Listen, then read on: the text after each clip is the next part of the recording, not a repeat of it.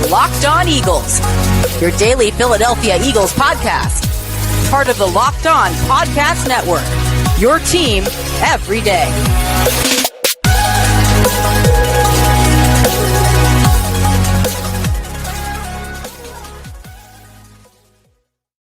Welcome in, everybody, to another edition of the Locked On Eagles podcast, your daily Philadelphia Eagles podcast, part of the Locked On Podcast Network, your team every day. Louis DiBiase, Gino Camilleri joining you on this Thursday edition of the show, and it's a live edition because Gino, in just 60 minutes, 59 minutes and counting now, the 2021 NFL Draft officially kicks off. 4 months of mock drafts, of my guys, of scenarios, trading up, trading down, Twitter wars with everybody, prospect versus prospects, right? Quarterback talk, you name it. We have finally reached the breaking point here as the 2021 NFL Draft kicks off at 8 o'clock with the first round. We finally get some results, brother, and it's our third year doing the live show, and really excited to get this going again, man.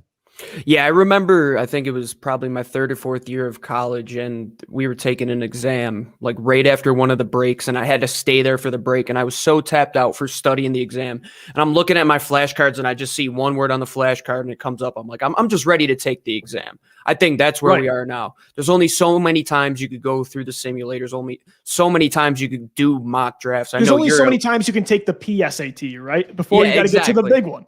Yeah, exactly. And the old adage goes, like, once you're ready to go, you just got to be ready to go. And that's what it is now. You just have to do it. It all comes down to what happens once the selections come in. And I really do think it comes down to what happens at 3. I think the draft starts at 3. Any speculation that you've heard in the last 2 hours, it's smokescreen season up until a pick is made. So don't listen to anything you hear until then. We saw Clelin Ferrell go Easier at 4. Said than done, man. Easier said than done. I'm going nuts I know. With this Stacey Dales report. I'm trying to calm everybody down right now. I know.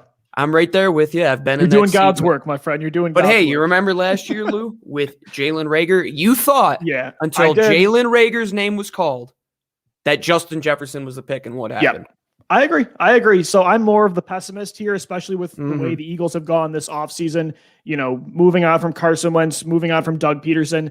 The worst case scenario, at least for what I want, has played out this offseason. So a pessimist in me is really building up, especially with that Stacey Dales report about the Eagles maybe going out of left field here with what the pick is at 12. We'll get into that. Me and Gino, we're going to have pre-draft coverage for you up until 8 o'clock. We're going to go all throughout the first round. We're going to take your questions, by the way, all throughout the show. So we've got certain topics that me and Gino want to get into, but you guys that are already posting on Twitter at Locked On Birds, you can find this live show at DiBiase LOE, our YouTube page as well. We're going to take your questions all throughout the show. So keep them coming. We want you guys to be a part of the show as well. It's really exciting. We've been doing this live draft show for 3 years, but this year, especially with this StreamYard and our live service here, we're going to really have you guys more a part of the show. Also, the Locked On NFL Network, as well as the Draft Network, is doing a live show starting right now, and they're going through all 3 days of live coverage. So that's an exciting thing for the network as well. You can find that on the Locked On NFL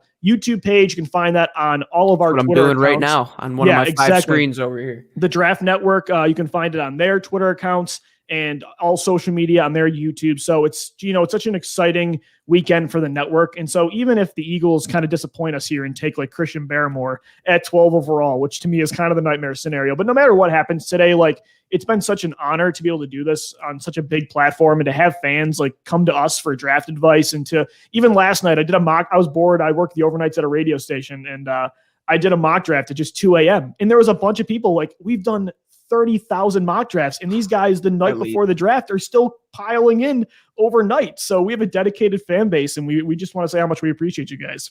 Yeah, it's a great market to be in. I think you and I we're kind of one and the same here, that we try to look at it as unbiased as possible, but the amount of fandom that we have in our veins, I mean, we bleed green. That's what we do here. But at the same time, we have to look at it through an objective lens here. I know it's tough to do that, especially in this market, though. Things could get a little bit out of hand. But I would say when you look at this whole draft, I would say from last year to where it was the COVID times where the commissioners picking in his basement until now, and what we're able to do with our draft coverage, I think it is just expanded exponentially here. And I said outside of the big networks, Locked On has you covered more than anybody. We're going to be Yep. on local radio stations through our partners with Tegna. We're going to be on the Draft Network with our partnership with them. I mean, who else is doing this? It is crazy to see how far they've come, to see how crazy our fans are. I mean, there's a reason they're up at 2 a.m. watching you, and it's because they love the sport. They love the city of Philadelphia, and most importantly, they come to Locked On 5+ times a week. And we're going to sit here for the next 4 hours with those same people, and it's going to be like we're watching the draft together. And I think that is the best part of it. I think ultimately what happens, it's out of our control. None of us work in that front office.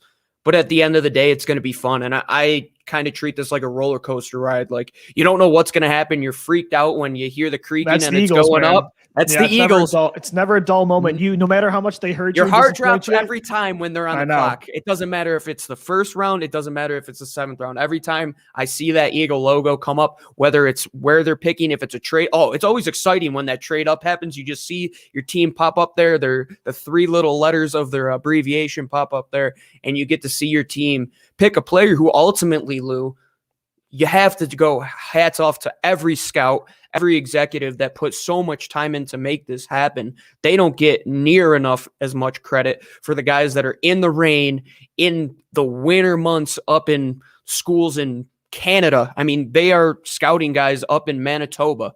Yep. NFL scouts, like, you have to realize how much time goes into each line. And Howie said a couple years ago, every time a player is picked and we take one of those magnets off the board, that's 3+ hours of work that our scouts put into just one player. And ultimately, you're only getting 10 to 11 of these guys.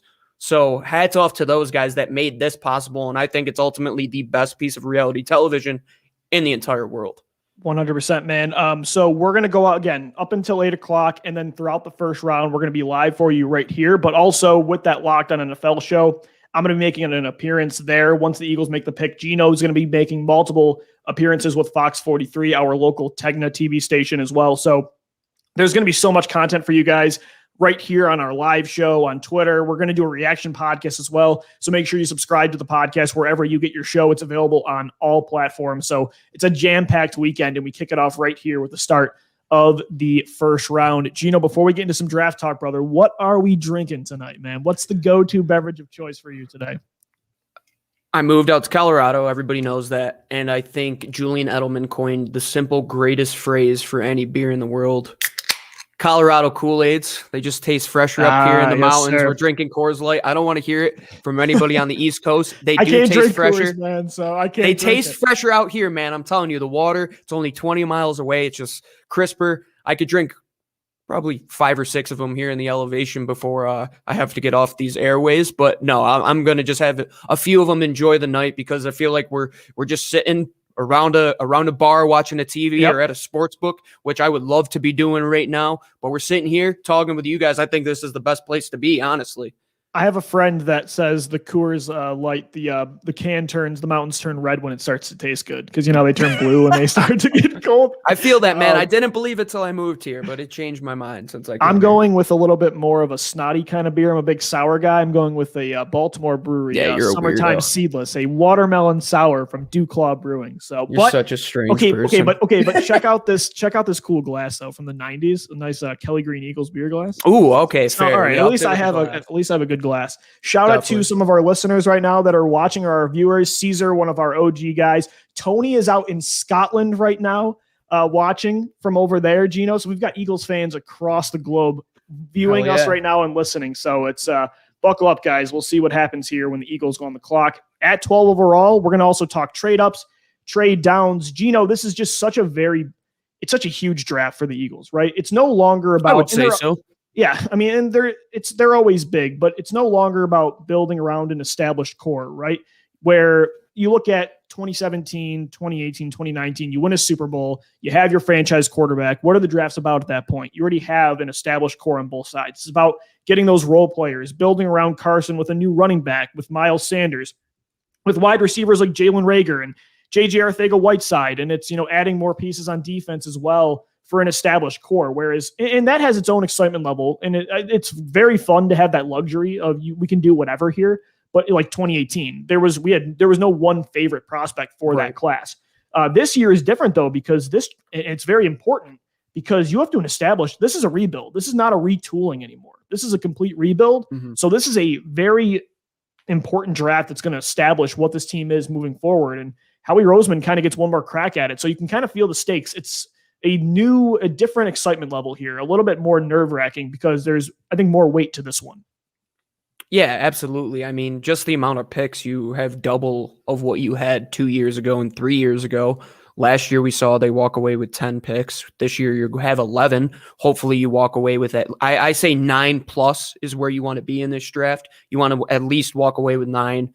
If you have to, let's say, trade a pick this year to acquire a pick next year, I think that's completely plausible. They've done that a couple times now. They have the Cowboys pick that they traded last year. I think it is a 5th-round pick, if I'm not mistaken, when they went up and selected the center from Wisconsin, if I'm not mistaken. That's like one of the first times that the Eagles have made a trade with the Cowboys.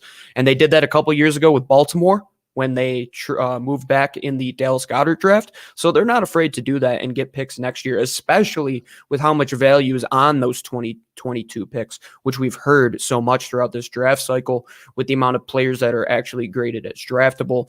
There are probably 160 to 180 that you would spend a draft pick on, and then the rest you take in as undrafted free agents. So if you can acquire picks next year, you do that. But at the same time, the picks you make this year, you have to hit on them. I'm super excited about this class simply because you're in a situation that I don't think you've been in. Last year was a retool, like you said. They were still trying to compete. They didn't know where they were as a franchise. The year before that, it was like the luxury picks, like we had been saying. This year, it's a draft out of necessity. It's a draft for survival and being in the parity of the NFL. You're originally were picking at 6 for a reason. And you're probably going to pick within the top third of the draft if you continue to miss on draft classes like you had in the past.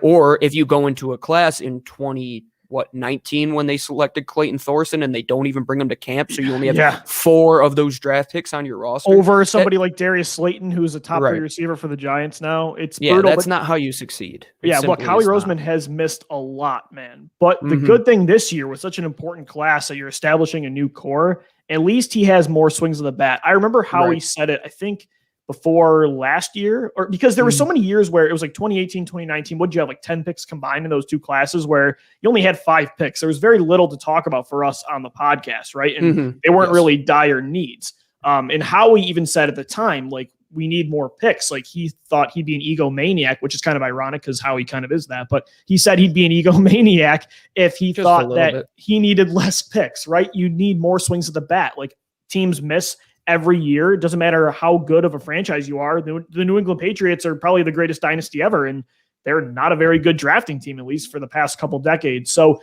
at least, this year with such an important draft, they have 11 picks, and that could be even more. Like, we talk a lot about trading up from 12 to go get one of those receivers or corners. We talk about staying put at 12, but there's also a scenario where they can move down the board and collect even more picks, which is good because Howie doesn't have a good track record. At least the law of averages, if you have more picks, you have a better chance of striking on some of them, which is huge now because, again, there's holes across this roster everywhere you look. You can justify taking anything. Even you tweeted the other day about a punter. You could use a punter. You need everything. No, they really do. I mean, I wasn't joking when I said that. Like, Aaron Sipos should not be safe to be on this roster, in my opinion, especially after what you got out of Cam Johnston the last couple of years. But you're right. They're not one piece away. They're not 2 pieces away. They're multiple pieces away at multiple different positions. I mean, when you look at corner, they're not just one guy away. They're 2 to 3 players away there in the entire defensive secondary there. You look at defensive line. We just had the Christian Barmore discussion. They could go ahead and take an interior defensive lineman. They could go ahead and take an edge rusher. They could go ahead and take a guard on offense. They could go ahead and take a center.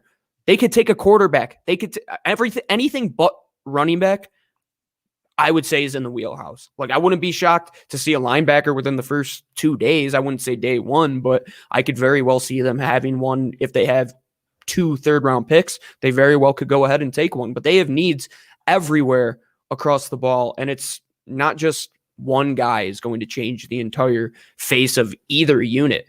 I mean, all 3 phases need a complete overhaul. They need a complete rebuild. We're not in retool stage anymore. We're not 1 to 2 guys away. I'm going to keep saying that. There's a reason you were picking at 6 originally. Remember that. Keep that in the back of your head tonight and the rest of the weekend. Absolutely, Gino. Shout out to some of the guys that are watching right now. Tom Glasson over in the UK. We've got Tony, who's over in Scotland right now. He said he's drinking some Glen Scotia single malt scotch. I am still a child when it comes to drinking, so I can't do it. I can't do it. Neil says he's mentally preparing to be disappointed. Don't worry, Neil. We're going to get into that coming up next. At the second half of the pre-draft show, we're going to talk about best case scenarios, worst case scenarios. And regardless, though, Gino, like we're talking about right now to start the show, when it comes to like if you're more or less excited, I think it's kind of a mix, right? Because I think it was very exciting when you were atop the league, right? You were picking at number 32 and you were Super Bowl champs, or in 2016, you're taking your quarterback, or you're building around an established core and you had those luxury picks. That's a different kind of excitement. So I don't want to say more or less. I feel like it's different. This year, it's as exciting, if not more, because this draft means more. So you're more invested in the picks. At the same time, there's definitely higher stakes. So it does make you way more nervous because this is franchise altering. And part of that being franchise altering is the fact that you're not taking a quarterback, right? We know this team, you talked about taking a guard, taking a receiver, a cornerback, a safety, linebacker even. It doesn't really matter. Everything's on the table. But and quarterback could still be. I even said last night, like, guys, you still have time to change your mind. Like if Justin Fields fall outside of the top 6, you have the picks to go up and get him if you want him. But when you move down from 6 to 12, you're pretty much establishing that, because if you want a quarterback, you're not moving down. If anything, you're staying put or moving up. So this is franchise altering, and also the way it's making me nervous because, like, I do not want to watch Carson Wentz go thrive in Indianapolis and then Justin Fields go kill it in New England and then Trey Lance thrive in San Francisco. And you said to yourself, Zach Wilson's the only one that's worth it. And Jalen Hurts becomes, I don't know, I don't hope he becomes this, but he becomes Alex Smith 2.0. So that's also part of the nerves for me, is that this team is passing on a quarterback in a class that I really like. Yeah, I can see that. But at the same time, like, let's break it down. Like we said, even getting them a quarterback, Lou, like, that's not going to solve their entire face of their franchise. And I thought it was kind of funny when the whole Aaron Rodgers news came out. I saw a tweet that said, like, even if you got Aaron Rodgers, like, who's he going to throw to here? Like, their offensive line is aging. He's aging out. And it's like, could he elevate that team? And it's like, even if Aaron Rodgers couldn't elevate that team, what do you think a rookie quarterback is going to do? I mean, you have to address that position for sure. But at the same time, you do have Jalen Hurts. You did spend, quote unquote, a luxury pick on him at 53. You have to see what he has. You only seen 4.5 games. The weapons he had towards the end of the year, the injuries were outrageous on both sides of the ball. Yep. I see what you're saying. I totally do. And if their scouting staff believe that one of those guys wasn't worth it, hey, they have to go with what they say, and they have to hope that Howie Roseman doesn't go rogue like he has in the past. But at the same time, you move back to 12, you now have 2 to 3 first-round picks next year. You can address it there, whether it's through a trade, whether it's through a trade up in the draft. You have to find a way to meet needs now and meet needs in the future. And I think they did that with that, because you're still in striking range. We talk about that. Moving within the top 10 picks, if you have to give up a 3+, it can happen. And you can go up it, like you said, with Andre Dillard, right?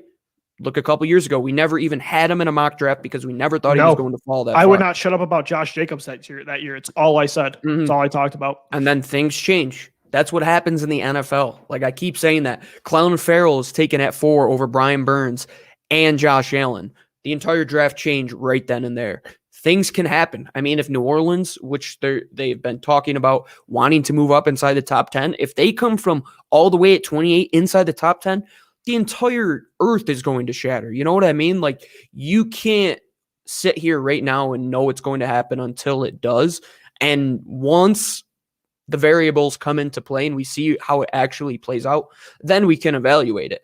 But right now, you're looking at it, you're not in striking range for one of those quarterbacks. You have to hope that other teams want to get into that range to get quarterbacks, so you can sit there and justify why you traded back to get a player at another position of need, which you need at cornerback, wide receiver, offensive line, defensive line, et cetera, et cetera. Yeah, look, I think that you're right, and we did a whole podcast on it, I think a week and a half ago. We were locked on Jalen Hurts, and we talked about how, like, there are things that he has that can make him a franchise quarterback for sure. Like, it's not that we're not saying he has no chance, no positive traits towards it. It's, for me, again, like looking at Fields, looking at Lance, guys that you said we don't recognize them as guys we want to move up for this year.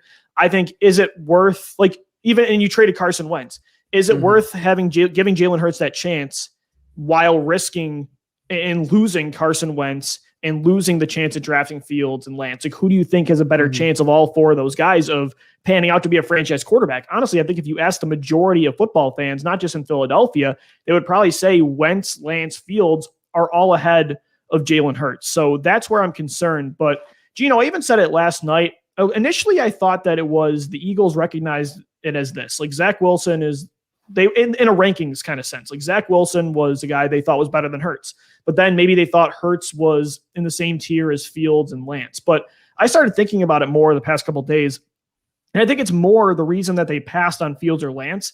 They like the optionality. Howie even said it last week that flexibility creates opportunity. And I think it's not that they like Hurts better than Fields or Lance outright in a vacuum. It's that they like having more chances of, they'd rather see what Hurts can do in 2021, see what happens with Russell Wilson and Deshaun Watson this year, see what happens with the 2022 class having 3 first-round picks next year. They like having all of those options more so than just going for Fields, because once you do that, then that takes all of those other scenarios off the table. So it maybe is, again, just more so they want all of those different possibilities. It's just, though, it's a risk, though, because none of those are guarantees of Hurts being good, of Watson or Wilson being available, of the 2022 class being good. So it's very risky at the position that you have to get right. Or honestly, like, you got to build this whole team, but nothing matters if, again, we watch what happened from 2009 to 2016. Nothing happens if you don't have a quarterback. Right. I'm right there with you, Lou. Like, I think you said everything perfectly. I can't argue against it, but to me, I have to see evidence that a player can do it. And Jalen Hurts would have been selected by another team in that range, whether it be the Saints, who were talked about going up and getting him. There's a reason a team like that with Mickey Loomis, who's such a great general manager, would evaluate a talent like that and believe that he could be their guy. And in Philadelphia, they believe that as well. They went above their board, and Howie went a little rogue, and Jeffrey Lurie went a little rogue. And hopefully they are sitting there now and saying, if we can get a guy tonight that could change our team for the better and still build an offense that for the future could work with any quarterback, that's what you have to do. You have to draft. I think flexibility creates optionality. You have to get guys that create optionality and can bring you many different ways to win in football. And that's what you have to do tonight. You don't just build this offense around Jalen Hurts. You build it to help Jalen Hurts at the same time he is helping your offense, but you have to make them interdependent of each other and still get good football players at the end of the day. Because if you draft for need within a certain, I'd say, if you go through a cover 2 to cover 4 defense and you only get a guy that can play that, say your defensive coordinator leaves in a year and the guy that comes in runs primarily cover 3. I mean, that happens all the time in the NFL. You just need to get good football players at the end of the day, which the Eagles haven't hit on many of those in the past couple drafts, Lou. So whether it's at quarterback, whether it's at wide receiver or cornerback, you need blue chip prospects. And being within the top 12, the objective today is to land a blue chip prospect. We'll see if that happens. The Eagles currently pick at number 12 overall. Again, Gino, we talked about, like, if you're more excited, more nervous about this class in this draft, it's different. Like, again, nothing's going to top the 2016 to 2018 run for me. 2016, you got the quarterback. 2017, I got to go to the draft in Philadelphia. So as a fan, those drafts were incredible. 2018, you were picking 32. Everybody always dreams of picking 32 because you're the champs, right? But this year, again, it's different because this draft means so much more. So it's a different level of excitement, and there's a different level of nerve for sure. And a lot of the nerves come from how much this fan base, and me and you as well in that group, want 2 positions specifically. We've done podcasts now about the draft for 4 straight months, and not all of them are about receiver and corner, but the majority have that theme, because I think it's, you talk about best player available versus we talk about BPA versus need all the time. It just so happens to line up where the Eagles, their biggest short-term and long-term needs this year, line up to me with the strength of this class, especially in picks 1 through 12. It's very strong at receiver. There's some really good cornerback prospects there as well. And so we've been adamant about getting one of those guys. And you risk losing one when you move down to 12. And so you heard the report today, the Eagles are trying to look into moving up in front of the Dallas Cowboys because I don't know, man. I saw the report that Kyle Pitts is probably going to go 4th overall to Atlanta. I look at the report yesterday. Detroit liked Jamar Chase enough to want to maybe move up. Miami moved up with the Eagles at pick 6 to go get a receiver. So I'm just looking at it. If Pitts goes at 4, Chase likely goes at 5 to Cincy. That's going to push up a Bama receiver to 6. Instead of at 6, it's Pitts or Chase. That's going to be a Bama guy. And then if there's no quarterback trade at 7 for Detroit, Jared Goff right now is throwing to who? Rashad Perriman and Terrell Williams. So you look at that, and then Dallas wanting a corner and being very upfront about it, and Carolina, Denver, New York, all possibly wanting a corner. I am very nervous that in an hour we might find out that none of those guys are going to be available at 12. And if you don't make a move up, you might miss out. And that's a scary possibility for me. It should be in the NovaCare complex right now. I mean, that 100% should be. They've seen it happen to them before. The 2014 draft. They missed on HaHa Clinton Dix. They missed on Brandon Cooks. And look at who they ended up with. Marcus Smith. It should absolutely terrify them that history could repeat itself once again.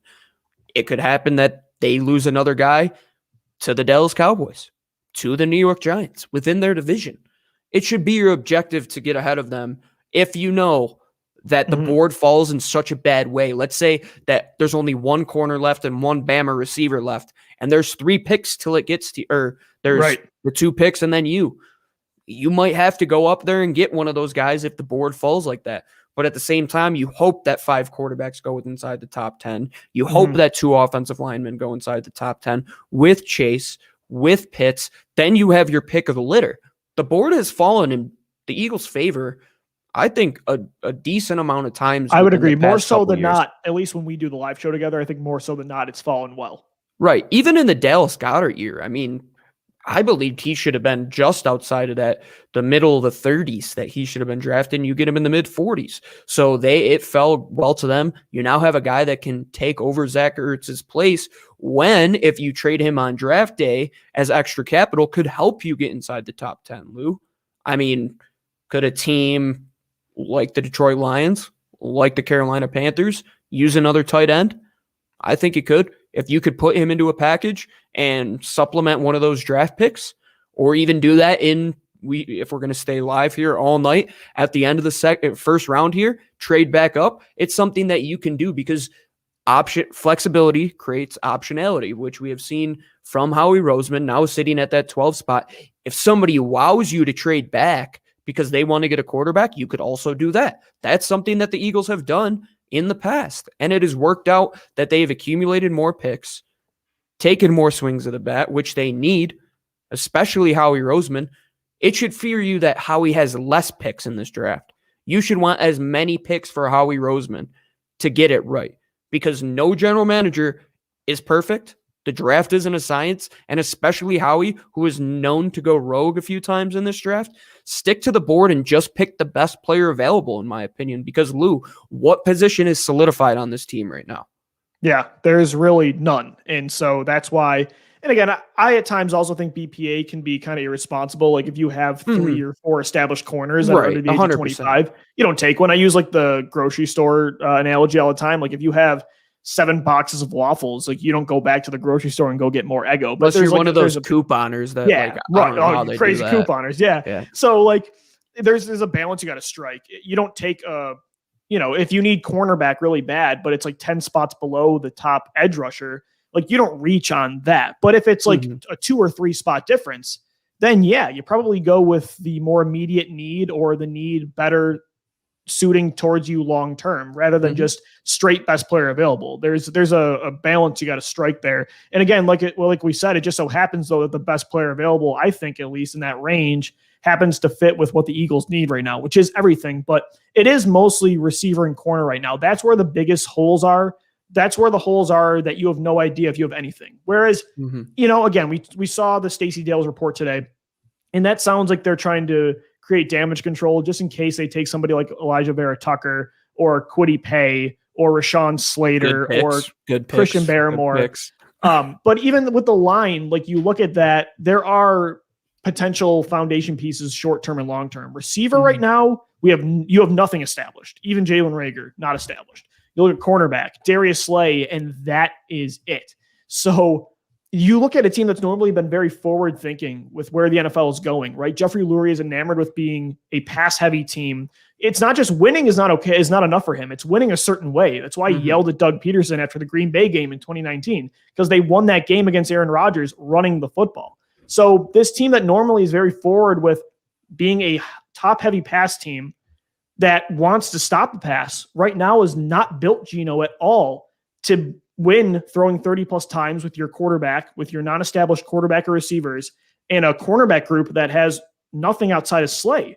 And you look at the division, all three teams have 2+ top-tier passing targets that you got to cover. So that's why, again, I'm nervous. I understand why line is so important, and I'm not going to be mad if they take a lineman, but it's just those other positions have not been right for so long, and they're so crucial now to a modern-day NFL team in their success. Yeah, and that's, I think, what you have to strike. It has to be that, I think, the middle ground between, like, an Andre Dillard, let's say, who isn't going to start for you for a year plus, versus, I'd say, the Dallas Goedert pick. Like, I think that's a very good selection, in my opinion. Like, if you had a first-round pick and then another pick was Dallas Goedert, I think you hit that out of the park. But at the time, we were like, okay, it's a luxury pick. Could they have used a different position? For sure. But now you have to find that middle ground of need now versus need for the future. Yeah. And being surprised that they would take an offensive or defensive lineman wouldn't shock me in the slightest. That's what I'm saying. Like the positions that would surprise me tonight would be linebacker, would be safety, but I wouldn't be mad. I would take Trayvon Moehrig at 12. Like, I think that'd be very Javon Holland at 12. I wouldn't be too the difference though for me again is though, like, again, I'm not going to be mad at a lineman if it's Rashawn Slater or Penei Sewell.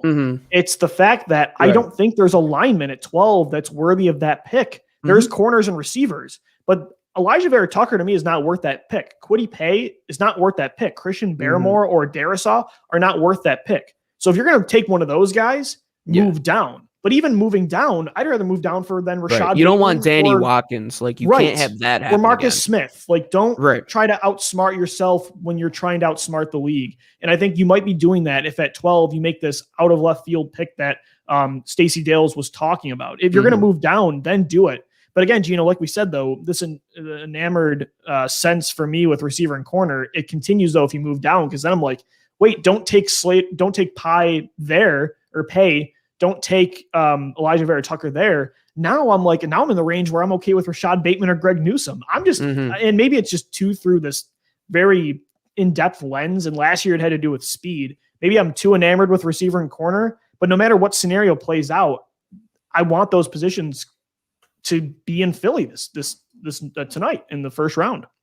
I totally agree, Lou. I'm right there with you. Like, if I had to rank it, I'm sticking with what we've done all draft season. Wide receiver, cornerback are the two. And not just for now. Like, I don't think we're just being greedy saying that we want J.C. Horn and Pat Surtain or Devonta Smith or Jalen Waddle just for right now. Like, these guys will play an impact. I want guys that we're drafting in the first round that it should be no question when the fifth-year option comes that we are going to pick that option up. That's what I don't want to worry about. Yes. I want it to be like when the Giants picked up Saquon Barkley or but I mean, it's not a value pick where they took him, but for example, like, it's a no-brainer. Or today, Derwin James gets tendered for the fifth year. Like, no, duh. Like, that's what should happen. I want Devonta Smith to be there for that fifth-year option and then get that second contract. We haven't seen that out of first-round picks in some time. Carson Wentz, it happened. He's out of town. I was going to say, I'm sick of the Derek Barnett's where, like, you don't know if you should pay him, or the Nelson Aguilar. Yep, 100%. There's like a certain floor that you're like, okay, they could get that. You should want to pay players. I want the slam dunk. Like, of course we're paying him. 100%. And I'm with you. And again, I think that could be here's Rashawn a question Slater for you. Yeah. If you had to pick three guys inside that area that we talked about, outside of wide receiver and cornerback, that you would believe would be no-brainers by the end of their first contract to pick up that fifth-year option, who would they be? Okay, I think Rashawn Slater is definitely one. Are we counting Penei Sewell in this range or no? I think you could very well. I mean, if he slips to 6 or 7, that's a trade-up worthy type player in my opinion. I think both of those linemen are definitely slam dunks. And even I think like you look at linebacker, the Eagles will never take, but if you remove you can't really remove the character concerns, but when it comes to on-field production, I feel like Micah Parsons is going to be a guy that modern day teams, like that's your every down linebacker for the next decade. So I think a guy like that would make a lot of sense too. But after that, man, I don't think that, I don't think that any pass rusher, even like everybody says Kwity Paye, but I think both of us like Jalen Phillips better. And I don't think he's a slam dunk. And I don't think any other linemen outside of Slater and Sewell are. So I think the quarterbacks are, but again, they won't do that. So it's far and few between. Whereas receiver and corner, you talk about those four guys we mention all the time, Surtain, Horn, Smith, and Waddle.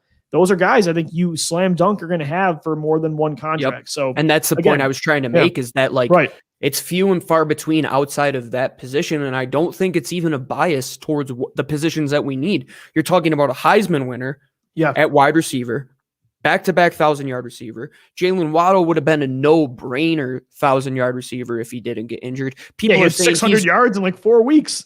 People are saying that he should be wide receiver 1 in this class, which I've heard multiple different times. Pat Surtain was a no-brainer first pick prior to this year, no-brainer first-round pick this year, and then J.C. Horn defended every great receiver and tight end in the SEC, comes out and tests out of his mind. Those are traits you look for in slam dunk picks. Yep. And I don't think it's a bias towards the positions that we're looking at. It's a bias towards liking good football players, which I really believe that we do. I like Elijah Vera Tucker. I like Christian Darrisaw. I like a guy like Caleb Farley. But at 12, no way. You can find a top tier, a tier 1 guy at 12 within that striking range. Even if you wanted to drop back to 13 or 14, you could still strike on one of those guys. You could even move back to go back up again. It could happen. It's going to be mayhem tonight. Like, this is the one draft I have no clue what is going to happen. I don't think anybody has clues. You've seen guys who have been great at their mock drafts the last couple of years say this is least confident they've felt in years going into a draft. I'm right there with you. After the first 2 picks, I have no idea. 100%, I have no idea. Man. I don't think Vegas does either. The Vegas odds from Mac Jones to Trey Lance they're changing every 5 minutes. 100%, man. Go on betonline.ag or Locked On Bets. I'm sure they're updating it all the time right now. Oh, they are. Vegas has got to be losing their minds for tonight, worried that they're going to lose so much money because people are just putting down wild, crazy odds on wild, crazy picks. That could happen. If the Saints come up from 28, I believe they're drafting J.C. Horn because they want to draft Joe Horn's son. That could slam dunk that J.C. Horn was the first defensive player taken, the first cornerback taken, and taken by the Saints pick, which, the odds on that must be bananas if you could even get those odds right now, that J.C. Horn would be the Saints pick tonight. I think, and again, to do this, and the Saints are a part of this conversation because that's another team that could come up and get a corner. Like, you're competing with these teams to trade up and grab these positions. I'm not, again, trying to be this fanboy, I only need the exciting, flashy pick. Again, I understand line play and how important it is. The Eagles have been good for the majority of the 21st century because they've had strong pass rush and strong offensive lines. It's a key reason you won a Super Bowl, even without Carson Wentz at quarterback in 2017. But again, it has to do with this prospect pool. Best player available is going to be at those positions. I think it's a reach to take a line, and it's a bigger short-term and long-term need for this franchise. Gino, before we take a break, let's kind of talk about that because we mentioned the Saints could take one. You look at receiver and corner, right? I think picks 4 through 11, every team you could justify taking a receiver or corner at those spots. And so we talk on the podcast a lot about what needs to happen, but we should establish it here for our live viewers right now. What if you want those positions, and 90% of the Eagles fans want those positions. So if you're rooting for that, what do we need to happen? I think you even mentioned it. You need either 4 quarterbacks to go and 2 linemen or linebackers, and assuming Pitts and Chase are part of that, right? So Pitts and Chase go, you need 4 quarterbacks and then 2 linemen/linebackers. Or for us, we should be rooting for Mac Jones to go at 3 because then you're guaranteed to have 5 quarterbacks go in the top 11. Ian Rappaport about 8 minutes ago said, an example of why this is a wild time. The Panthers are sitting at number 8 and have made calls about possibly trading back and up. Could they move to number 4 or number 6? That's what I'm saying. When did we have any inclination that Carolina would trade up tonight? Once they traded Teddy Bridgewater a little bit. And for what? A lineman? Maybe a quarterback, Lou. I told you yesterday. And I think it could happen. I think tonight is let the board fall your way. Pounce if you believe that you have a chance to, and don't overpay. Like the report that came out today that talked about the Eagles trading up within the top 10. I think John Clark of NBC Sports did a great job clarifying that, saying that Howie always before the draft calls to see what the price is going to take. And I remember Chip Kelly saying a couple years ago, kind of tongue in cheek, I think you know what I'm going to say here. He's like, when we make a trade, we just put the numbers in, and if the numbers add up, we make the trade. And I think that was the greatest quote to make, and I think it's the easiest way to go about it, because you see teams get, screwed over all the time. Look at the Bears trading up for Trubisky. Why? Why did you give up all that value to move one spot? Howie, as much as people do not like him, he's a guy that does not let these deals happen. He's not the guy that goes and he's bartering with somebody on the street, or he's the guy that he goes up to the cash register, right? And he's like, okay, it's $10. He hands him $10, or it's $10. He hands him a 20, and then he's like, oh, here's your change, and then they get it all befuddled, and he walks away, and he ends up paying them the full $20. He never gets his change back. If I know I made that analogy kind of long-winded, but I love the Gino Camilleri analogy. So I try to hit on as many as I possibly can. I know I'm not 100%. Like, that would be completely not self-aware if I thought, but I try my best. And tonight's I'm going to be hitting on a lot of them, I hope. And we're less than 20 minutes away. I know. I can't believe it already. Can you believe that? We've been rambling for 40 minutes straight, and I totally. It's great though. I cannot wait for what's about to happen in 20 minutes. You need, for a receiver corner to fall, you need 4 quarterbacks and a couple linemen to go, or you need 5 quarterbacks. So we really need Mac Jones to go to 3, because I think Fields and Lance are guaranteed to go top 11, whereas Mac Jones, if he doesn't go 3, he might not go until 20 through 30. And so I think for San Fran, you're begging them not to take Mac Jones, but for Philly, we definitely want them to take Mac Jones. You could also use some like trade ups for quarterbacks like New England, Chicago. Neil's asking a question what we're about to get to about the Bears and their quarterback situation. Washington, the NFC East, could move up for one. So you're rooting for that kind of stuff. I'm hearing Aaron Rodgers might be going to the Broncos tonight. So stay tuned. This is going to be banana land. This could be an NBA type of draft night. Like, you know how wild those NBA nights are, where it's like, oh, we selected this player to trade that guy on that roster for a pick 3 years down the road from now that we're never even going to see. I think you could see that tonight. I think you could see those blockbuster type of trades now more than ever, Lou. I mean, if you have a team that's right on the edge, why not? Why not go for it?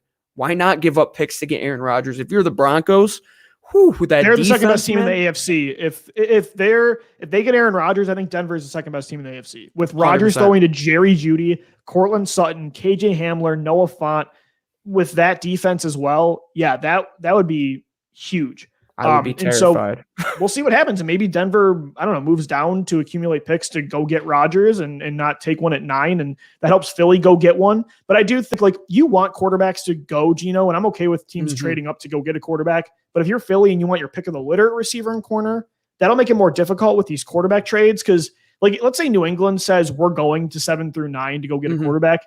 Philly's not going to be able to compete with that price. Right. When it comes to them getting a receiver or corner. Like, once a team establishes that they want a quarterback, get out of their way if you don't want one. Because we talked at about that point, that compensation goes through the roof. Like, the charts at that point go out the window. Right. It's like bidding on a Lamborghini versus bidding on like a Honda Civic, essentially. Like a 2006 Toyota Corolla. That was my first car. Yeah. So I love that you keep referencing that. I know. Mine was 03. 03 also. I said that. Yeah. I'm so mad that the thing died on me. But let's go to this question from Neil before we take a break. We've got 15 minutes until the start of the first round. Neil asks, both cornerback and receiver, like everyone we talk about, gone. One quarterback is still there, and it's Justin Fields or Trey Lance. The Bears call, who we just mentioned a little while ago about quarterback, they offer the 20th overall pick and more for 12. Make the pick for quarterback or take the trade, and then take somebody like Greg Newsome, Terrace Marshall Jr., or Rashad Bateman. Gino, I think we both would take the quarterback, but I think we're looking through this in the way that what the Eagles would do. I think at that point, I would like to move down. I'm not, again, I don't want a lineman there. Move down and take one of those guys you mentioned.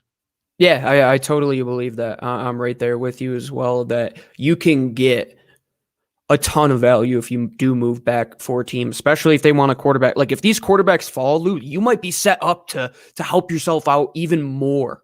Like, if you could get a team, look at what Buffalo did a couple of years ago when Mahomes, they got that first round pick to move back, and they end up getting Tre'Davious White. Like, something like that could happen tonight. And I wouldn't be shocked, because you know who's our general manager? Howie Roseman. Literally the verbal meme of Charlie Day from Always Sunny in the back, wild card meme. He cut the brakes, the train's off the tracks, and we're really going to see if his scouts honed him in tonight. I've loved what Andy Weidel has said this draft season. I think he's very straightforward in addressing what they need, very straightforward in what his process is. He has that very Joe Douglas-y vibe to him where he means business when it comes to scouting. Hopefully he makes better picks than Joe Douglas did. Right, and I hope that little tenure that they had with the former John Dorsey, I hope he showed him a little bit of the ropes when he was here. That's something we haven't mentioned since he went to Detroit. I fully believe that little stint will hopefully help him out.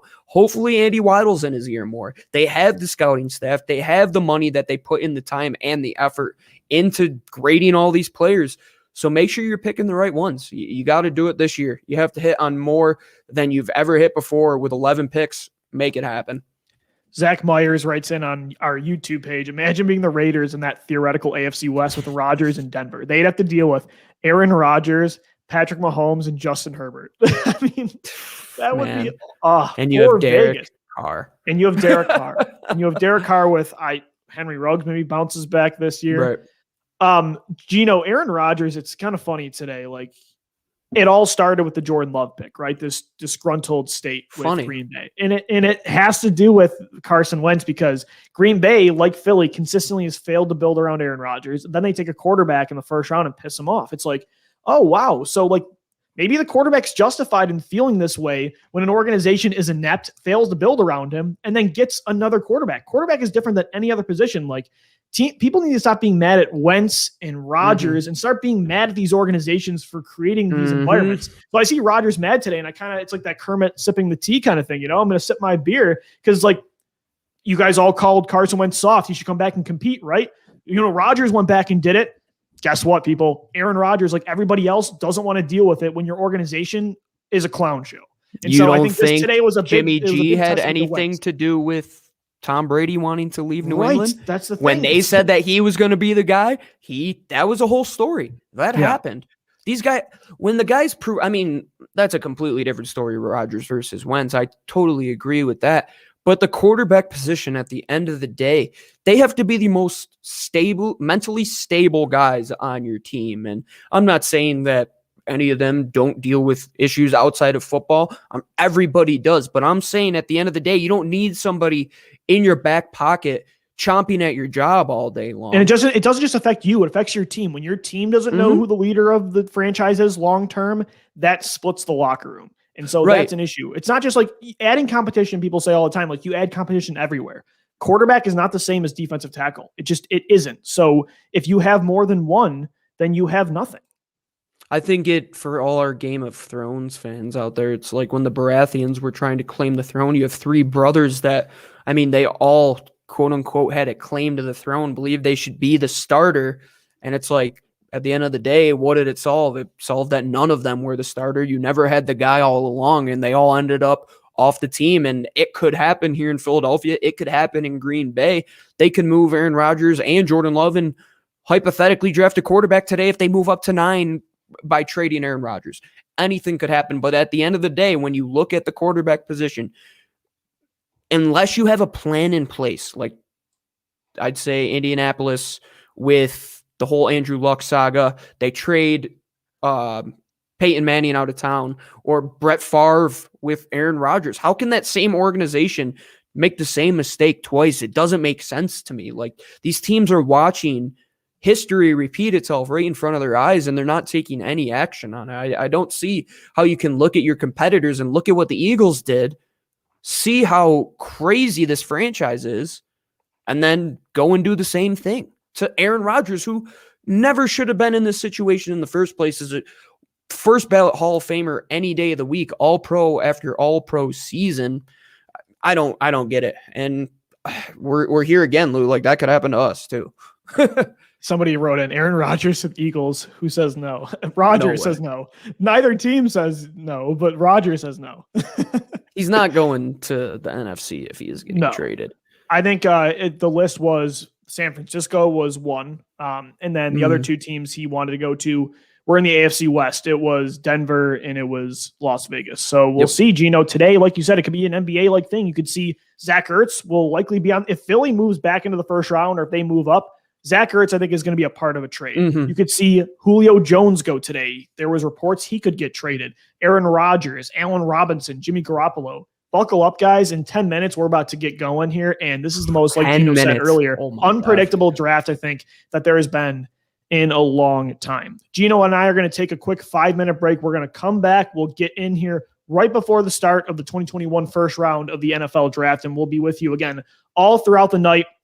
We're going to be live on a bunch of different things. Fox 43 today, the Locked On NFL and Draft Show, Draft Network show. It's going to be a jam-packed night. We'll be back in just 5 minutes, so stay tuned right here. It's Locked On Eagles, your live 2021 draft edition of the show. Don't go anywhere, guys. We'll be right back.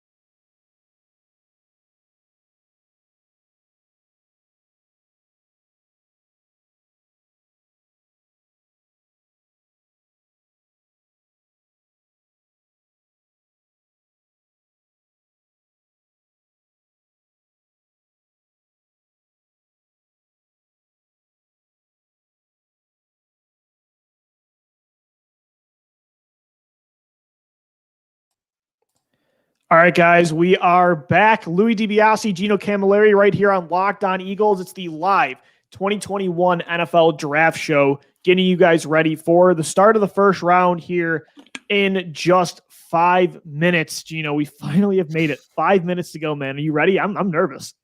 Yeah, I'm ready. I hope the Jags don't milk this pick too long. I hope they just get it over with. We know what it is. Do the pick. Let's get on with the draft. We know the draft is going to start at 3.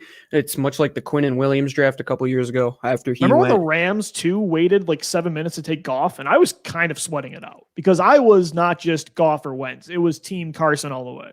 And they took forever to make that pick. I know. That was crazy. I hate when they do that. Like, if you know the pick, just do it. I know it comes down to the NFL having to make their money, having to make the time slot go and stuff. Like you said, it's a theater show. You know, yeah, it is. It's the greatest reality television there is. Right. I don't think there's anything better. There's going to be so many people tuned in tonight all over the world. I fully believe that this might be the most exciting draft we've seen since we've been on this show, and I think maybe in this decade, or not decade, the last 10 years or so. 100%, man. I'm trying to fix this damn background. That's all right, man. Let's get into, before the start of the draft, for you, best case scenario tonight, like what your dream is of happening, and then worst case scenario. Best case scenario is you walk away with one tier 1 player, one prospect that is able to change your franchise, not just for this year, but moving forward. Because when you look at it now, you are past your core. The remaining guys that are there on your core are Fletcher Cox, Jason Kelce, Brandon Brooks, Lane Johnson. There's talks that Brandon Brooks could get traded. Yeah. There's talks that Jason Kelce could retire. Fletcher Cox's cap hit goes through the stratosphere within the next 2 years here. So you have to look about getting younger, getting more athletic, and being able to move forward with a good football team and guys that aren't just sitting for 1 or 2 years. Like, you need to get these guys on the field. Your day 1 and day 2 picks need to be on the field, because even if you want to develop them, part of development is playing. I mean, if you have somebody, Lou, for example, when you played football in high school, right, and you played wide receiver, I mean, I know this is high school level, but football is football. If you're sitting in the classroom, right, and he's like, oh, this is how we run a post route, and you just watch videos of it over and over again, and you step on the field for game day never having ran that route. I couldn't do it. You couldn't do it, right? You need to get these guys in play, and that's why when I talked about the Kevon Wallace pick last year, it wasn't a pick just for last year. It was a pick moving forward. But the good thing about that pick was towards the end of the year, they were actually getting him on the field. They were actually getting him reps. And the whole Andre Dillard situation, that was sticky because you had Jason Peters, you had Lane Johnson. Where was he going to play? So he never really got those reps and got the ability to go out there and show who he was. And then when he did, he was injured. So you need the ability to plug in guys that are better than what you have on the roster, which right now, it was a bottom 6 roster in the National Football League. Simply looking at the record, you were a bottom 6 roster in the National Football League when it came to the outcome of the season. The game is played on the field. Your results are your wins and losses. You need to put together the best 11 on each side of the ball to up your wins and losses, not just for 1 year. Like, you can't rely on that. You can't be what the Buffalo Bills fans think they want to do. Had multiple friends tell me today, Travis Etienne could come back to bite you in a few years when you need an offensive tackle or you need a defensive end, because that happened to the Philadelphia Eagles when we drafted Dallas Goedert. Now we're sitting here and saying we need good football players everywhere. Good thing we got a tight end, but hey, tight end's not the most important piece on the field. Not when you're rebuilding, for sure. Right, not when you're rebuilding, and you need it at core positions. Offensive line, defensive line, cornerback, playmaking wide receiver, positions where you can run efficient pass-heavy football. That's the most efficient way to move the ball. It is where the NFL is going. It is where the college game has been. It is throwing the ball down the field. Help your passer, protect his blind side, give him a weapon to throw to. If you can't get one of those, get somebody that could shut down the opposing team's number one weapon, their quarterback and their wide receiver. Get a cornerback, get J.C. Horn, get Pat Surtain. Ultimately, think it comes down to that tonight. Get a cornerback, help your team out. Draft to beat your division is what I believe you have to do to win tonight. I think my best case scenario is you find a way to get Devontae Smith at 12. That's me and you. We did the ultimate mock draft for Locked On and for Odyssey. That was our selection this year. We've taken a receiver 3 years in a row. He would be my ideal candidate for the 12th overall pick, or for at least for your first pick. And then for me, the dream is move back in and take Greg Newsome or Asante Samuel Jr. And for both juniors, actually, Greg Newsome also a junior, and so is Patrick Surtain. This year at corner, it's just a bunch of get a junior. Yeah, isn't J.C. Horn too? No, so, he's the son of Joe Horn. But they're all enough. sons of, starts with a J, and they're all their dads played in the league. It's kind of funny. Well, I don't know about Greg Newsome, but the other 3, that's my ideal scenario. Get a receiver there, Waddle or Smith, and then get back in. It's riskier to take a receiver first and try to get back in for a corner. But I like Asante and Newsome better than the second tier, like that second tier of corner or Caleb Farley. I think that tier is a lot more enticing than the second tier of receivers. Terrace Marshall, Kadarius Toney, Elijah Moore, Rondale Moore, DME Brown. It's riskier. You have a better chance of landing one of those receivers. But to me, I have these picks. There's a lot of trade back candidates in that 20 to 30 range. You look at Indianapolis, you look at Jacksonville, you look at New York, you look at Buffalo. There's a bunch of teams you can move back in for one of those guys. So that's my best case scenario. And then worst case scenario is I heard Christian Barmore throwing that name around, the defensive tackle at 12. If you're going to take a defensive end or a defensive lineman, to me, it's a defensive end, because I think Cox and Hargrave, like those are your guys for a while still. So I think Barmore, it's a bad DT class. I think he's the best of a bad situation. And I think if he's the pick at 12, that's a reach, and it gives me very Marcus Smith, Danny Watkins kind of vibes, man. I'm kind of concerned about that.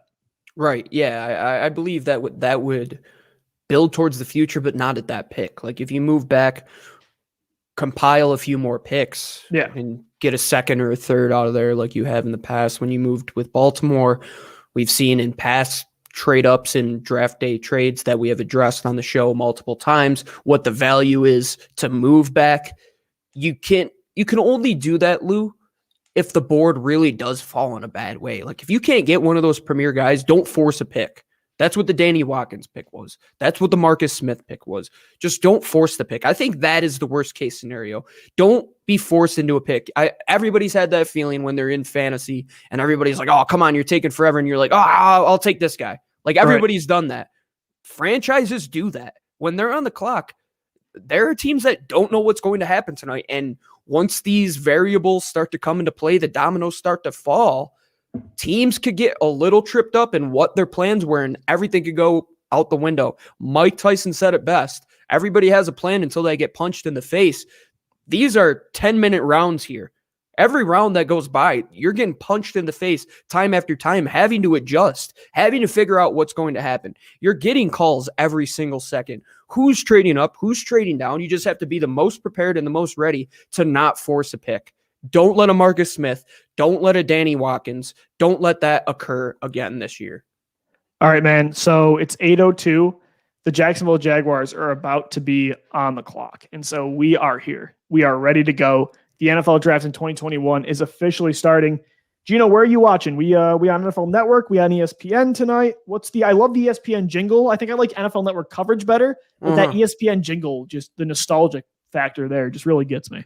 Yeah, it really takes you back to like when you were a kid, really. Yeah, 10 years old, watching the draft with that jingle. Yeah. Yeah, I got both of them going here. I actually have the NFL one up here. I'm going to turn the volume on here. Hopefully it's not too crazy, but saying the Eagles have the most picks in the draft. I love to see that. Seahawks only have 3 picks. Like, isn't that wild? A team that's like, they're kind of close, but they're not at the top tier of the NFL, I would say, anymore. Right. In terms of their roster. And they only have 3 picks. Things could be so much worse. Things could be so much worse, Lou. And I'm just happy that they're in a good situation. You're inside the top 12.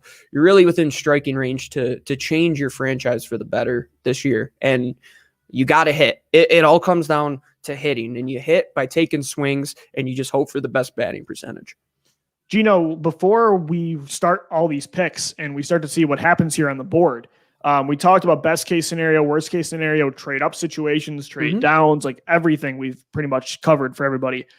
Is there a surprise first round pick today? Like a guy that we see all these mock drafts and everybody feels like they have a certain idea of what's to come, but who's a player that just we saw the Eagles report, right? Stacey Dale's out of left field, but like just the first round in general, who's a name tonight that nobody's expecting to hear? Like nobody. that could go today? I think the kid out of Houston. That's what I heard too. Peyton Turner. Yeah. That teams love his measurables. They love his character, and he's never been hurt. So they're falling in love with that. I think that would be a reach, but this edge class is kind of weird to understand. It's not the strongest one we've seen. A lot of the opt-outs, Jalen Phillips, for example, who didn't have the best season. It's going to be interesting to see what teams value in this class when it comes to edge, because if they're going for a guy like Kwity Paye and Kwity Paye goes early, you might see a lot of these edge rushers like Peyton Turner, for example, get overdrafted. We saw Marcus Davenport a few years ago. Saints traded up to get him for a first-round pick. I thought that was for Lamar Jackson. I remember. Yeah, I thought that was for Lamar. In a bad edge class, in a very bad edge class. So I believe if you go edge, you wait till day 3 in this class, I would say. You know the guys that I love. Malcolm Kuntz, for example. He's one of the few that are going to be there. Rashad Weavers, the Turners of the world for Pitt. Both of those guys on the edge can be there. You're going to have the optionality with so many picks. And the strength of the draft, I really think, is in day 2. And if you can kind of navigate the waters to maybe even add another day 2 pick tomorrow, which very well could happen, moving up from 123 or even moving down a few picks to accumulate another one of those picks, it could happen. Because the draft doesn't just change your team on one day. Like, of course, getting a top 12 pick will, but you need the rest of the selections to matter. A majority of rosters are made from undrafted free agents and 6th and 7th rounders. That's where roster building comes into play. This is the year. I said it last year, Lou, but this really is the year that homework comes into play. The teams that really did their work, went to all the scouting events that happened, went to the schools, did the digging, got the information, didn't skip any schools along the scouting path. Those are going to be the teams that come out on day 3 and really excel. And I believe the Eagles have a chance to do it. I think it was I think the 49ers were the team that came out and said like they only had like 160 players graded or something that were deemed draftable. Yep. I mean, that's something you look at, and the Eagles have a ton of day 3 picks, right? So that's something you got to look at. Like, I don't know. I mean, maybe it's a inefficiency we talk about with Howie Roseman, that he likes to take advantage of those market inefficiencies. Maybe it helps more. Do you think it helps more that people are saying that, or it hurts more? Like, do you feel like having picks this year of all years might be just bad timing? No, I don't think it's bad timing at all. And that's the thing. Like, people are saying, oh, it's a throwaway draft. It's like, no, there's still unbelievable football players in this draft. It's just making sure that you aren't taking too many swings like a Prince Teowanogo last year, which clearly didn't work out for you.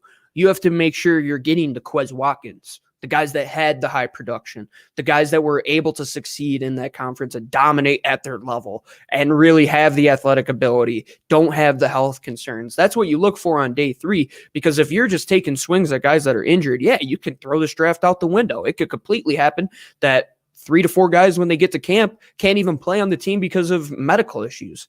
This is the one time where it really takes a good scouting staff to succeed. It doesn't mean you're in a bad situation. It just means that the guys that you're picking, you've probably done more homework on. You probably have more information, and you're not going to take a swing on a guy who you don't have that information. You'll just wait till the undrafted free agency period, where there's bound to be guys that fall because of those issues this year.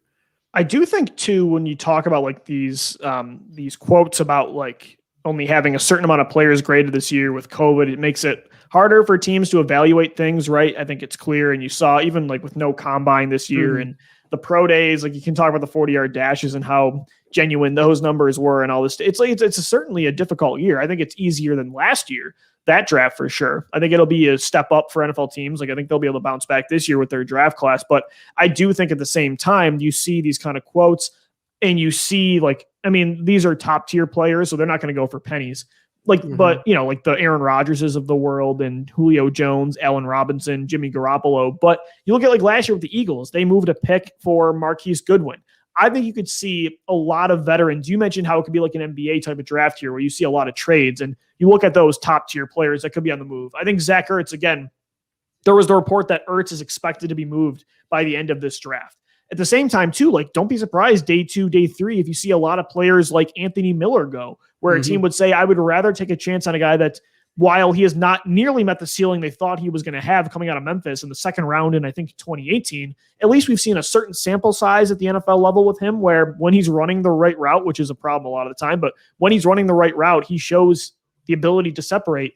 Teams will probably be willing to take chances on those kind of guys. So I do think in the next 3 days, expect to see a lot of trades. That's another thing. And the Eagles, who have done a good job at that, doing the swaps, I think that will be a big thing. Moving back a few spots, moving forward a few spots based on those player trades. A perfect example is moving Zach Ertz in a package to get up from 37 back into the first round. Do one of those swaps. Include an all-pro tight end that just happens to be on your roster that you have expendable this year. Use every asset at your disposal. And at the same time, go after other teams' players that are on those market inefficiencies. I think Anthony Miller would be a great addition if you could swap a day 3 pick to get Anthony Miller. He'll come here and play right away as long as he's healthy. But it all comes down to doing your homework, having the understanding of what those trades could be, how he has done his homework. You heard what John Clark said. He's calling these teams, seeing what it'll take to trade up or trade down. I'm sure they've had player trade discussions. I'm sure everybody knows who is on the block right now. And within the next couple minutes here or so, we're going to see what really happens and what the teams value here. If they value picks this year, if you see the Saints give up a boatload of picks this year to come up, right? Teams might be able to do Ricky Williams type of trade where the Saints gave up their entire draft class to get one person. Like, can you imagine trades like that happen still now?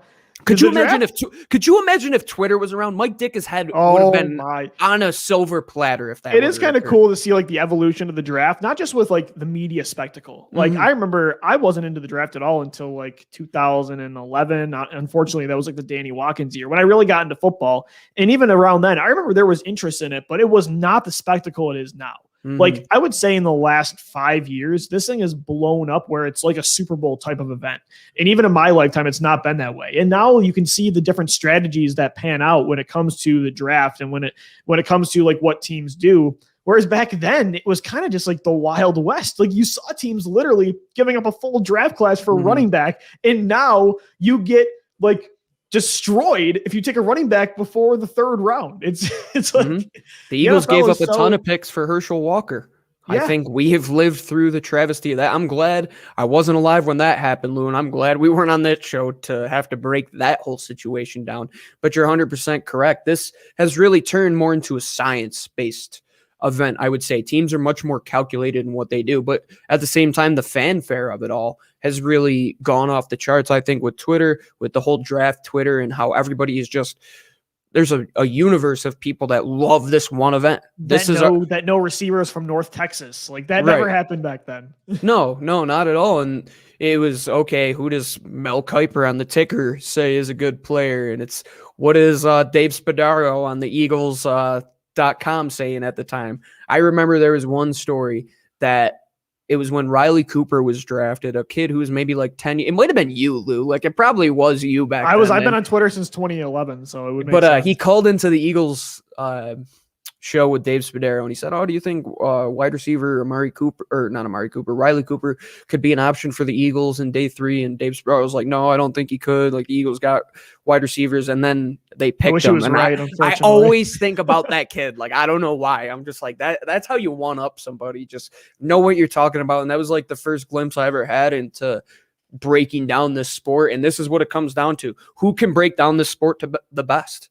Because it's who understands it the most, who did the most homework. It's not a science, it's an art. It really is an art form to do this. There's a reason that how many scouts are in a staff? Maybe 20 tops. There's a reason that I'm still sitting here and I'm not doing it, and you're still sitting there and we're not doing it. So hats off to the guys who made this stuff happen. And it's going to be mayhem once you see teams favor a guy that we had no idea about come up and come into the top 10 and get a crazy draft pick and turn this whole thing on its head. And that's what we watch it for. And I think you've mentioned science and art. I think the draft is more so an art where there's so many different things and anything can work, right? You could deem anything as art. Whereas science, a lot of the time there's like a set not hypothesis, that's an educated guess, going back to my middle school definitions, but it's like science is like a set way of the way things work. Whereas like the draft, some people will tell you there's a set way it works, but I'll tell you right now, after covering the draft now for the last like 5-6 years at a pretty high level, not that I know anything compared to a lot of people, but at least like covering it to a certain degree, I've noticed that, there's certain people that have one philosophy and there's other people that are on the complete opposite end of the spectrum. Sometimes that works. Sometimes that works. Sometimes the middle works. I think the thing that doesn't work in the draft is when you live in a vacuum, when you live in this tunnel and you have this tunnel vision of this is the way everything works and we're going to mold everything around this. If you have one set philosophy in the NFL, then you're going to die. It's adapt or die. And I think the draft is a perfect example of that. Everything is on the table. So head in with an open mind. And I think that is really the key tonight in the next couple of days, because if you come in and you try to fit a square peg into a round hole all the time, some of them will fit. There's going to be some square pegs in a square hole, but the ball has different shapes, and that's the NFL. So I think that's a thing you've noticed is that, even back then, like at least back then, there was less like this is the way it is. And although you don't trade a whole draft class for a running back, I think people need to get back to that. Anything works, or else you're going to miss out on the Patrick Mahomes of the world and the Josh Allens at times. And so it's interesting to see the way it's kind of evolved, and it continues to year after year. It changes every year. And the thing is, like, you have to adapt, which they have, but at the same time, it's don't get stuck in your ways and don't be afraid to take chances and trust your gut a majority of the time. Like, don't try to be the smartest guy in the room, Howie Roseman. Like, just make the pick if your gut says to make the pick. And he tries to, but at least, Howie misses a lot, but at least one thing he does is look at himself after a class and says, I did this wrong. Last year, he still doesn't look like a strong class, but at least last year he said, we've normally taken college production, high floor type of players. This year, we need speed, we need health, we need upside. At least he recognized, look, I took J-Jaw instead of Metcalf. This year, I'm going to take the Rager over Jefferson. It didn't work this time, but at least like he's willing to say that I need to change it up at times, because there's a lot of GMs and people in the NFL that just will never do that no matter what. Absolutely. And this should be the one time that we have seen it happen last year, and we should see it happen again. You should see the athleticism that these guys have. There's a reason the guys we were talking about, Devonta Smith, J.C. Horn, Jalen Waddle, Pat Surtain, some of the best athletes on the planet that we have the chance to draft. And we've made the mistake and passed up big, fast, athletic players. DK Metcalf. We need more DK Metcalfs. We need more guys that played big-time football, that made big-time football plays, that showed it on the field, that at the same time have high-quality traits. That's what we need tonight. That's what we need tomorrow. That's what we need the day after that. You need to get away from the ways of 1990s, 2000 football. You need to be a pass-heavy team. I see the vision that Jeffrey Lurie has in his head. I see where he wants to go. And it's why we're concerned with the way the roster is built right now, because it's the opposite. Right. That's exactly what you should be looking to do, is be the Chiefs, be the Tampa Bay Buccaneers of last year, be these teams that are able to throw it down your throat, score 35-plus points a game, and do it with athleticism, do it with speed, do it with multiple different weapons, do it with multiple different players that can play multiple different positions. That's what you have to have. Flexibility creates optionality. That is the trend of the show. One thing Howie Roseman at least does is he gives you a great quote every so often to really ride home on. QB every single year. Last year it was, QB fact, God.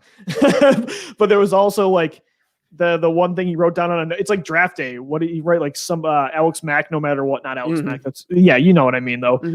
No matter what. Howie Roseman last year wrote at the end of the Seahawks playoff game, he wrote down, can he run? Can he stay healthy? And you know, like that football? Was does he love football was the other part of it. So he does give you a killer quote. The Jaguars, Gino, are officially on the clock. Let's get to some worst and best case scenarios from our listeners. Jordan B writes in, best case is J.C. Horn at pick 12. Then Devonta Smith falls to the late teens. We trade up. Oh my God, I would absolutely love that. Okay, I don't think that's likely, Gino, but if somebody fell of those four, Devonta is the most likely. Yeah, I think Devonta is the one that just because NFL guys are NFL guys and they see his frame and they see his size, they're probably going to see him fall down the draft boards, but not too much. I mean, he really has done everything you could ask a wide receiver to do in a multitude of different fashions, and he won the Heisman. Like, I'm going to continue to say that. He is the best football player in college football coming into this draft, according to voters of who the best player in college football was last year. Like, that's what the Heisman Award is, people. He is the best player in college football, the best player in the 2021 draft, outside of the quarterback Trevor Lawrence, who he won the Heisman over. I will continue to say that. 100%, man. Jordan writes in for his worst case scenario.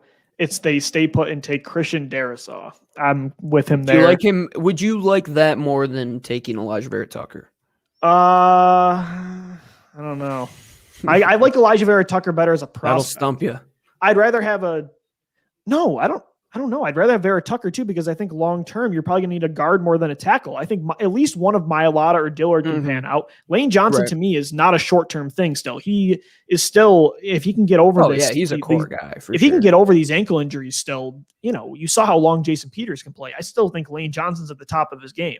Whereas a guard, I mean, Isaac Seumalo is a long term piece. Brandon Brooks is one of the best players in football still, but you heard he's on the trade block. Jason Kelsey at any point could retire, which means you might need to move Seumalo in at center.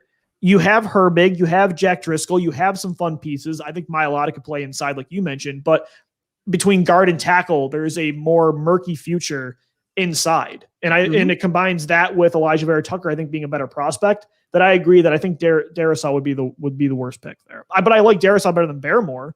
If we're taking a lineman on either side, I'd rather go with Darrisaw than Barrymore. I don't want either, though.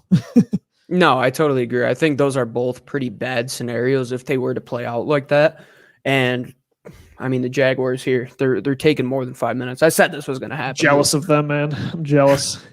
I mean, there's been a few times where it should just be like the guy should just have the jersey on and walk out there. Yeah. Maybe it's like if you're picking in the top 5, I don't know. Maybe there's like a set way. It's kind of like with baseball with like how long you take the pitch. Like, just let's go. Right. There's like a shot clock in like the NBA where you have certain amount of time, but they take forever. But the issue is then like, what if I want to make a trade and like are you going to force me to not be able to do that? And that kind of repeals or kind of discourages activity. So, but I'm with you. Like they're going to chew up all 5 minutes of this, and the NFL wants them to, because like you said, this is a spectacle. It's not just a evaluation thing anymore. Like this isn't just about roster building. This is look what we're doing right now. Like this is a spectacle. And so they're going to milk this. We're going to be here for a long time tonight. Let's go to Tom Glasson, who writes in worst case scenario, trading back if one of the good receivers and corners are available. Ooh. So like Horn, Smith, Waddle, or if they're on the board, Surtain are on the board at 12 and you move back, and then you take Kwity Paye. Yeah, that would suck. Yeah, no, that's bad. Yeah, I don't think that Tom, happens. that's a good one. That's a good one. They're not. I mean, I don't sign off the show forever if that happens. Oh, like last year when Jalen Hurts was picked.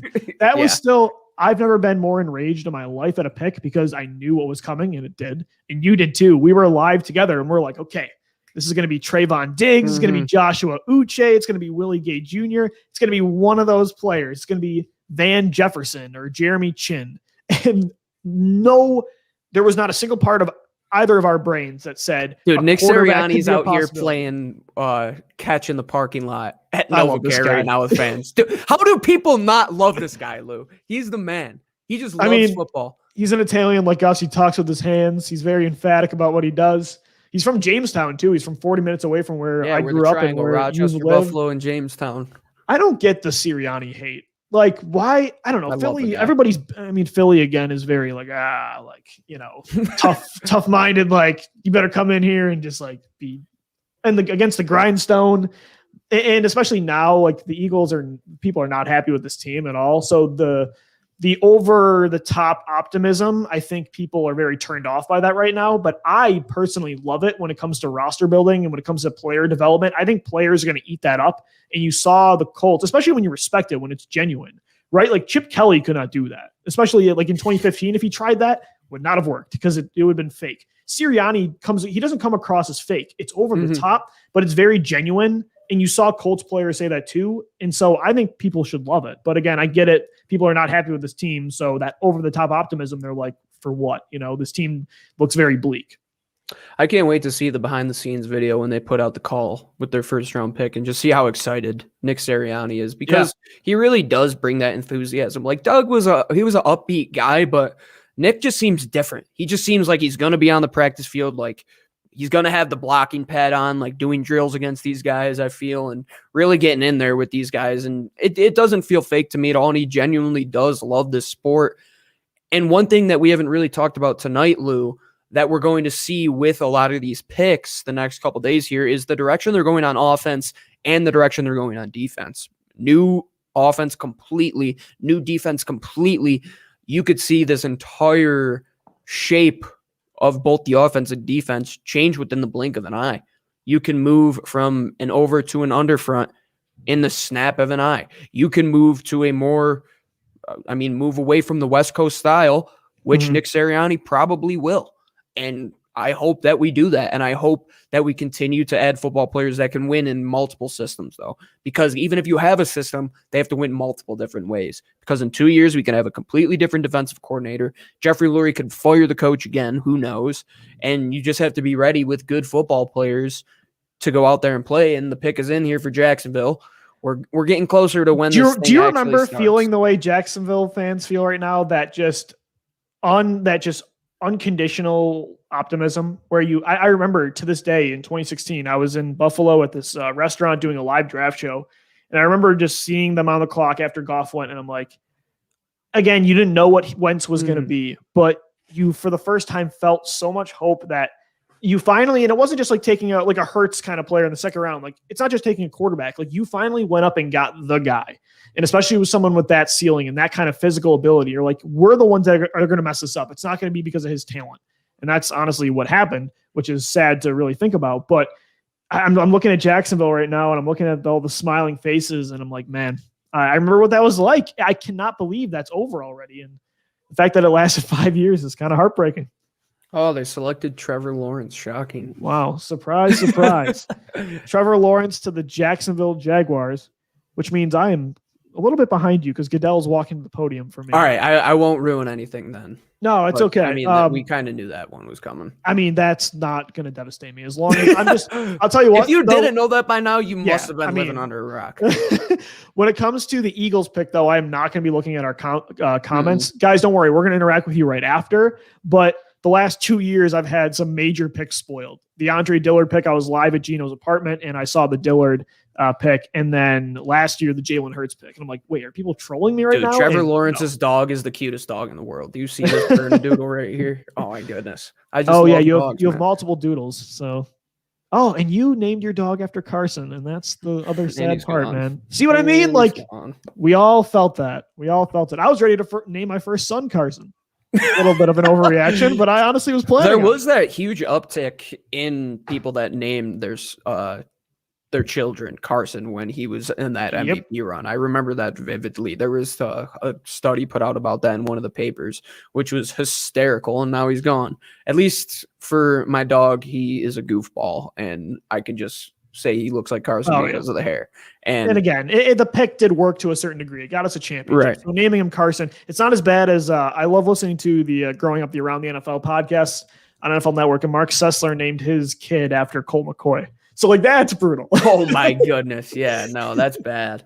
That's bad. Right. And the Giants, the Jets coming up here. I think we know what that they're is. On the clock, and they're going to get the guy that maybe the Eagles wanted over anybody. I mean, let's take a minute to give Joe Douglas some credit here, man. Like he came into a rough situation with the whole Adam Gase thing.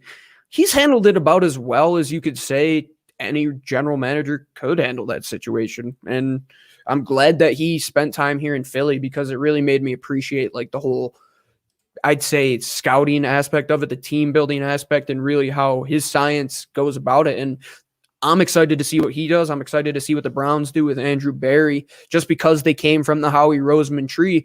And I like to see how they differ from where they came from Howie Roseman being their mentor, and what they differentiate, because they are younger. They're more, I'd say, like in depth with the analytical side of things, and they have more of a science element than an art element to it, but still enjoy the art element, if that makes sense.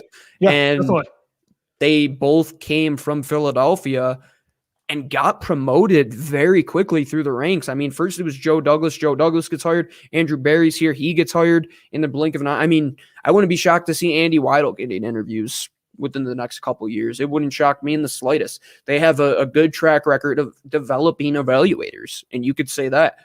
The top guy, I mean, he might not get it right all the time, but the people that he puts around him have been very influential on this franchise. Yeah, the issue is like listening. The issue is listening to them. Right. And yeah, that's the other thing. Yeah, the story. Yeah, right. Like the scouts did their job last year. They wanted to take Jeremy Chinn. They evaluated that correctly. But Howie Roseman and Jeffrey Lurie said, no, we're going to be unconventional. We're going to, go against the grain and take a quarterback. It was the same thing with the second round pick of JJ Arcega-Whiteside. I mean, not that the scouts at that point made the right call, because if it wasn't for that, they would have took Paris Campbell. So like, that's the funny part, Gino, is like, J-Jaw didn't work out, but it wasn't going to be Metcalf or McLaurin. Even if it wasn't J-Jaw, it was going to be Paris Campbell, which is, it is what it is. But I'm with you though. They've had some great people in this building, in this front office. You don't win a title without that. Like, you have to have talent, not just on the field and the coaching staff, but in the front office as well for it. And Howie Roseman did a great job there, but it's sustaining that. It's what happened after you build that, confidence and ego, you could say, after winning a title and where you are now. But I will say there was a huge divide and a back and forth. You read the stories in 2018 and 2019 and 2020, but at least for now, with a brand new coaching staff in a new regime, I will say with this draft class, I do feel like the majority of this team is on the same page. It's what happens in a couple of years if you get a taste of success and people start to pull back a little bit on this power structure. Whereas this year, I think it will be one cohesive unit, because I think the coaches, everybody knows their role right now. And so this year, I'm not concerned about there being some crazy divide. Not yet, at least, because everybody else is so new. Yeah, I totally agree with that. And I think this is the first time you can kind of turn the page towards like a new era of this team. And even when it comes to their personnel staff, as much as it is a lot of the same individuals, I completely think that the cohesion between Nick Sirianni and Howie Roseman is real, and it's real between him and Andy Weidel. And I hope that they have input in that room and make it clear what they want. And it could be for a new time in Philadelphia where it's not hopefully just, they learn, right? Yeah. Hopefully they learn from it. Yeah, and Howie has been somebody that has learned from his past mistakes. And I think he kind of made it evident when he was talking in his press conference prior to the draft a couple of days ago that he knew that he made mistakes, and there were times that he went rogue, and he even admitted to it. And he's now a guy, it's time to walk the walk, right? Like, he's talked the talk. It's time to walk the walk. Yeah, exactly. And you have to continue time after time to improve and adapt. And it's not just changing one thing, it's changing multiple things. It's changing the divide between your personnel department and your coaching staff. It's being able to collaborate between them and not feeling like somebody is out to get you or somebody thinks you're a bad evaluator. No, it's trying to get to the Super Bowl and not doing it in spite of who you have in the front office, rather to win it with them. And that's what you should want time after time. And we thought that that's what the 2017 Eagles team was, but it really wasn't. So it's time to get to that. I think that time is in the past. That Super Bowl team is in the past. A lot of those guys are gone. The entire coaching staff has turned over. It's a new day in Philadelphia, and this is the time that you get it right, is here in the draft. It's the first step. Zach Wilson looks like he's in 6th grade. That's my take. Yeah, you look older than him. I will say that. I can't grow a beard, but I bet you I could do better than him. I bet you I could grow better facial hair than Zach Wilson. 100%. I would put money on that. I think that's a great bet to have. Connor Langdon writes in real quick, Go ahead. How far could the Eagles conceivably move up in the draft by dealing Zach Ertz? So is that a pick going from 37 to 30? Or are the Eagles like, no, if we're going to give up Ertz, we want to get from like 37 to like 23? Yeah, it depends what scenario you're in ultimately. Sure. Like, what is the package? I think there's a bunch of could you be in the 3rd round and you just swap you take Zach Ertz and you swap 84 and Zach Ertz to get up to the mid 60s? Like, could that happen? I think that could happen. It just depends where you are in terms of the draft, I would ultimately say, and the value of what teams who, with that 3rd round pick that they were supposedly asking for, teams weren't willing to bite on. But are they willing to just quite honest swap of third-round picks? Are they willing to include Zach Ertz in a trade up from – I don't think he would do much for you in terms of being the only piece in a trade up from 37. You would have to include more, but he is a big trade chip. There are teams – I saw today that there were 6 or 7 teams involved in the discussions for Zach Ertz. So there's a bidding war for a guy like that. A guy who is going to be continually playing all-pro football, will still be a top 10 tight end for the next 2 to 4 years, I would presume. So we're going to see what happens with that. And it all really comes down to where it stands in the draft, where you are, and what your end goal is in terms of how far you want to move up.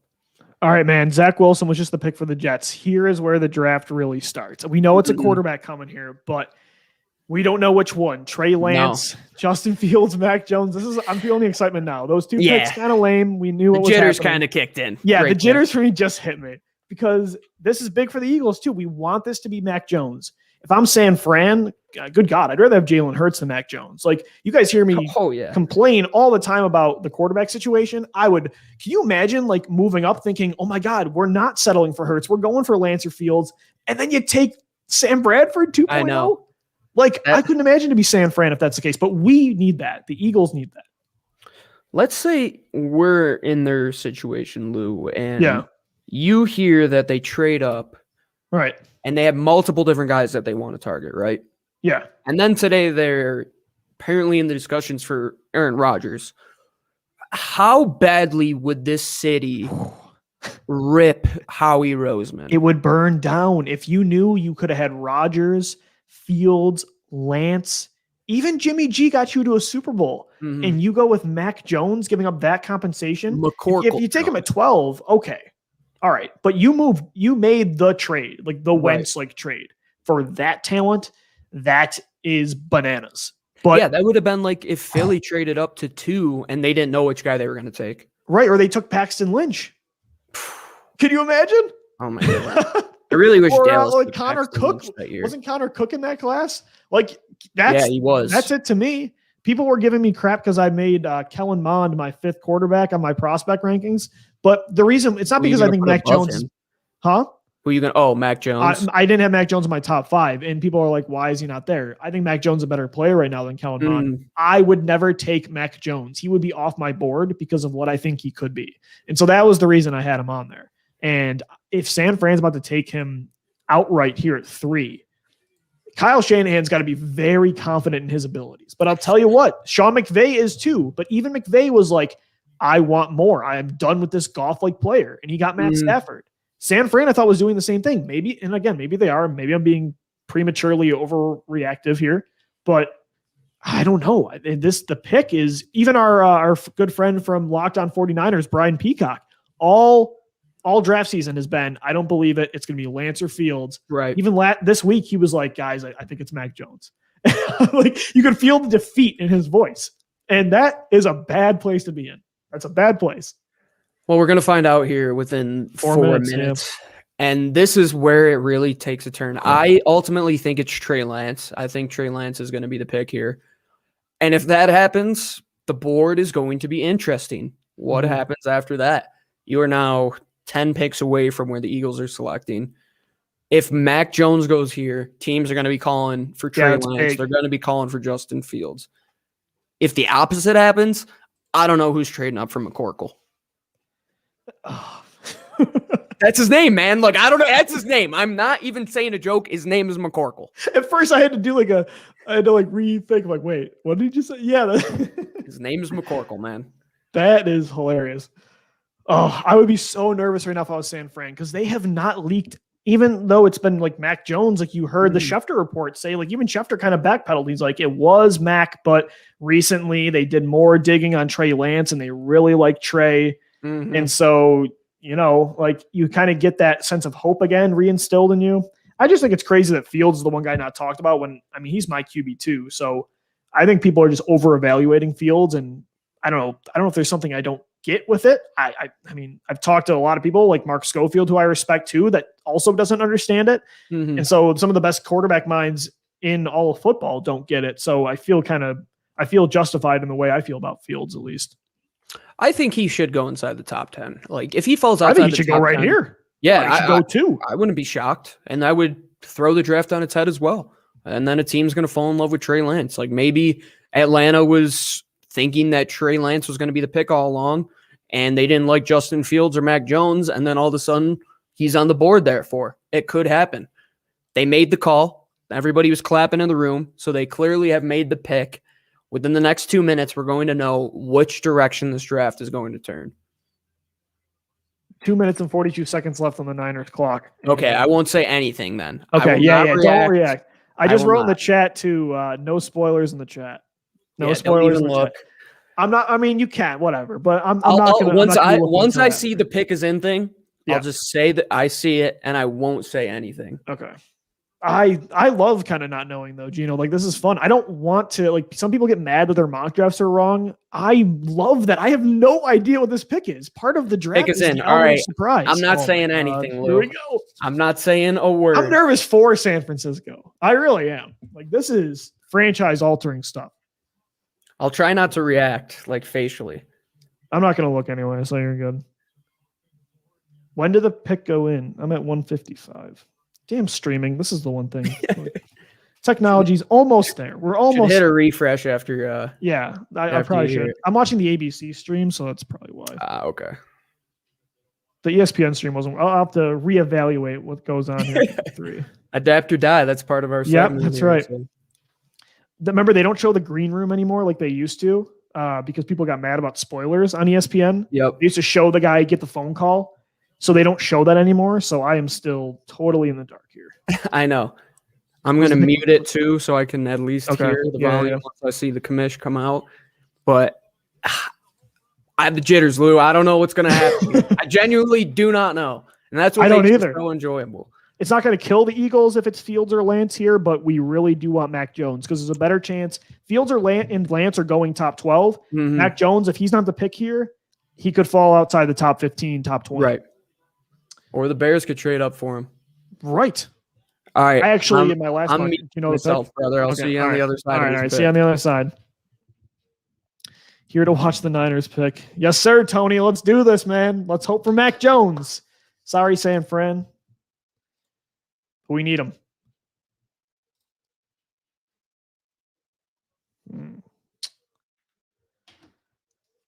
All right, let's see what happens here. These idiots better take Trey Lance. I mean, I want Mac Jones, but like, you're nuts. I'm watching the tape of these guys all the time, and it's like, what do you see? It's like you have like a filet mignon. You're like, no, that's fine. I'll take the Spam. Like, what? All right, here we go. I know everybody knows the pick. I apologize for being so behind, but you can get a kick out of my reactions now, though. The goods is walking to the podium. I'm going to have to do a refresh after this.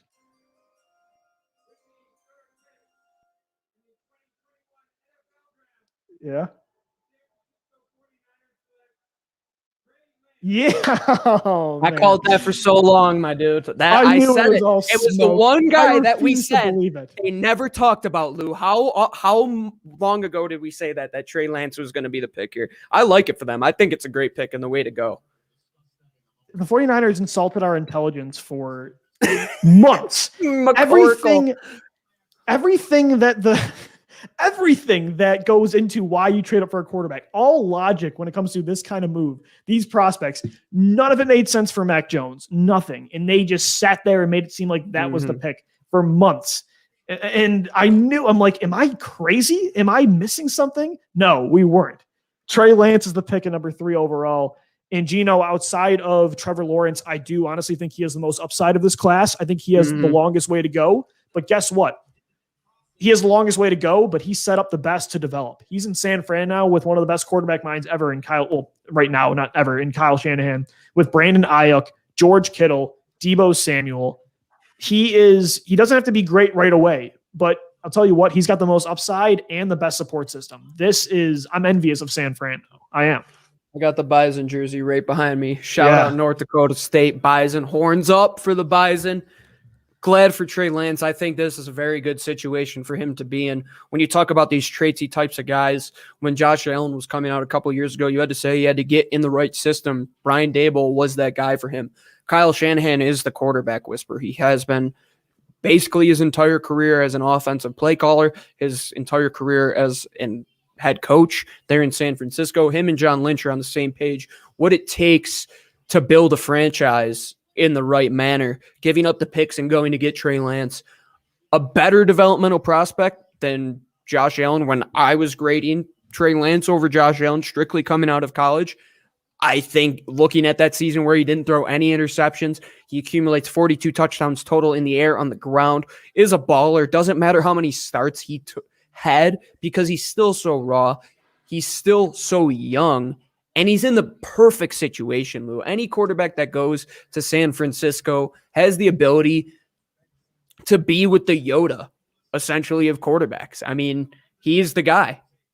Shanahan is the guy. Comes from a long lineage from his dad. Down here, he was there with Kirk Cousins, made Kirk Cousins look like a Super Bowl champion of sorts, has been to the Super Bowl multiple different times. That's the thing. Like, why make it harder for yourself? Like, just because you can Why do draft it with, Mac Jones? It's, again, I'm going to make my Toyota Corolla reference again. Just because I can get to point A and point B with a Corolla doesn't mean I don't want a Lamborghini.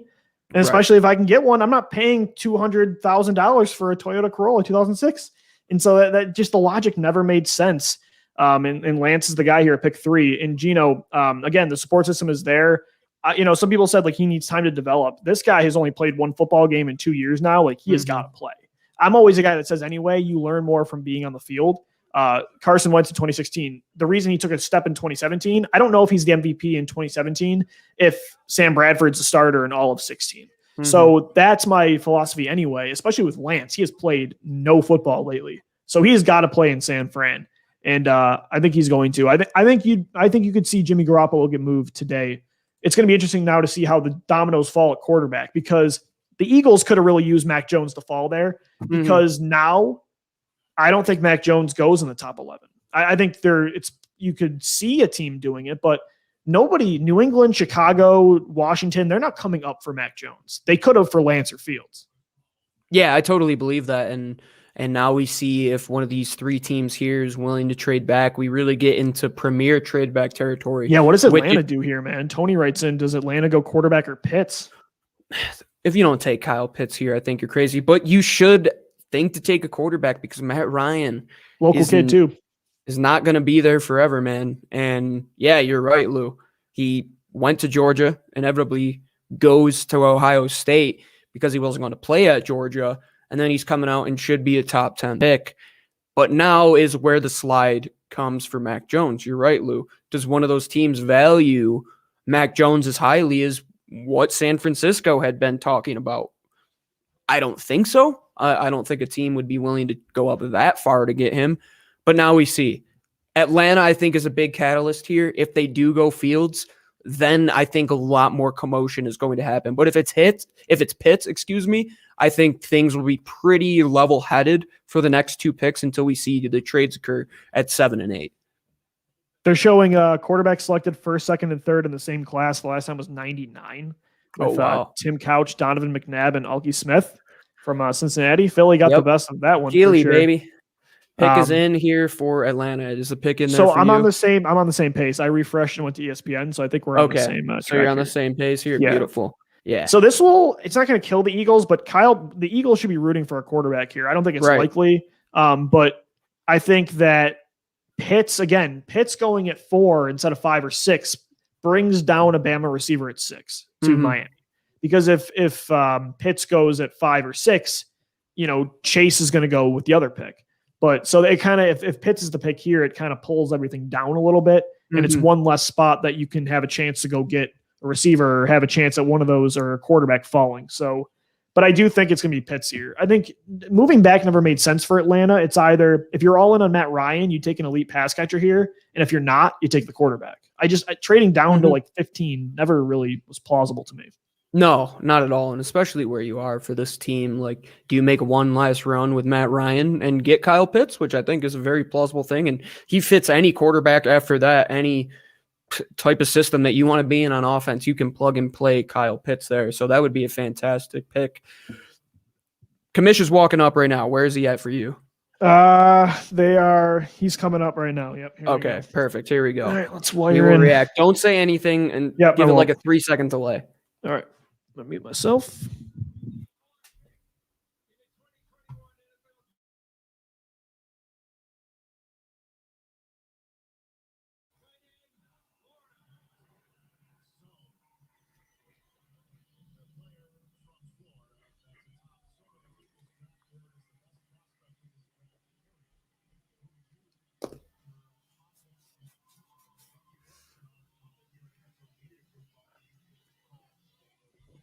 All right. Yep.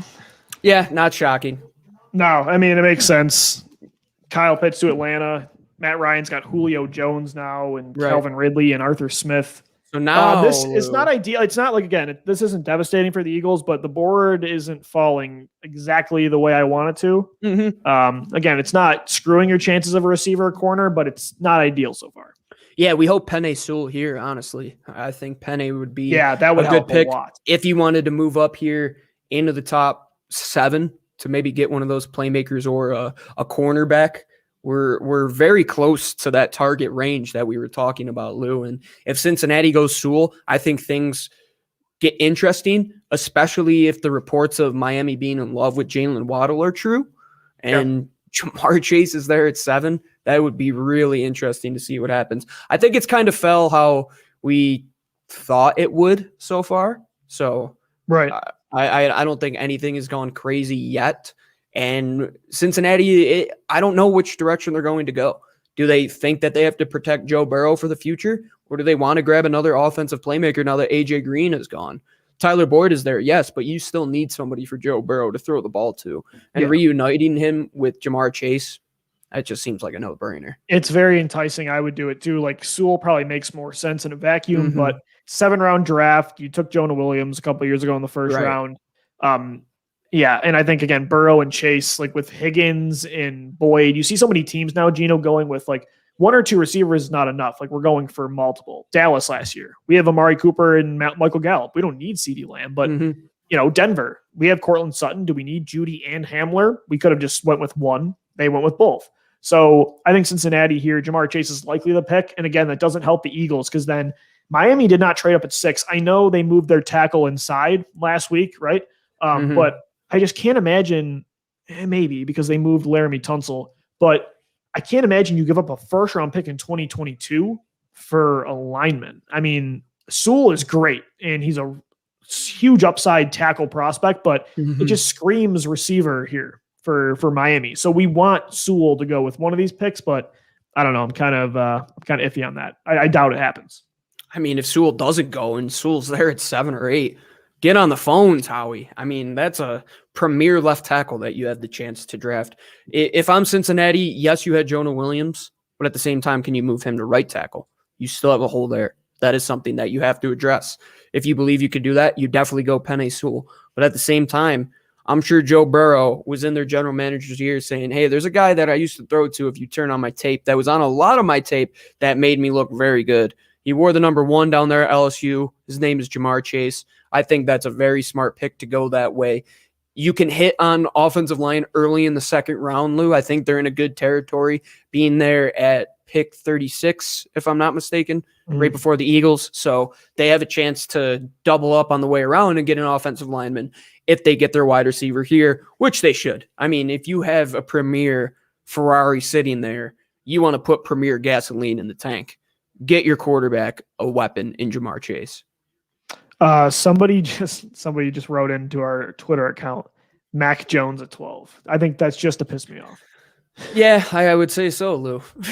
I'll log off. I'll rage quit on this. If we ever drafted a guy named McCorkle, I just can't stomach it. Doesn't sit right in me. He looks like a McCorkle, honestly. Yeah, he is. All right, the Bengals are on the clock here. 4 minutes left here before the pick. 4 minutes to go. So we're getting there. It's starting to come along here.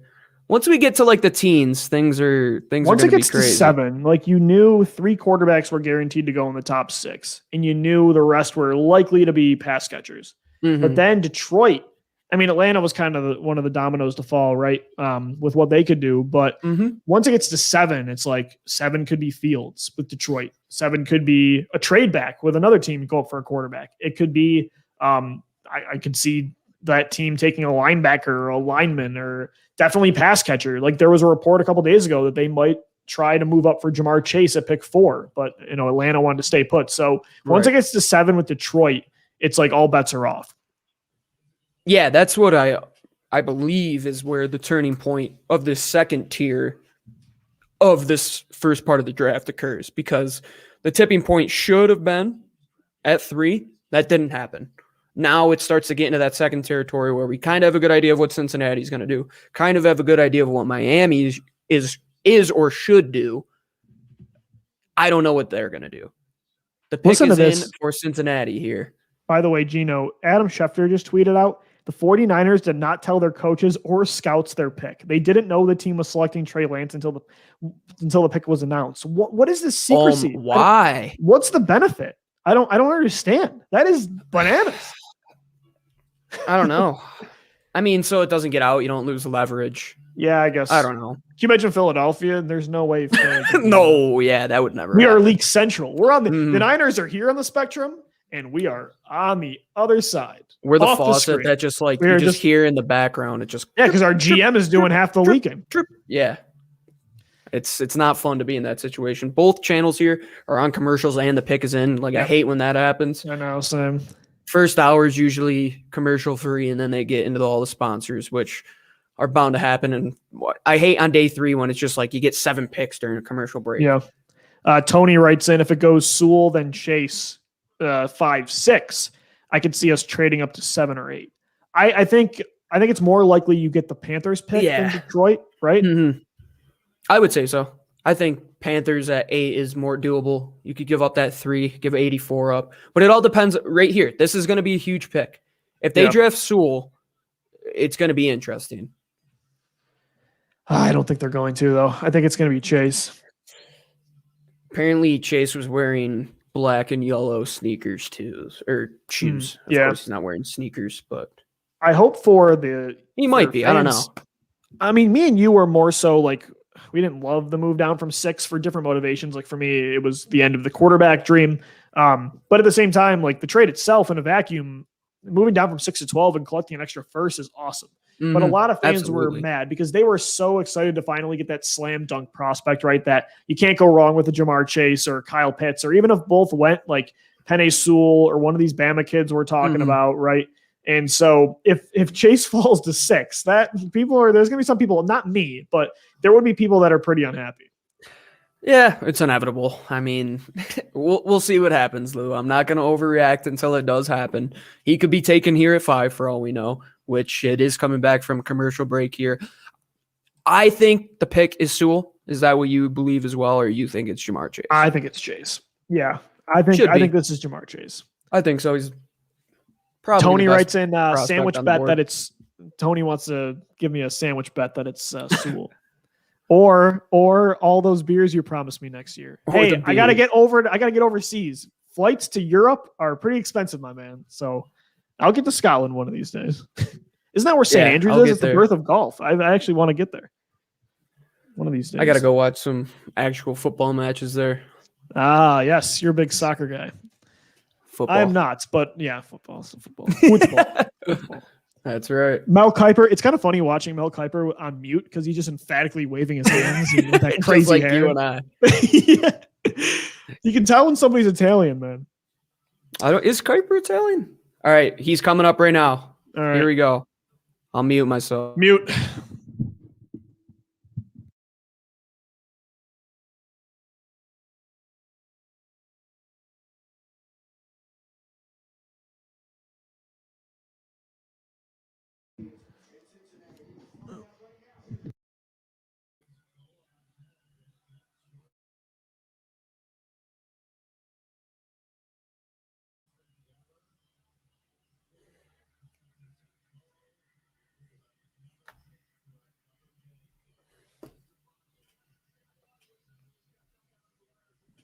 It's not going the way I like. We want to get Kyle Pitts or Jamar Chase, so it's Yeah. fine that we didn't trade sit at 6. I guess that's true. I guess that's a glass half full look. Glass half empty is, there's going to be a Bama guy that goes here. And I think if you guys want a receiver, then, I don't know. I don't think it's going to happen. Spicy, Lou. Things are getting spicy here. I know. This is a huge selection here. If this is wide receiver, I don't know what's going to happen, man. If Penei Sewell drops to 7, why are people overthinking these Oregon prospects? I don't understand it. They let Justin Herbert slip to 7 last year. The Dolphins are going to do it again. They're going to pick the wrong guy. Dolphins are going to pick the wrong guy again. I don't think it's wrong, though. Like, Sewell is Justin great, Herbert over Tua Tagovailoa. Come on, Lou. I agree with that. But this is an incredible receiver class up top. So, I mean, Sewell's a great player, but it's not. I think Chase and Smith and Waddle are in that tier, too. So, and with Tua, if you're going to double down on Tua, he's not a player that, he's kind of like Jimmy Garoppolo or Jared Goff, where if you want to make it work, he's going to have weapons. And he does. He's got Devontae Parker, Preston Williams, Will Fuller. So maybe this is Sewell. They're not in dire need for a receiver. But they're going to move. But I kept thinking they move up tackle. No. See, that's the thing. That's why this is a receiver. You don't draft a left tackle to move him to right tackle. And you don't give up a first-round pick to do it either. No. So that's why I think this is a receiver. Yeah, it makes the most sense in my opinion, Lou. The stuff we've heard that they love Jalen Waddle, I think could be the pick. I think it's Waddle over Smith. I think for Tua, I think so. Smith helps more because Tua doesn't throw the ball downfield a whole lot. So Smith makes more sense. Yeah, I know, man. That's the worst case this board could have felt if that does happen. I know. But that's the way this Eagles offseason has gone, man. Worst case scenario. The pick is in for the Miami Dolphins. The commission is still on the stage here with Jamar Chase. So we got a second here. Who's your prediction here? Final prediction. I think Jalen Waddle. I'm sticking with Jalen Waddle. Waddle? They need wideouts. They need speed. They have the 2 big guys in Devontae Parker, Preston Williams. I believe that they get some speed on the inside, get a guy that he played with. If you are going to draft Sewell, I think it would be very hard to justify moving him to right tackle. It just seems right now that Jalen Waddle is the pick. I would say it's Smith, but I definitely think it's one of the Alabama receivers. Yeah, so it's going to be either or one of those. Then you look at... Then we start calling for Penei Sewell, man. Yeah. No, if I'm moving up, it's still for a corner receiver. I love Sewell, but I'm not moving up for him. I loved what I saw from Mailata last year. I loved it. I loved it. Dude, Penei is No, I get it.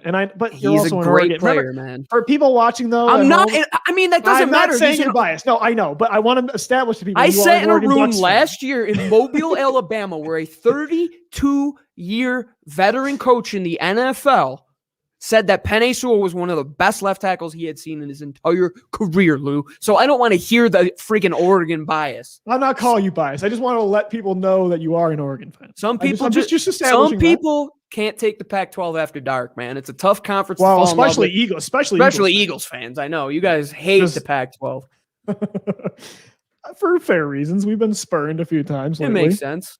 Donnell Pumphrey was also in the pack. Sid Jones and J Jaw are the 2 picks that most people think of. But yeah, I love that you called him Sid Jones. Thought I'd spice it up a little bit. I think this will be Smith, but either way, it'll probably be a receiver. And then you got to look at. What does Carolina and Detroit do? What are they? You know what's interesting? Like, if this is a receiver, it's not looking good for getting a Bama receiver. But let's say Detroit passes on one at 7 and somebody moves up for Fields or they take Fields. I don't think Carolina, Denver, or Dallas takes a receiver. So the only team you got to worry about if you want a pass catcher is New York at 11. Whereas corner, which scares the heck out of me. Yeah. And that reminds me a lot of CeeDee Lamb last year with the Cowboys. I know. Whereas this, when it comes to corner, though, I could see all the teams coming up taking, except for Miami. I think the 7 through 11 could all take one. So I continue to be receiver. The board is falling really bad for us, but I still think they honestly have a better chance of getting a receiver than a corner. Yeah, we'll see though. Where's Fields going to go, man? Where's Fields going to go? I think 7's the move. I think Carolina still has a chance to draft a quarterback. I would if I were them. All right, here comes the commissioner. Is this going to be the Slim Reaper? Or is it going to be Jalen Waddle? After Let's this find pick, out. Lou, I'm going to stay on mute and I'm going to head directly out to grab another All right, soda, sounds good. and I'll be right Sounds back good. down. Sounds good. All right, I'm going to go on mute.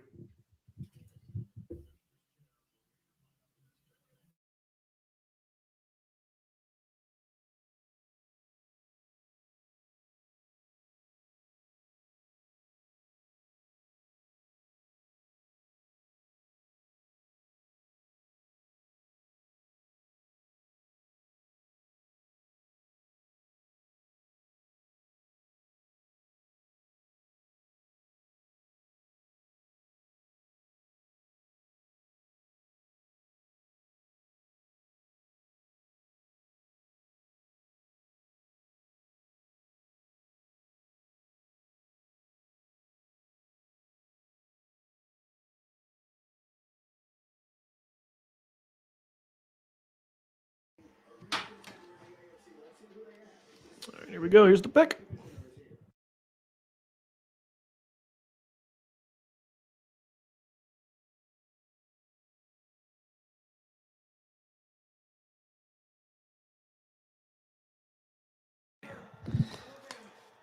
All right. Jalen Waddle was the pick for the Dolphins at 6 overall. So the board continues to fall in an, I think, unappealing way for the Eagles now because Chase is gone, Pitts is gone, Waddle is gone. Is Devontae Smith going to fall now another, what is this, another 4 or 5 spots here? I don't know. I think Detroit could be the move right here at number 7. If not, though, I still think there's a better chance you get him at 12 than a corner. I think in comparison, because again, Denver, Carolina, Dallas, they're not taking a receiver. New York could, but Dave Gettleman just screams Micah Parsons or Kwity Paye for me, or Rashawn Slater. So Detroit takes Sewell. Tony, I probably agree with you.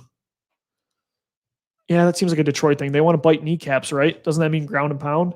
So I guess Lyman would make more sense than Devontae.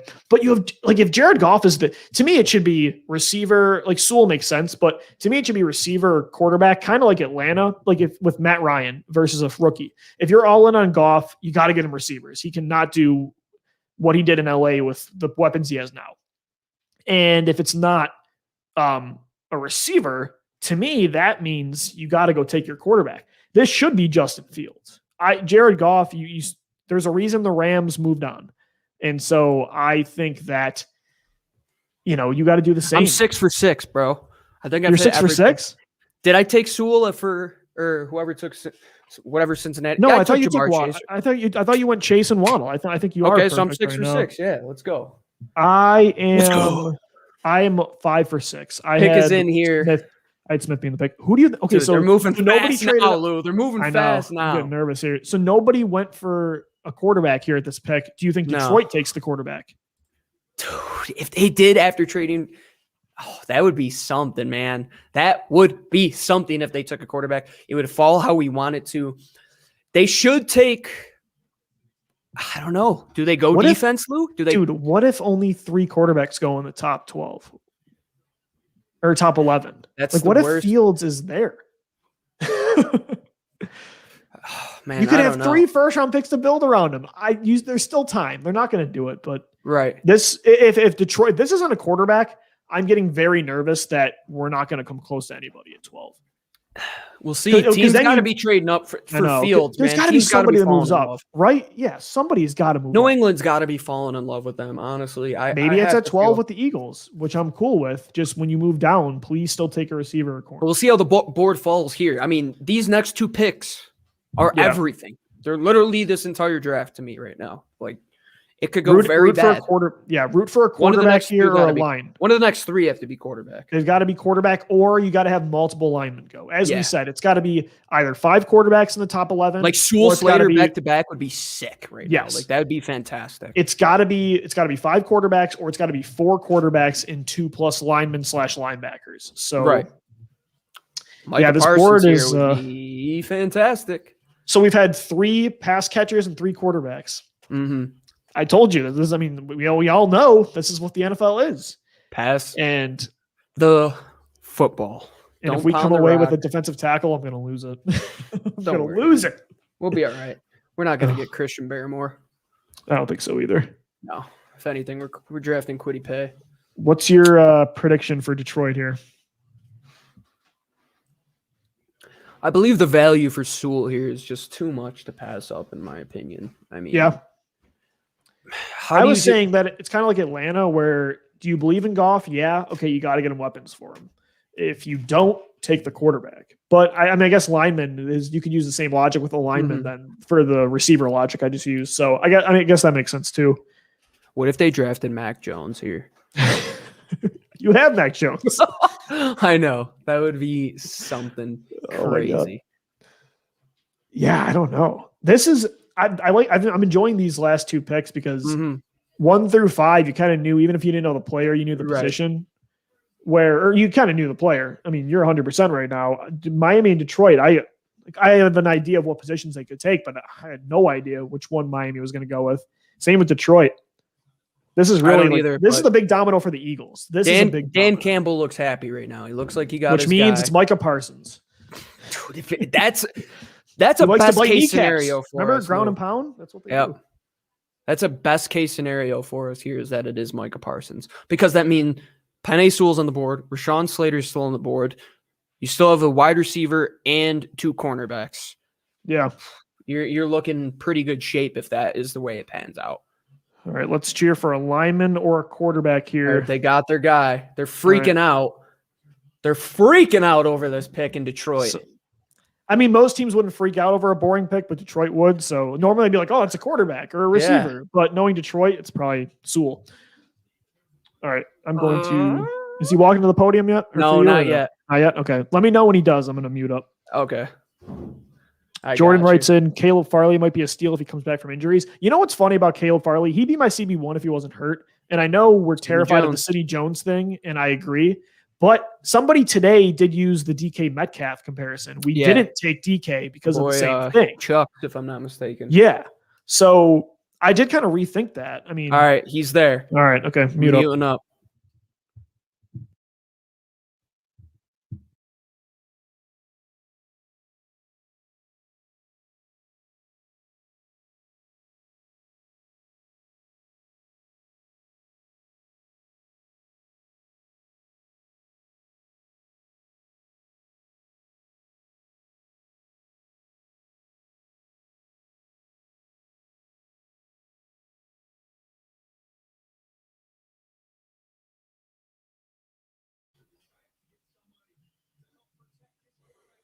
All right. Love Boom. that. Love that pick. That's big. Now that's we really got to big. hope somebody trades up here for a quarterback. Yes. So we got one of the linemen. Now we need either another quarterback and a lineman to go, or we need 2 quarterbacks. So, Gino, this is also, we have to start thinking about trade ups. Like, this is the range that the Eagles can move up. That's what they So- were talking about. Get ahead of the Giants and Dallas. You have 2 opportunities to do that right now. 2.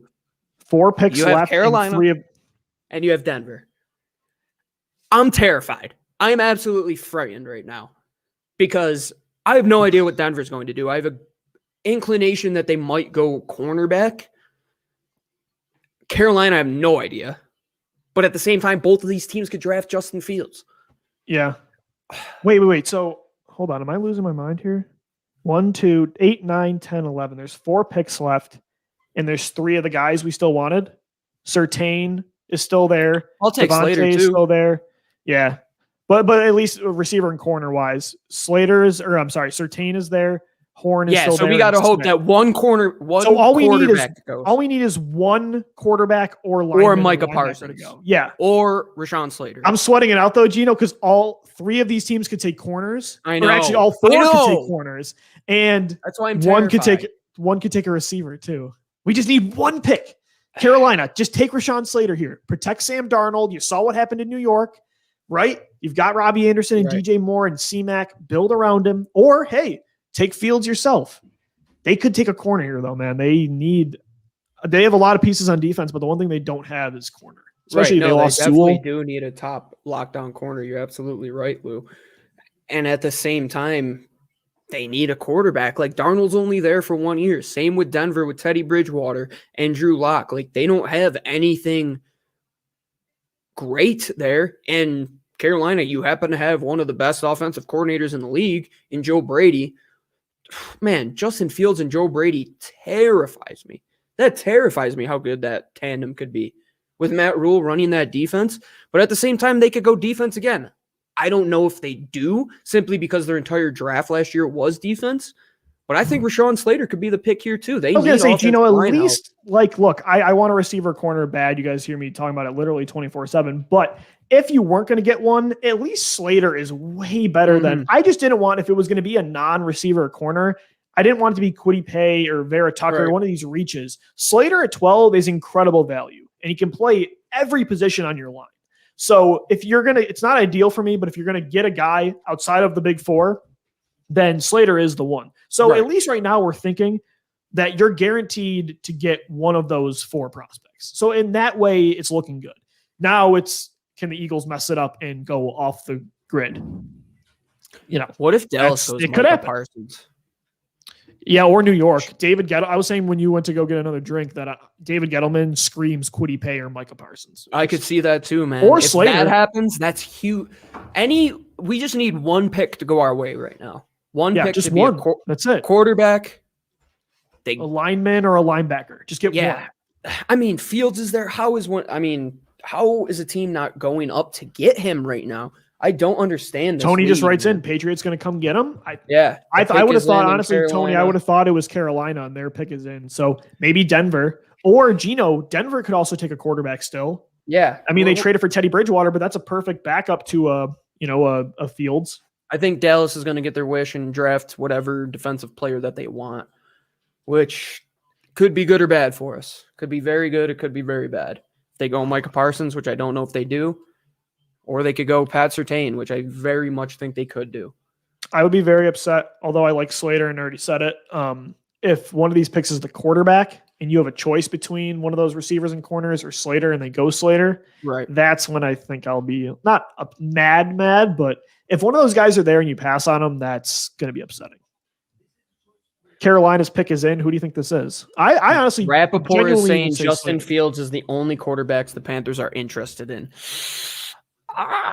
Here we go. The commish is coming to the stand here, Lou. I will mute myself. Okay. We will see what happens in this very pivotal pick here with Carolina. This is crucial.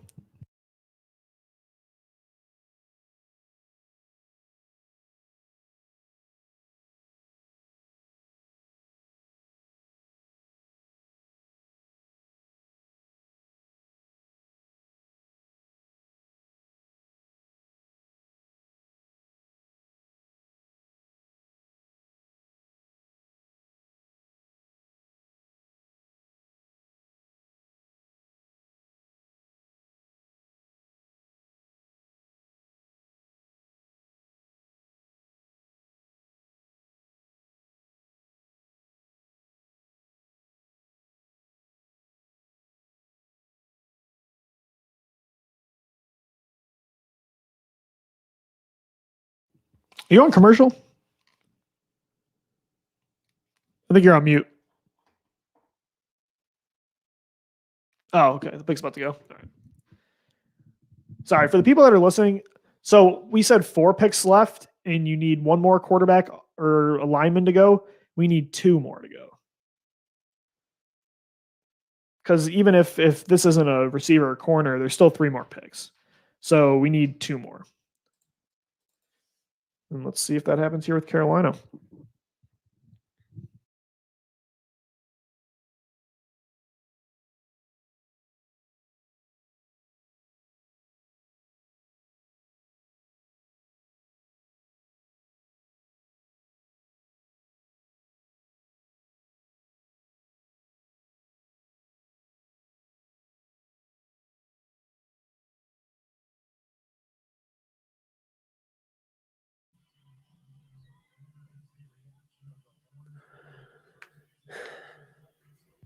Oh, man. Yeah. Now things get hairy. Now things get very, very hairy. Man. That one stinks, man. That one stinks. So we have 3 picks to go, and Smith and Surtain are the only ones left. Yeah, that this is not falling how we wanted it to, Lou. Not great, not freaking great, man. Okay, let's just take Justin Fields. Let's just do it, please. If he's at 12, I'll be happy. If you can you imagine, like, you move down and you still get him? I know you didn't like him over Hurts maybe at 6, but at 12? Yeah, I don't know. That one stings. This isn't going how we thought it would. Man. I hope the Eagles get Smith or Surtain now. Dude, I mean, well, because we know we're not getting, unless you get to this pick right here, you're not getting Surtain. So corner, I think, is off the board. Yeah, corner's off the board for sure. Yeah, so you're not. Now we got to start moving forward with Asante, with Newsome, with a second round prospect. Mm-hmm. Now the hope is Davante. The team we got to be nervous is like New York. Are they going to go for that abundance of riches and build around Daniel Jones? Or are they going to say, hey, we have Kenny Golladay, we have Sterling Shepard, we have Darius Slayton, we have Evan Ingram and Saquon. Mm-hmm. Let's go with another position. That would be big. But cornerback right now, I think, is over unless you're getting to this pick. Yeah, I think getting here to Denver is the only way that you're going to get him. I think Denver might pick Pat Surtain when it comes down to it. But then it's like, does Dallas need to draft Rashawn Slater? I don't know. Do the Giants need to draft Rashawn Slater? I don't know. I'd be fine drafting Rashawn Slater at 12. That one stings big time because it makes a lot of sense for them. I don't know if Dallas or the Giants would be willing to move down for one of the teams that wants a quarterback. I thought Denver would be in that territory. If Denver drafts Justin Fields here, we're okay, in my opinion. I don't know if the Giants want Smith. That's the one thing. I think they could go defense. That's the domino, yeah. I think right now the best chance is Devontae Smith, which is cool because that's the guy we wanted the most. But they could take him. And so if neither are there, would you rather have Rashawn Slater or would you rather trade down? I think Rashawn Slater fills a lot of needs for you. Like, I mean, he could play guard for you right away if you wanted him to. He could play left tackle for you if you wanted him to. He could be a rotational guy for you early on. Mm. I think you got to think about trading down at that point. If Devonta Smith is there, he's the pick, in my opinion. I agree with that, yeah. But if Smith goes in, if the NFC East teams steal those guys from Philly, then I would consider moving down. But Slater would be the best of that situation if you stay. Yeah, I think Devontae is the best chance now, unless you get here. But the board is not falling great because if Slater went there, then you've got 3 picks with 3 of those guys left, and I think you were guaranteed to get one. Now, maybe Denver likes Slater to play left tackle. They don't love Garrett, or they like Justin Fields. Right. This is still could be a quarterback. I just hope it's not one of the guys that we mentioned. If it's Surtain, I'm starting to panic. Yeah. But if it's Surtain, does Dallas look to trade out if that was their guy all along, Lou? Yeah. For a quarterback-hungry team. Man, J.C. Horn going at 6. Brutal. That was, I think, their guy. I think 8. Of all those 4. Not 6. Oh, sorry, 8. Yeah. Close enough. What if they pass him? What a rise for that kid, man. Shout out to J.C. Horn. I mean, in January, it was all Farley versus Surtain talk. Yeah, it was. And he tested through the moon, went through the gauntlet of wide receivers that we thought had happened. He was my pick for the Eagles. I'm upset to see him go. That's why that one kind of threw me for a loop a little bit. And now it really is, do the Eagles have 12 guys that they were really in love with before it started, Lou? That's what it comes down to. Did they have 12 guys at the beginning of this draft class that they thought would be worthy of that pick? Or are they panicking right now? That's the worst thing that could happen, is that they're panicking. Let me read this about the Draft Network. Give me 1 second, man. Oh, you're fan. No problem. I'll keep the people listening here. 2 minutes till the Broncos are on the clock. Our friend Cody this guy, he writes in, what do you think DFin 4, what do you think we could get if we traded back? Once again, depends on scenario, but if you move like to where, let's say the Patriots are at 15 and they want a quarterback? Yeah. A third? Let me make an announcement real quick. There was some technical difficulties with the Locked On NFL and the Draft Network live show. So coverage of that has been stalled. So for people that were looking for us to make appearances on that, it is going to be held back for tonight. But Gino and I will be going live here, though, for you guys live all throughout the night in the first round. And then Gino is going to be doing some stuff as well for Fox 43 tonight. So really excited about that. And we're going to do coverage all throughout the weekend. So just for people that were wondering about that show, though, maybe what's going on right now, there were some issues there. So keep it locked here, though. We're not going anywhere. Then after the pick, we're going to react live. And we'll have a reaction podcast tonight as well. So stay tuned for that. It's going to be a lot of fun, man. And I'm sweating it out, though. This is the board is not going the way. You know what would be the worst?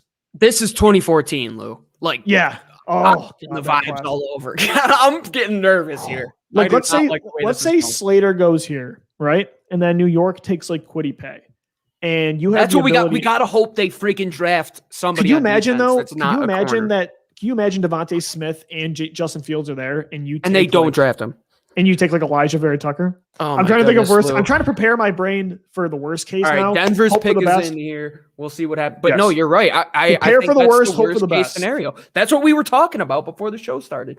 That is the worst case scenario, that you're forcing a pick and not taking the best player available, in my opinion. And Denver is going to be a huge catalyst. I think we have an idea of where Dallas will go, and then the Giants. Gettleman is as crazy as any general manager in the league. Who knows? There hasn't been a trade yet, though, Lou. This is very shocking. Denver is not trading out. Like you said, the pick is in. So Justin Fields continues to fall down the board. Man, pick him. You're not going to regret it. It screams 2017 Mahomes Watson to me. It really does. Yeah, just how they file. Yeah. Don't be the team that's looking back and said, how do we let him fall? And how do we let him slip past? And you would think somebody's going to come up and take him. Yeah. And you think Philly recognizes like they are not trend. Sometimes they try to outsmart themselves too much. They try to think too uniquely and unconventional. But in this scenario, it works. And it worked with Carson Wentz. You know how many teams said, no, we don't want that kid from North Dakota State that played in the FCS that doesn't have the floor of Jared Goff. And the Eagles said, no, we're going to go for it. And so, I don't know. I'd like to give them some credit that they would at least consider it. But maybe this is the pick here with Denver at Kamish is at the stand, Lou. I'll see you on this other side. See you on the other side.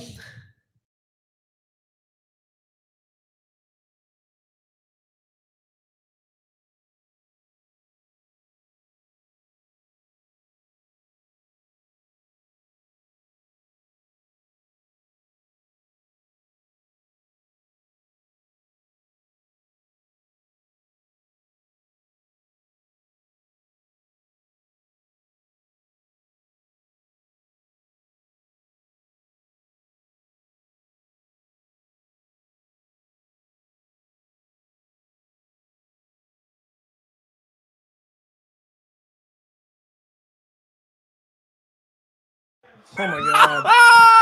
I love your face. No, Lou, this is good. Dallas isn't going to draft a wide receiver. I don't believe the Giants will. They just spent all that money on Kenny Golladay. They have Darius Slayton. I don't know if Dallas is going to move out of this pick now. I believe that they were going to pick. I was going to say, this sounds only like at this point, I mean, unless they're going to reach for Greg I think Newsome, they take Rashawn Slater. I think Dallas might take Rashawn Slater. Yes. I think that's a Rashawn Slater pick here for Dallas. There was a quote that came out. Marcus Mosher had retweeted it, talking about how Dallas is very good at turning like shorter left tackles into all pro guards. And I think that's a great way to look at it. And let's hope, Lou. Let's hope. But dude, Justin Fields can be on the board there at 12. I know. What if that was their plan all along? What if they time. knew he was going to be there at 12? Stacey Dales did say that the player they could take is at maybe a position you're not expecting. That could, I mean, all the pessimists here in Philly say that, oh, it's lineman, it's a nose tackle, or it's a linebacker. What if it's quarterback? What if it's quarterback? See, if it's Lou, look, just completely throw everything out of the window, what we feel about it. Where this team values quarterback is so much higher than every other position, as well as every other team in the NFL, but especially in the quote-unquote quarterback factory, where Jeffrey Lurie, if he was watching that game against Clemson last year, has to be saying, let's go get us a Justin Fields. That's what I'm saying right now. Maybe the Giants take him. That could happen too, Lou. Maybe they don't love Daniel Jones. They should. They'd upgrade there. Touchdowns in 14 games last year. They should. But If Dallas I think Dallas has one of 3 picks here. They go Rashawn Slater. They can go. I think Micah Parsons is a very good option with Sean Lee with the issues with the neck of Leighton Vander Esch and then the decline of why can't I think of their last linebacker? Jalen Smith, yes. That could very well be an option. They talked about defense for the longest time, so it could be him as well. I also believe that one of the other an edge rusher could be on the board for them. They need edge rushers, so let's see, man. They need interior defensive line help. The nightmare here is if it's Slater, then Smith, and the Eagles pass. Oh my, Lou. And that's why they did that damage. That's why I posted that YouTube video for that exact reason, because they realized they weren't going to get one. And they're like, oh, we're about to take Vera Tucker, and we're going to piss a lot of people off with that. So we gotta send this out. Fields at 12. I see that people picking up steam about it actually happening. I think the city would explode. Do you think, in a good way though, for me, I would be. I love Justin Fields, brother. Do you know how fun this next couple months would be with that? I have no hope right now. My hope, my enthusiasm for this team, or my hope in them, my belief in them, is the lowest it's been since 2015. Easily, that could change everything for me, because a quarterback can change everything. A guy like Kwity Paye is not going to change everything for you. He's just not. No, he's not going to. And I don't know. I don't think they value Paye as much as people think. Miles Heck says, Adam Schefter says Dallas likely to trade out. That would be something. And that would be right up what I said. They wanted Pat Surtain, man. I know they did. Could the Eagles trade up here? Would they let us go with Dallas? Could you imagine? Oh, that would be something. I mean, Philly's on the clock, baby. Philly's on the clock. Let's go. They actually traded up. Clock. Let's go. Oh my gosh, they actually did it. I was kidding. Oh my goodness. Lou! This is Devontae. What is happening, Lou? It's Devontae. Give me Devonta Smith. Lou, Howie Roseman, Jeffrey Lurie, Andy Weidel, they're looking happy. Come on, give us Devonta Smith. I mean, it's Devontae, right? Like, it's Devontae. I want to know what the trade is. I want to know what these picks are that they gave up to Dallas. So this is going to be, it's got to be him. They trade Zach Ertz to Dallas. Did they trade Ertz to the Cowboys? Oh my God, I don't even know what's going to happen. I'm so nervous. I'm so nervous. So it's only 2 spots. Do you think they gave up a third? We're going to see. I don't know what's going to happen.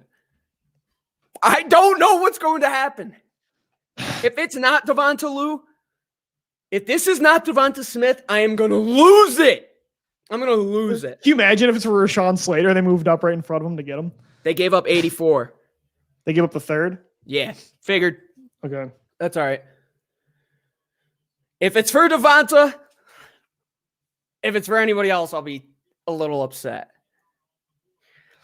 Oh boy. 2 trades with the Dallas Cowboys in back-to-back drafts. Like, what is that all about? They're showing Devontae Smith on ESPN right now. He is not on the phone. If this is for Rashawn Slater, I'm going to Oh my God. I don't know what's going to happen, Lou. I don't. I'm going to lose it. I'm I wish I could add something to this conversation right now, but I want to believe first trade of the draft, Lou. And look, I'm removing the Fields thing. I still am enraged that they're not going to take Fields here. I really am. The fact that they could still get him here. And draft day trades don't cost that much, people. I keep trying to tell you that. It's absurd that they're not going to take one. But removing that part of the discussion, which is a huge part, and it makes me very mad. But if that didn't count, then I am very happy if this is Devontae Smith, because you move up and you finally get that guy, and you said, yes, we took J-Jaw in 2019. We took Rager last year, but we're not going to justify those picks for the reason we pass on Smith right now and try to double down on those picks. Devontae can change this offense, and he can give Hurts the best chance of being the guy in 2021. Yes. If this Howie's is smiling. I'm so scared. Jeffrey Lurie's smiling. Vegas said they were going to pick an offensive player. It's going to be Devonta Smith, Lou. Come on. We've done 3 mock drafts for Locked On in 3 years. We took DK Metcalf. They passed. We took Brandon Ayuk last year. They passed. And if this year we took time's the Devontae. charm, Lou, come Third on. time's the charm. I hope. But again, this team always does what I don't want them to do this year. They've done it all year. So I am scared. I'm nervous. My temperature is through the roof right now, Lou. I don't know what's going to happen. It's either Devonta Smith or Rashawn Slater, in my opinion. Take Justin Fields. I wouldn't even argue with that, man. It is funny, though. I suggested right before, literally 5 seconds before the trade happened. And I swear I didn't see that. I'm like, could the Eagles trade up here? Would Dallas let? They normally wouldn't, but one of the East teams is going to get it anyway. The pick. Can this be the Heisman winner, Devontae Smith? Can it be Devonta? The Eagles have officially. Could it be Devonta Smith, Lou? So the trade is officially 10 for 12 and 84. That is the official trade. Draft day trades are less than trades before the draft. Remember that. Is this for Devontae Smith? Let's wire in, people. Lou. They always make it fun, man. They always make it fun. Always, brother. Always. It's always a ride. And thank you for everybody listening. This is what it's all for, is this moment right here. Right here. This is what we waited the board didn't fall an entire ideally. year for. Yep, the board didn't fall ideally, but there is a guy in range that we wanted. Those top 4 players at receiver and corner. Fingers crossed, bro. Let's hope that that's the guy. And maybe it's Fields, though. Maybe they just moved up 2 spots to guarantee they get him. Yeah, I'm just a hopeless romantic. What can I say? Head of the Giants, I would. What can I say? Now a trade back from 37 becomes real to get more. Yeah, picks. I don't expect a trade back into the first round tonight at this point. You give up one of those thirds. All right, the commish is quantity. He's walking to the podium. All right, good sir. See you on the other side, brother.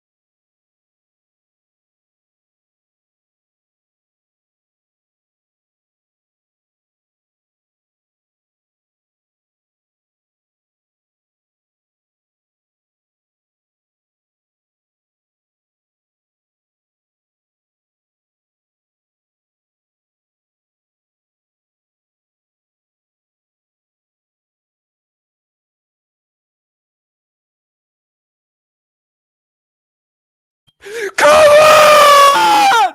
Come on! Let's go! Let's go! Mr. Heisman is in Philly. Let's go! Mr. The Heisman. one guy I've wanted for 2 years, Lou. Third time's a charm. Come on! Come on! Let's go! We got him. We got our guy. The Philadelphia Eagles have selected Alabama wide receiver Devontae Smith with the 10th overall pick, a.k.a. the Slim Reaper. Last year, we watched the Dallas Cowboys get our boy CeeDee Lamb. We felt ripped. This year, we go and get that receiver. And, Gino, they have continuously invested in this position over and over again. And they have struck out with Mike Wallace and Golden Tate and J.J. Arcega-Whiteside and Jalen Reagor. And if you even want to throw in Mac Hollins in there and Shelton Gibson and even Nelson Aguilar to a certain degree, today I think they finally kept it simple. They took the guy that just I think is going to be a star. And we said it last week. I know he's 166 pounds, but he can play the X, the Y, the Z. He is the Slim Reaper. He is lengthy. He's built like Kevin Durant, right? He's skinny, but he's got the length. He's the Heisman winner. And I think this is the all-around stud playmaker you needed. Nick Sirianni's going to have a field day with him. And this puts the pressure Bears off. are on the clock right now, Lou. They're probably and this is for Justin Fields, right? It's got to be for Justin Fields. Lou, going back to Devonta Smith for 2 years now on this podcast. There we go. Yeah, go ahead. Oh, sorry, I was for muting 2 my TV. years now. This is real. For 2 years now on this podcast, I have said there's one wide receiver I wanted from Alabama. I would have taken him over Jalen Reagor last year when we took him at 18. I would have taken him over Henry Ruggs. I would have taken him over Jerry Jeudy. I would have taken him over Jalen Waddle. He is the back-to-back 1,000-yard receiver, the Heisman winner, the future all-pro wide receiver in Philadelphia, Lou. It is the greatest pick I have seen since we've been on this podcast together. They didn't overthink it. They were willing to give up a third-round pick to go up with your rival. You draft to beat your division, and you did just that. It took the 84th pick. It doesn't matter. Those receivers, those cornerbacks in Dallas and the Giants, they're going to be frightened to play the Slim Reaper. I am over the moon at this pick, Lou. This is everything they had to do tonight. I think you and I are happy. I think our fans are happy. Lou, this is what we do it for, man. I'm genuinely excited we needed this, man. We really did. And as much time as we put into understanding this team, we finally got it right. And we thought we knew with DK Metcalf, and we thought we knew with Brandon Ayuk, and it's like, we know what they need. We know. We watch this team every single week, and we understand the ins and outs of what their scheme is. And man, now you're saying, okay, we have Jalen Reagor and Devonta Smith. Hey, there you go. Hats off to Howie Roseman for doing that, man. You called up Jerry Jones, your most hated person in the league, to do something that was I'm getting goosebumps. Like, you did what was necessary. Bravo, Howie Roseman. That you came into tonight knowing what you had to do. I think he fully went out there and did it. I think he got the guy that you and I wanted all along. It was wide receiver or cornerback. The board didn't fall how it was supposed to, but that doesn't matter. This team, they've learned to overcome adversity time and time again. And they did it, man. Look at now, they're the one team out of that division to pick in the top 10 right now, Lou. They got Devonta Smith. The Giants trade out. Dallas loses out on their guy. Things aren't so bad right now here in Philadelphia, man. I love that pick. Whew, I am happy. They got wide receiver 1, and that is something that I was nervous going into today that wasn't going to happen. You looked at the way the board fell. 3 pass catchers go in the top 6, and you're like, and we said it though, even though there were 3 pass catchers that went and the board didn't look great, we still said Devontae has a better chance of falling to 10 to 12 range than a corner did. And that happened. That came to fruition. JC Horn goes to Carolina at 8. Patrick Surtain goes to Denver at 9. And the Giants were going to take Devonta Smith, Gino, and it's why the Eagles had to make a move and go up from 12 to 10 instead of settling for the Elijah Vera Tuckers, the Kwity Pays. And I was very nervous that was going to be the move that they made after that Stacey Dales report. But props to Howie, man. He put his ego Who was the one aside, guy they hadn't talked about? Oh, the Eagles wouldn't be in on Devonta Smith. Oh, what I've heard, the Eagles wouldn't be in on Devonta Smith. Every report I saw, the Eagles weren't in on Devonta Smith. You know why? Because they kept it tight this year. They figured out we can't be doing all this nonsense.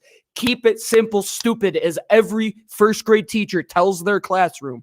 When you think of things and you think you're the smartest person in the room, you're probably the dumbest person in the room. And I think Howie learned that the hard way, Lou. Picking Devonta Smith, ignore the frame, ignore the weight. Look at what he did in college. Look at his athleticism, what he is going to bring to this team next year. Simply for the competitiveness alone, he could be your kick returner. He could be your punt returner. He's going to be an overall team player for this team in a way that you haven't had in quite some time. You haven't had 2 good wide receivers like this in a while, Lou. You now have a young core. We could get that Deshaun Jackson, Jeremy Maclin discussion back up again. I think we can start to talk about that. Yeah, no more Fulgham and Reagor. It's Devonta Smith. It's Devonta Smith. It is the Heisman winner, Devonta Smith. We talked about not drafting Alabama players and how long. We talked about not drafting elite wide receivers and how long. We did it today, Lou. I'm happy. And we still got 9 picks left in this draft? Probably more.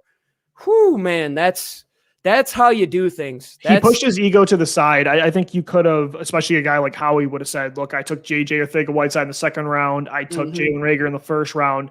I am not going to admit my mistakes there and take Devonta Smith. But he did push that to the side, and he gave up an extra 3rd round pick to do it. And that, again, is crucial because Davante, like you said, is an all-around, like, is he as explosive as Jalen Waddle or Henry Ruggs? No. Is he, as I actually was about to say, is he as good of a separator as Jerry Jeudy, but he actually is. And so that's the thing is, like, Davante is a complete player. He can return the football. He is fast. He can win on press man coverage, even with that weight. When you have that length, sometimes weighing that much doesn't matter, Gino, because you're not going to be able to get a hand on him anyway when he is that explosive and that good of a route runner and that lengthy. So this is a guy that, again, there's not a lot of receivers that translate as a true X wide receiver 1 that weigh 166 pounds. But I'm telling you that this guy is going to be the outlier. And you got to watch the tape. Don't overthink it sometimes. And the Eagles are the primary example of that. And today they didn't do it and they got their guy. It's not a cornerback. We got to go get one for sure. But this was the player that me and you wanted the most. And this offseason, we deserve this, man. And let's see if he wears number 3 now. Let's see if he rocks the Allen Iverson jersey. And I heard he might want to wear number 3 in Philadelphia. So that would be sick, man. It's a lot of fun. Hurts number 1, yeah. Darius Slay number 2, Devonta Smith number 3. Man, I'm fired up right now. I think you have already hit this draft out of the park. I mean, you only gave up pick number 84, which here we go, Lou. You got a calculator handy. I'll hand out these numbers to you so we can evaluate this trade real quick here. So they gave up pick number 12, which was worth $17.41. Yep. Plus number 84, which was worth $7.55. Yep. To get in return number 10, which was $18.33. So do those first two minus the last one. $18.33, $663. Okay, so you gave up the value of what to go get Devonta? $633, you said? Yep. So $663. So yeah, you overpaid the value of the 100th overall pick in this draft. I think giving up a third and a fourth to go get your guy, that's fine with me. I think you have those picks for a reason. We talked about this draft being the one that you have to go and hit on your guy. If you know that guy is the guy, go and get him. Devonta Smith was the guy. I don't think there was any question. He's going to be looking fuego in that midnight green, my friend. Like I'm ready to see the guy strapped up already. He reunites with Jalen Hurts, and now there's not a lot of excuses for Hurts. You've got Devonta Smith, you've got Dallas Goedert, you've got Miles Sanders, you've got Jalen Reagor. You allow now maybe those other young kids to battle for that third receiver spot, Quez Watkins, John Hightower, Travis Fulgham, and suddenly your offense looks a whole lot better, especially with the returning offensive linemen.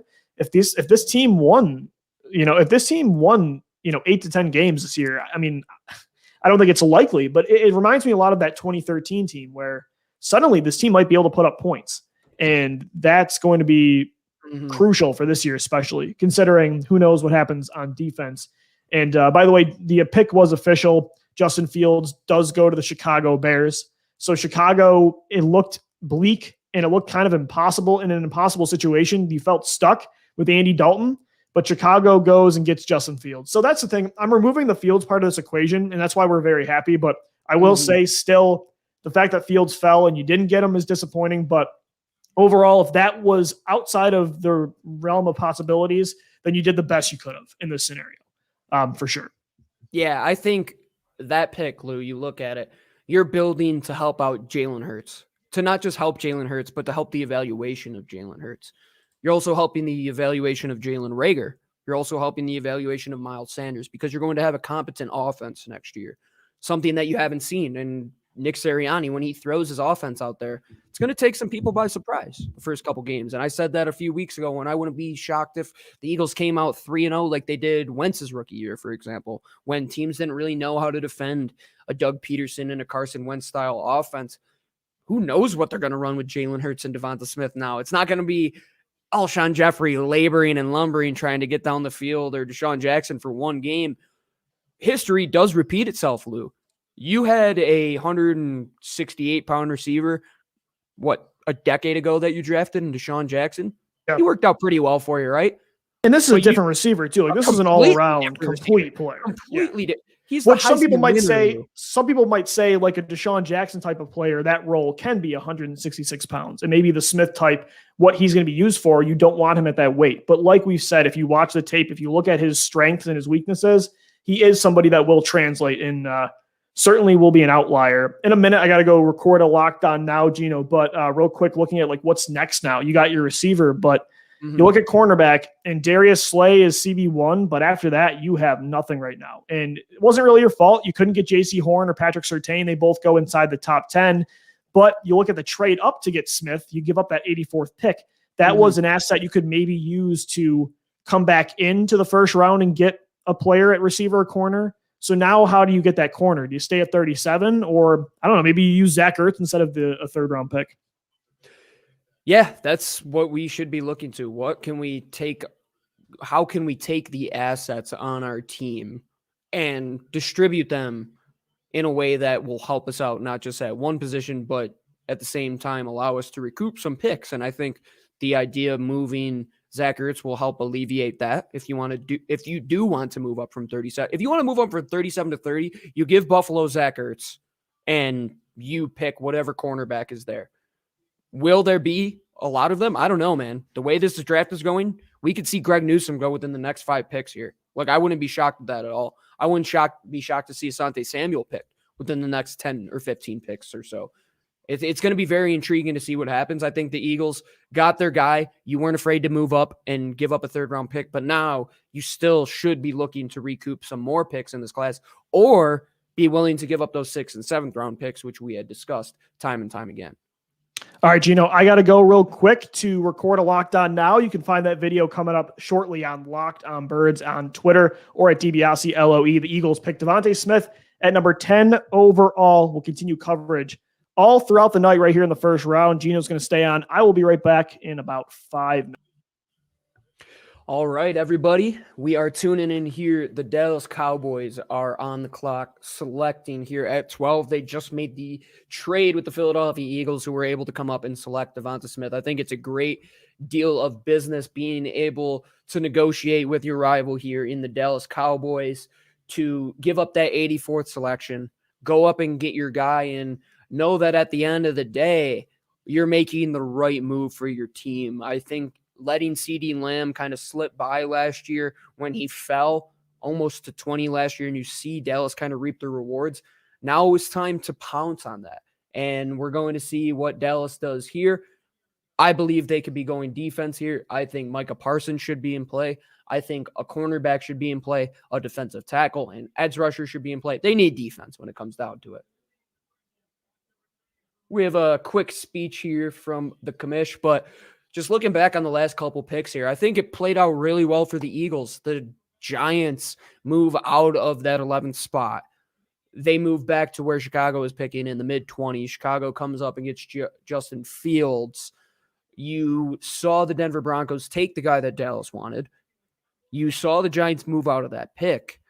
And you see the Eagles get the guy that they wanted, which is huge. And hats off to Howie for getting his guy. Hats off to that room for saying this is the guy we needed. You saw that they were happy.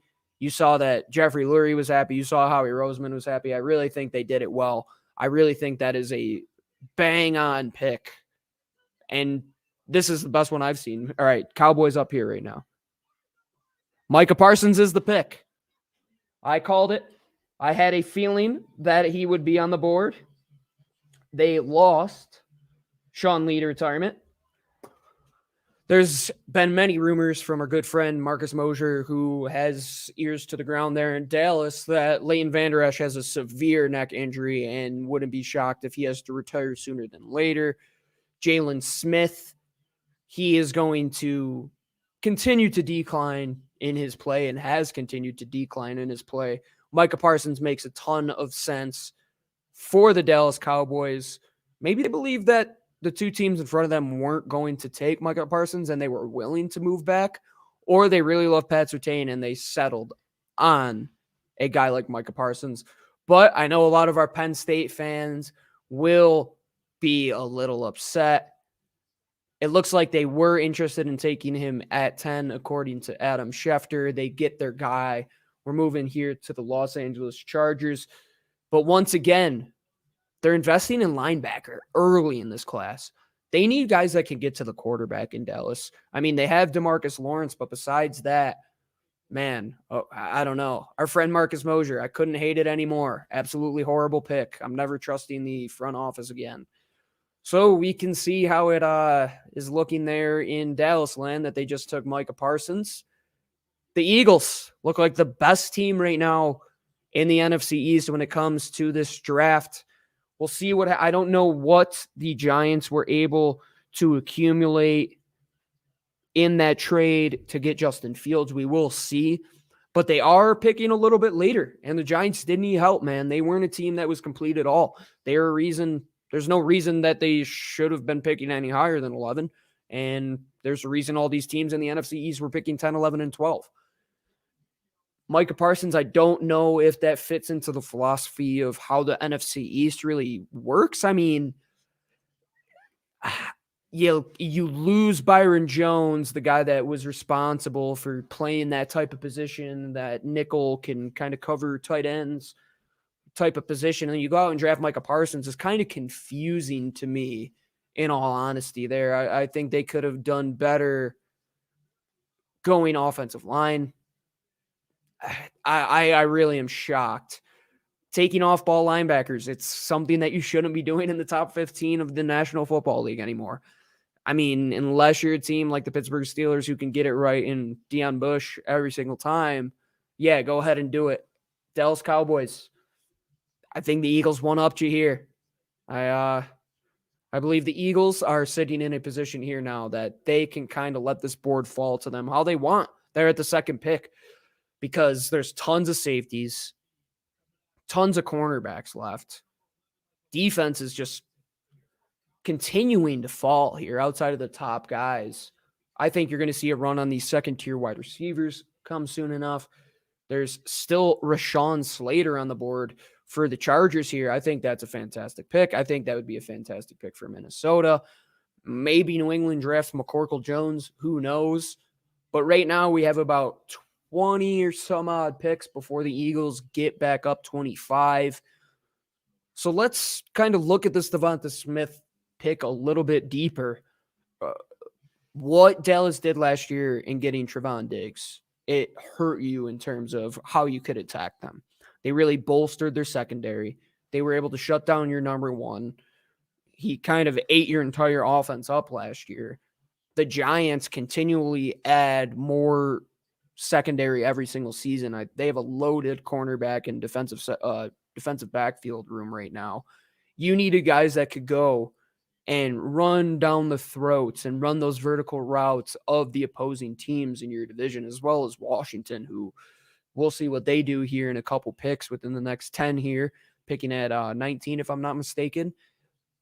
You drafted Devonta Smith not only to help your quarterback, but to win in your division, because now it opens up things for Jalen Reagor. It opens up things for John Hightower, Quez Watkins, the rest of those wide receivers, and even Dallas Goedert. I mean, Dallas Goedert and Miles Sanders should be, man, they should be licking their chops right now, how this offense is going to open up. When you have to account for Devonta Smith down the field, to account for all of these double teams, and then the speed of Jalen Reagor, then the middle of the field is going to be wide open for Miles Sanders and Dallas Goedert and whoever they play at their wide receiver position. It comes down to drafting a guy who can win man matchups. Somebody who was the last wide receiver on the board that I even had in tier 1. You needed to go and get him. He was my favorite wide receiver out of Alabama in the last 4 seasons. Or not in the last 4 seasons, out of the 4 wide receivers that had been drafted in the first round the last 2 years. I said that last year. I'm confident saying it again.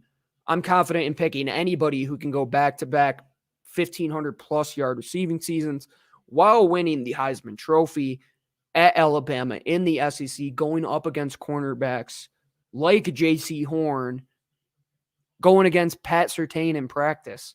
Iron sharpens iron. You have a guy that your floor is the ceiling, as a wise man once said. You have a guy whose ceiling is through the roof, as well as his floor is as high as anybody that you have drafted here in Philly in the last couple of years. Andre Dillard, when you drafted him in the first round, there were question marks about how Andre Dillard could hold up in the run game. When you had drafted Jalen Reagor, there were questions of how he was going to do in terms of route running. This is one time now that the floor is the ceiling. Devonta Smith's floor is as high as any draft pick you have had in the last 5 years. He is going to be a guy that surefire can go out there day one and contribute for this team. I'm with you, man. I'm with you. Came in at the last second there with that. Yeah, I was just talking conversation. about how he stacks up against the division, what he helps does. How he helps us in terms of helping out the rest of the guys on offense, how it helps Dallas Goedert, how it helps Jalen Reagor, how it helps the wide receivers, how it helps I think it makes Miles those guys. Sanders. It fits them into the role they're meant licking for. their chops. Yeah. Doesn't it? Like, that's the thing is, could Reagor be a wide receiver one? Maybe, but I think he is more suited to be your Deshaun Jackson with your more complete receiver, Jeremy Maclin being on the other side. And with Dallas Goedert, not again, Gino, this team it's benefited from 12 personnel a lot over the past several years, but I don't want a tight end to be the guy or the second guy in my offense, unless it's somebody like Travis Kelce, and Dallas Goedert does have that skill set. But normally I want this offense to be predicated, at least through the passing game, around 11 personnel and wide receivers. And Davante, like you said, it's just a trickle-down effect that really helps everybody. Right. And did I not call Micah Parsons to Dallas, Lou? Did I not say that was an option? Yeah. With their linebackers. I always thought it was there. So that's what they do, man. Like they prioritize inside linebackers and stand-up linebackers way more than, at least in comparison to Philadelphia. Oh, absolutely they do. And it is crazy. The Eagles were never going to take Micah Parsons. I'm loving all the people that had mocked them to him. So I'm going to go ahead out and do my Fox obligation. I'll be back in about 5 minutes or so. So I will be right back, everybody. The Philadelphia Eagles take Devontae Smith with the 10th overall pick. Gino and I doing some different things, but we're going to be with you all throughout the night here in round 1 of the NFL draft. And look, again, I posted a 10-minute YouTube page, 10-minute YouTube video before the draft talking about how I was just preparing for worst case scenario, right? It's like prepare for the worst and hope for the best. With that Stacey Dales report, I couldn't get over it. I'm like, oh my gosh, they're going to take another Danny Watkins type of player this year. They're going to take a Marcus Smith type. And a lot of it was because of Philly and overthinking things at times, but in their philosophy about line play, which is justified. But it was also that, and at the same time, you add the fact that I thought this board wasn't going to fall very well. And I think that it didn't. Get Gino back in here for a minute. Oh, you're good? You're good. Okay. You guys get some behind the scenes look here of the production. But the board fell the way I unfortunately thought it was going to. I was very nervous that this team wasn't going to get a crack at receiver or at cornerback, because you look at the way it went. It was like, if Atlanta takes Pitts, Miami's going to take one of those Bama guys. And if they do, then man, you look at Carolina, Denver, Dallas, they're going to take two of those 3 picks are going to be cornerbacks. And you're like, is Devontae going to fall? Even Devontae, it's like, could New York have took him? Yeah.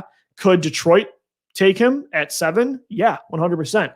And so that likely actually was probably going to happen, but Philadelphia took matters into their own hands, and they went with a trade with their NFC East rival that I did not think was going to happen with the Dallas Cowboys. But if you look at it through Dallas's perspective, it's like, if there was another team picking at 11 that wanted Devontae that was in the AFC, right? If Miami was picking at 11, and at that point, if you're Dallas, you're like, no, we don't want to give Philly that pick. But if it's, New York, which is another division rival, you'd probably rather, if you're Dallas, you'd rather have Philadelphia get Devontae than New York, because New York already has a ton of weapons. You don't want to make them even better. New York's offense looks better than Philly's. So if you're going to have somebody get Devontae in your division, if he's going to go in there no matter what, if you're Dallas, you'd rather have it be Smith. So the Eagles kind of got lucky in that way that they were able to move a 3rd-round pick and get him. The Chargers made their selection, and it was Rashawn Slater, who is a steal for the Chargers to block for Justin Herbert. I did not think he was going to fall that far. And honestly, the glass half empty part of me was nervous that, oh my God, the Eagles moved up to 10 to get Slater when Devontae was on the board. The part of me was like, oh my gosh, this is actually going to happen. I think a lot of you guys too, I see in the chat and I saw on Twitter, were kind of feeling that vibe a little bit too, but they did it. I mean, for the first time all offseason, this team made it simple, made the easy pick, took the guy that, again, talking about reading too much into things. I think people are, and same thing with Justin Fields, right? people read too much into Justin Fields, and it allowed Chicago to move up and steal him when it felt like their quarterback situation was completely stuck and trapped. And it's the same thing with Davante. There's a lot of teams that I think read too much into the weight and these, nitpicky things, whereas this guy's just a stud. Like he's a stud football player. He's going to be your wide receiver one, and it allowed the Eagles to go get him. But I was nervous Philly wasn't going to do it either, but they did, because again, this year, every time something happens that's big, it normally is in the complete opposite way that I wanted it to go. I was hoping when Doug Peterson headed into that meeting in Florida a couple months ago that him and Lurie were going to work things out. And you heard it because he survived Black Monday. So you're like, okay, Doug's still here, got fired. Carson Wentz, heard rumors about him wanting to be traded. And you're like, I don't want to believe it. But then you do see that Nick Sirianni's hired and he's a disciple of Frank Reich. And you're like, okay, they're trying to make it work. Nope, that didn't work out either. So you kind of keep building up this optimism and this hope for your guys, and then they get moved. And then today, kind of the same thing. Like we build up all this hope for 4 months, talking about scenarios of how these receivers can fall and these cornerbacks, and the board goes like this. And you're like, oh, okay, it's going to go the same way it has all offseason. But it didn't. So I feel very rejuvenated right now, very energized. And again, it makes so much sense for X's and O's as we've dove deep into, and we'll do a whole reaction podcast in a little bit. But it also just, again, for the fan perspective, like you guys and me and Gino too, we needed this because, as I said, this has been a miserable offseason. And like Rashawn Slater, great player. He's going to defend Justin Herbert for probably a decade plus. And that's incredible value, and line play is more important than maybe anything other than quarterback on both sides of the football in coaching. But I mean, it's going to be fun. Like now you guys, how many of you right now are going into YouTube and typing in Devontae Smith highlights and watching his games? And by the way, it's a big time college player in the SEC that's played on the brightest stage. So you can go watch him tear up Ohio State in the national championship. You can go watch him kill it in the biggest stages possible at Alabama. And that's the fun part, is that you have an exciting prospect now when there's not a lot of hope. You do at least have this kind of optimism and this kind of excitement in the draft, and you don't have much else to go off of. So bringing Gino Camilleri back in here, doing some stuff for Fox 43, our local Tegna station. And Gino, I was kind of talking about the fan perspective because as me and you both laid out, this makes so much sense, X's and O's wise, for Davante, for Philly, for the personnel already on this offense. Like moving up does make a ton of sense, especially when the Giants were going to take them.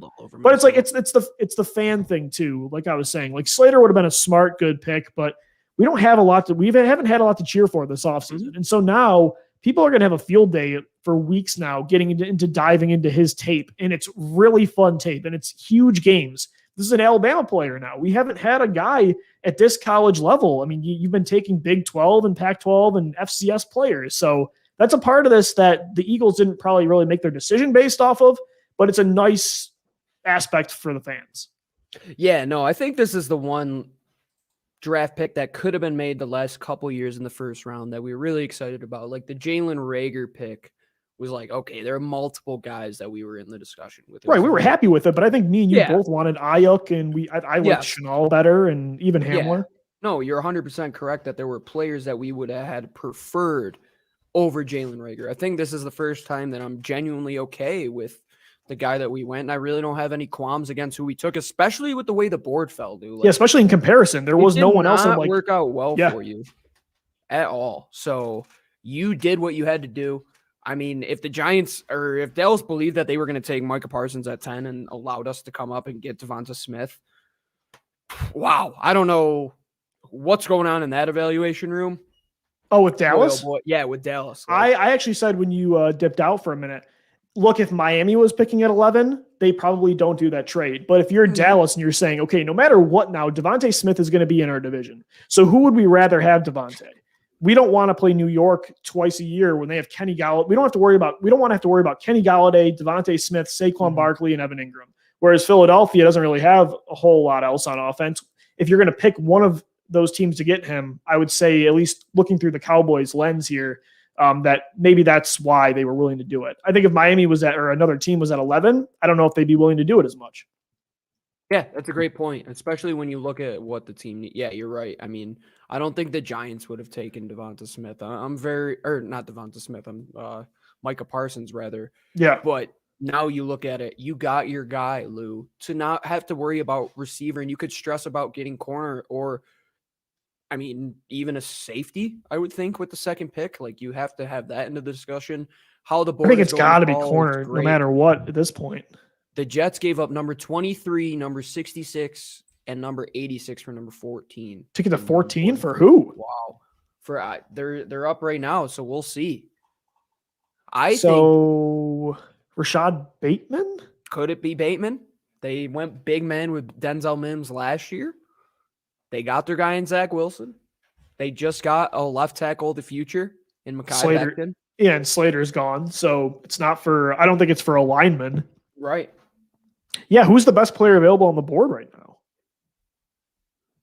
Do they go edge rusher? Did they trade up for an edge rusher, Lou? For who, though? What are you moving up 9 Kwity spots Paye. for Kwity Paye? Thank God we don't have to talk about Kwity Paye. Everybody was nervous about that. Like, our fans can kind of sit back and relax and enjoy this pick a little bit. Like, I think right, we can just relax and watch this draft now with a way easier time. If it would have been one of those guys, it would have been even Jordan B writes in here. I think this Devontae Smith pick makes up for not taking DK Metcalf and Justin Jefferson. Every Eagles fan was wishing for this pick. That's the thing is, like, even though I didn't want Jefferson, the Eagles, again, the past few years have never taken the guy that the consensus says is the right player at that position. Right. And so this year you finally just did it. And both times, again, I disagreed with the Jefferson. I agreed with their move last year, but both times you went against the grain in 2 years in a row, it didn't work. Right. So again, we talked about before the draft started, Howie's ability to adapt.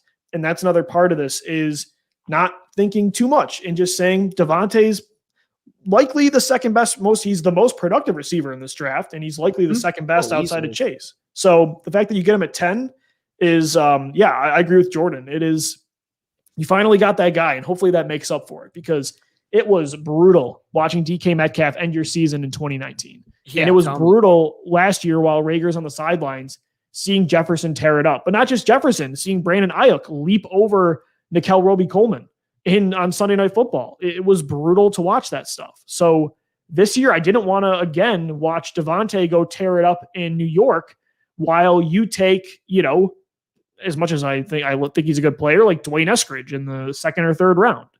I'm glad they got their guy for sure. So I think I'm looking at the chat and everybody seems to agree for sure.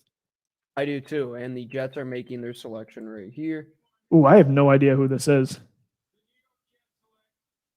Let's find out. I'm going to mute up.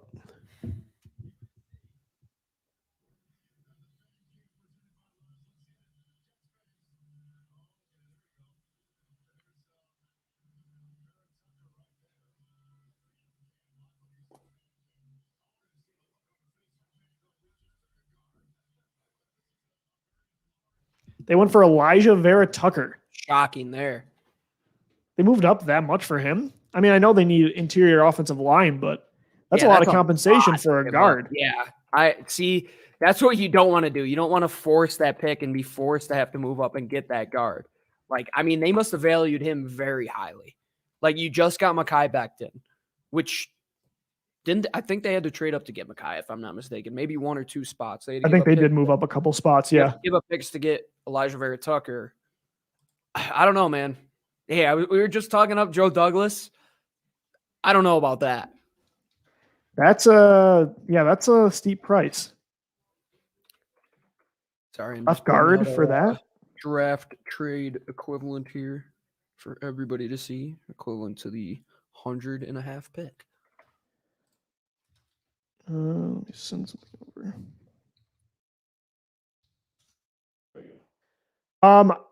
Gino, a couple people were asking, like, is this it for tonight? Because they did make a move up. It wasn't just like you got Devontae Smith, but you didn't get him at 12. So can you go up and get a corner now, like Newsome or Asante Samuel? I don't think it's over. Like, those 2 third-round picks, one of them was a huge asset to move up. And they decided to go for the quality, right? They decided to go for they gave up one of those picks for the quality over the quantity and just get your guy for once and stop having to settle. But at the same time, I do look at Zach Ertz and I do see the report about him trying to them trying to move him by tonight. And I look at Jacksonville and Buffalo and some of those teams at the tail end of this draft. And I don't know, if you offer them 37 and Zach Ertz for a spot that's like 8 picks higher, I could still see the Eagles getting back into this tonight. And I think it's important that they got to land a corner, because if they don't get one in this draft or multiple, I could see a double dip now for sure. I don't know where else. I mean, where else are you getting one? You're right. Where else are you getting one? You're not going to get one in day 3 or 4, or day 3 or 4. There's nobody in free agency left. 3. No, you need to really figure out here, once you get to around pick 21 or 22, where are the corners going to go? Because then you could look, okay, Greg Newsome, Asante Samuel Jr., can we hit one of those guys if it's not too much? Because you just gave up 84, Lou. It's a big amount to have to go and give up more picks after you already gave up 84.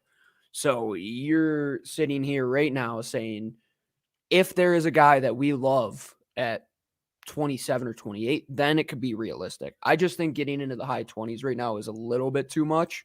Mm-hmm. Maybe they give up enough for it, but I highly doubt that. Let's see what's going. Mac Jones, is that the pick here with New England? Let me wire in. If it is Mac.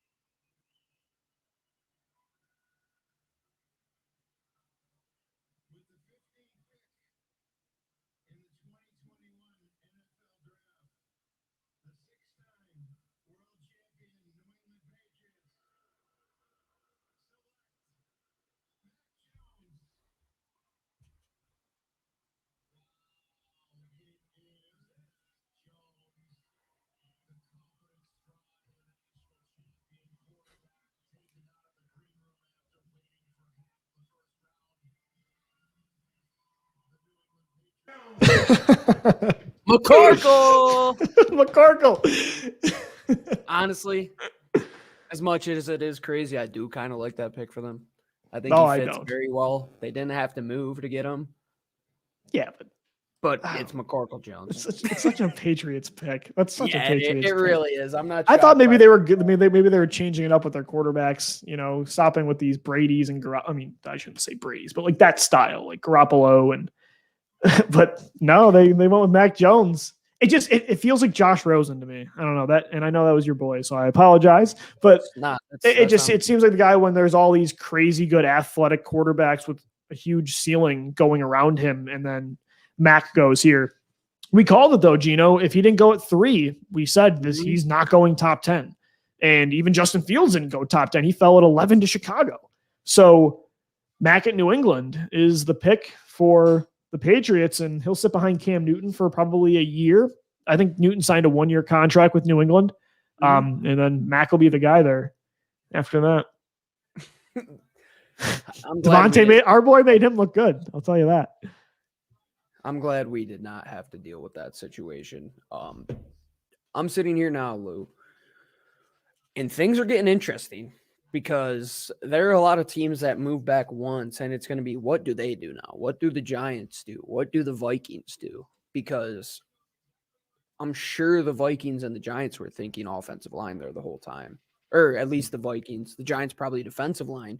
We have still yet to see an edge rusher go. When does that happen? Mm-hmm. Cardinals are up here now. Their pick is in apparently. It's going to be a running back. It could be. Oh, if that's a running back. This is such a Cliff Kingsbury pick if this is Travis Etienne. O-line, in my opinion. I think they could go O-line. I think they're Christian Darrisaw probably, I think, is the best available at this point. Slater goes to the Chargers. Vera Tucker to the Jets. It seems about right. Along those lines, you would think that Arizona's a pretty good team. Like, how do you evaluate what you need when you're picking in the middle of the pack here and you have such a complete roster? Like, yeah, this is the luxury pick territory we're talking about, right, Lou? Right. Yeah, I think once you get past, I don't want to play them. I mean, the Cardinals they plummeted, so like they they make sense for like a luxury pick. But then you look at like Vegas is probably going to take a lineman. They're probably sweating this out for what Arizona does. Right. And then Miami at 18 could also, this might be a run on some of that second tier of offensive line play. Wait, I got to share my screen for a minute. I'm trying to get up this video here to Fox. Sorry about that. No, you're good. Wait, where is it? Oh, here we go. Look at this. Look at Cameron McCorkle. Coikel Jones. I think the Cardinals here are a very interesting pick because they have a lot of guys now, Lou. They're in our territory where they had their core is in the deep part of their careers right now. Like a lot of these guys that they signed, got on their team, DeAndre Hopkins, J.J. Watt. I mean, Chandler Jones isn't getting any younger, but he's still a beast. But when you look at it, they need to get some experience on their offensive line. They need help there in the worst way for Kyler Murray. Kid ran for his life last year. They need help at running back. But outside of that, Lou, like they're they scare the crap out of me in the NFC. I'm surprised they plummeted the way they did at the end of last year. I actually picked them to be the 2 seed in the NFC, and I picked Kyler Murray to win MVP. So I'm with you. Like I think Arizona is a team that should take that next step in 2021. And lineman makes a lot of sense here, but this team continuously just ignores the offensive line. And I don't know. Like I feel like Travis Etienne would be the flashy pick that Cliff Kingsbury wants to make. And then because you have at that point DeAndre Hopkins, Christian Kirk, AJ Green, Travis Etienne around Kyler Murray. And I don't know, that makes a good amount of sense. On defense, they did lose Patrick Peterson. Maybe this is Greg Newsome. This could be one of those next tier of cornerbacks. For Philadelphia, we hope that doesn't happen. We want to push those guys down the board. Here we go.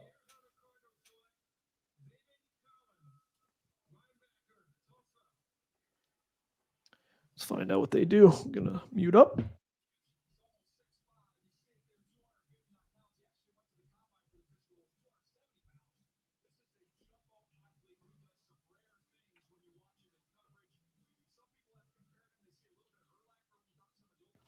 Zaven Collins. Shocked by that. Him and Isaiah Simmons together, though? Holy cow. That's athleticism, man. Talk about range, dude. Holy. Athleticism for years, my friend. Something we don't have. That linebacker. Or Davian Taylor, at least. But who knows what you have in Davian Taylor this year.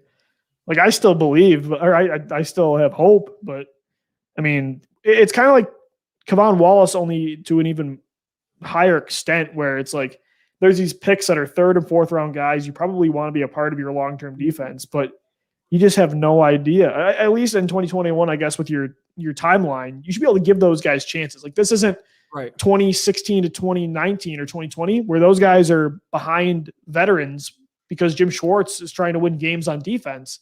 This year, there's no excuse this year. Like you got to find out what you have in those kind of players. You have to, because we're in year 2 of their evaluation, right? And year 3 now of the evaluation of Andre Dillard. So you have plenty of players that their entire futures are up in the air. I mean, Derek Barnett's on a contract year here. You have a lot of scenarios that are going to pass you by rather quickly if you don't get them figured out. And how you get it figured out is by playing those guys. Right. Sorry if I'm still trying to get this video up, man. No, you're good. I actually am going to send it to him right now. You have it? I do. It's sent to you? Yes. Yeah, I got it from you. Send it to him. Yeah. Because my internet is being junky. But let me know if you can't figure it out. I'll figure it out. Jordan writes in, I'm hoping Asante or Farley fall to 37. Oh, same. But do you go that route, though, with Farley? I think you have to. Or with Farley, I mean, at 37, sure. I'm not moving back up for Caleb Farley. Right. No, that's what I'm saying. Like, you're not going to move back up for Caleb Farley. You can't. No. You don't. I don't think so. I don't think you have the ammunition to move up at all. Yeah, that's the problem is like you give up that third. The one trade chip you have is Zach Ertz. So, I mean, if you don't do that, I mean, what do you want to do? Give up a future pick?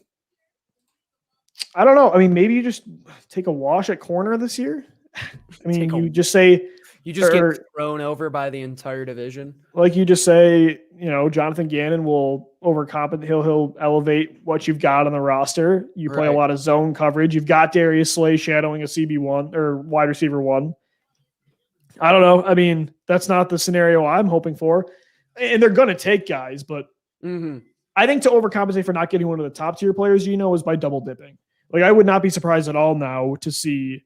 It would be hard. I'd be hard pressed to say they're not going to take a lineman with these next 2 picks. But if they went corner, like if they went if Ifeatu Melifonwu from Syracuse, and then they went with Paulson and Debo with pick 70, like a Sid Zuhl kind of thing again, I wouldn't be surprised. Yeah, no, that's the territory that we had talked about them dipping into is like that second day 2 pick, right? Because unless you go with that first pick, I think you're looking at like Eric Stokes territory with 37. You're looking at Greg Newsome to trade up. You're looking at Asante Samuel to trade up. It all comes down to right now, where is the first one of those guys going to go? Because we're in the second tier of most of these positions, I would say. And then you're going to see the runs on a lot of these positions. The one we haven't seen is edge. So if we start to see a couple of these edge guys go, then a couple of these corners start to fall loose. Maybe we start to get into the discussion that we can move back up. Right. Yeah, it really depends on the way the board falls for sure over these next, how many picks we got left here? Less than 20. I mean, we're 15 picks to go. Yeah. And I think, Gino, I feel like the Raiders here are going to go offensive line again. I think this could be Darisaw, Tevin Jenkins, somebody like that. They lost, and it was to their own doing, but they lost a ton of that really good offensive line this offseason. I think it was 4 out of their 5 starters. Yeah. Turned over. The only guy they retained, I think, is Colton Miller. Yes. And they gave him that huge extension as well, which is crazy to me. I don't know how with the same quarterback too. Like that's the tricky part. Like how do you sit there with Derek Carr and then say we're going to take the entire offensive line and get rid of everybody? And we're going to let it well with me. Pretty much our entire receiving core go outside of Henry Ruggs, because you let Nelson Aguilar go, Terrell Williams is gone. So what do you have left at receiver too? Henry Ruggs and Hunter Renfrow. If this is you have Darren Waller. Oh, I don't know what I'll do. That's the most lackluster edge combo ever. Cleveland Farrell and Kwity Paye. That is 12 sacks a year, man. Yeah. You'll have a hell of a That is a strong motor, dude. Yeah, that's a Hemi with those boys. That would be 6.5 sacks each a piece for the next decade. Was that you that I said? Yeah, we were talking about Winovich, and we were like, "Yeah, Chase Winovich." How many? Because I made that office meme. Had back-to-back years. I made the pretzel thing. Like 5.5 back-to-back years. That's unbelievable. If you need 5 sacks, I'll get you 5 sacks. If you need 10 sacks, I'll get you 5 sacks. I want like a short 30 for 30, like one of those 10-minute 30 for 30s that like about Jason Babin and like how people hated him and how he still managed to get 19 sacks in 1 year. Yeah, he managed to get 19 sacks with everybody despising him. Like apparently he was unanimously like hated in that locker room. I know Jimmy Kempski always brings it up when he does tweet that he literally hated him. All right, here we go, Raiders. Yep, here we go.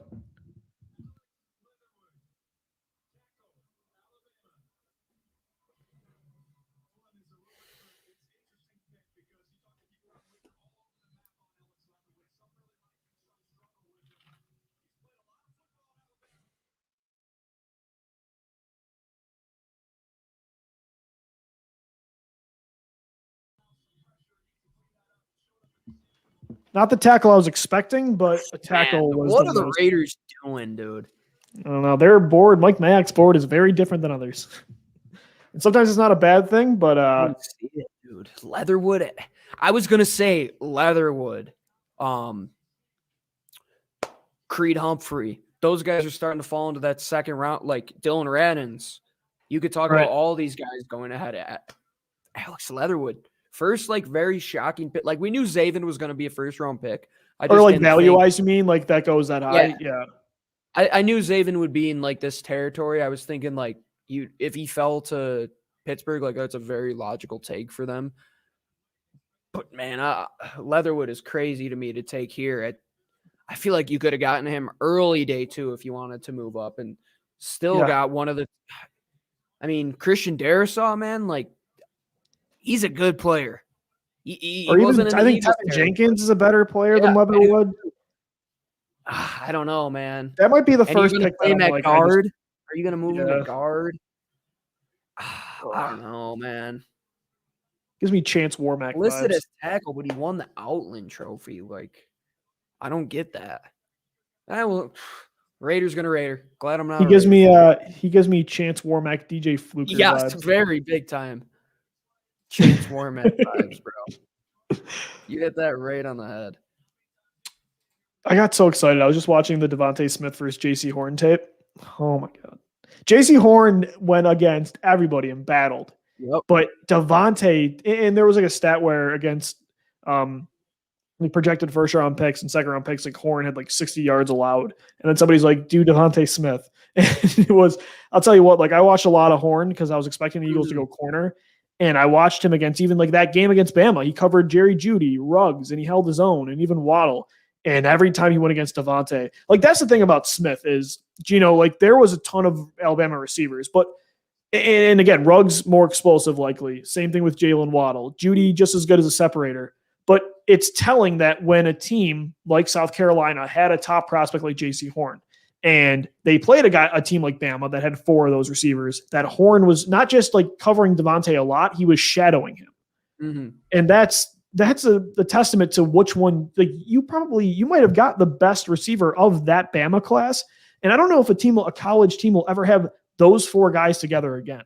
Yeah, it's absolute anarchy, truly. Like how crazy it was to even allow that team to employ that many good receivers. Same thing with LSU. I mean, they don't sell them short, Lou. Like they had some ballers. Update here on what the Eagles are doing. This is from Jeff McClain. The Eagles brass are still not with reporters yet to do their Zoom. They could be monitoring what is happening here in the first round for a trade back in, Lou. So stay tuned on that end. Please let it be Asante. I would love that, my friend. Call up the. See, but he tweeted, could be monitoring the rest in case there's a guy falling. I don't know if they would get, like, I don't expect them to get into the top 20 here. Washington's going at 19, 20. There's not going to be 2 NFC East trades in a row. So they're not going to get back in the top 20. But yeah, we've done a bunch of trades with the Colts in our mock drafts, the Jaguars, get Zach Ertz to Trevor Lawrence with Jacksonville, Buffalo maybe. Let's see what this pick is with Miami. Probably another lineman.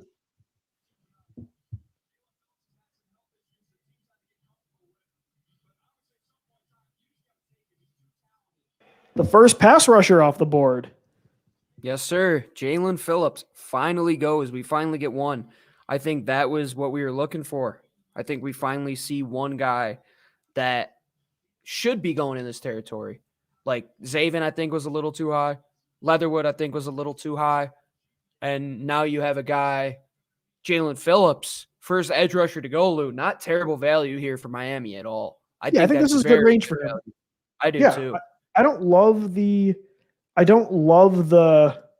I would say, class in general, especially for like top 15, but Jalen Phillips at 18 is good. And again, he's my favorite one. I think you agree, of the edge rushers. Like Kwity Paye got a lot of steam there with Philly for a bit, but I think Phillips makes the most sense for the top guy. So it makes sense that Miami went with him here. Yeah, that's a pretty good pick for them. Now we see what Washington wants to do, Lou. We have been all over them on how good their picks have been. I think we have kind of been jealous about how good their picks have been. I'm sitting here now saying, is Washington the best team in the division? I mean, yes, but I think I'd want to be them the least of all the teams in the division because their roster is ready to go and they don't have a quarterback. Right. Maybe they do. maybe they draft one here. Maybe we see one. Who? Of the Kellen guys. Mond? That would be something. No, I'm I've game heard for that. Davis Mills has a very good chance of some team trading up for some whatever reason. Yeah, to I get. talked with Chris Russell from Locked On Washington Football Team, and he was big on linebacker. He said in this range that Jeremiah Owusu-Koramoah. Yep, He was he's the guy for Washington's actually radio affiliate, and he said that he was hearing that they really liked Owusu-Koramoah. Defensive line's out of the equation. They're loaded up front. So secondary, this could be Trayvon Morg, Gino. I think maybe the only safety teams are considering in the first round. They lost Ronald Darby and I think Kendall Fuller as well. So this might be that next corner taking. Maybe this is Greg Newsome. Maybe this is Asante.